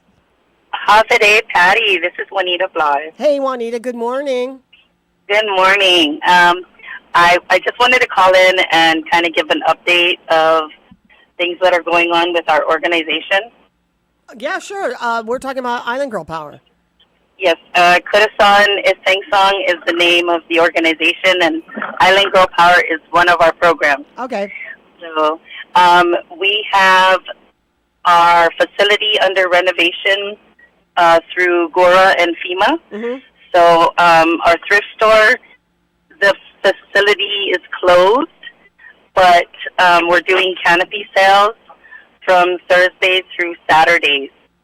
And, it's like a clearance sale. We're trying to just make sure to get out the old stock. So when we reopen at the end of the year, we'll have fresh merchandise for everybody. So between 10 and 3, Thursday, Fridays, and Saturdays. Okay. Oh, cool. All right. Well, I appreciate this. Thank you so much. Yeah, and if I can, we still have service learning going on. Students can help with of course, the sales, and they can also help in our nature park, where we still have management of the 11-acre, and we're teaching students about removing invasive plants and planting native plants. Okay. All right. Yeah. Fantastic. Well, thanks for the update. We do appreciate it. When's the target construction? When's the target date of conclusion? It's kind of just a little back and forth right now. So we're doing as much as we can to open up the center in sections that are completed. So we'll be able to start our capoeira classes in about a month. Mm-hmm. And that second patio will be open. And then our community garden is ongoing, but we do need volunteers. So please, if anyone is interested in helping us with this next phase in our organization's existence, please give me a call, 671-688-4752. Got it. Okay. Thanks a lot. You got in just under the wire because we're closing the show. Appreciate this very much, Juanita. Bless you. All right. Take care. Have a wonderful day. And upcoming tomorrow, we can say have a wonderful weekend because today is Thursday. Tomorrow is the beginning of, they already say the declaration of the weekend. Thursday is the new Friday. If you like that, then have fun doing it today. We've got Pauly Suba heading up this afternoon at 2 o'clock. He's going to be doing his thing until 6 on the bright side. That's this afternoon here on the Wave 105.1 Mornings with Patti. I'm Patti. I'm Dice. It's 10 o'clock, KGUM FM and Dedido Guam. Have a great Thursday, everybody. We'll see you back here tomorrow. Thank you, Dice. Hey, Biba Guam.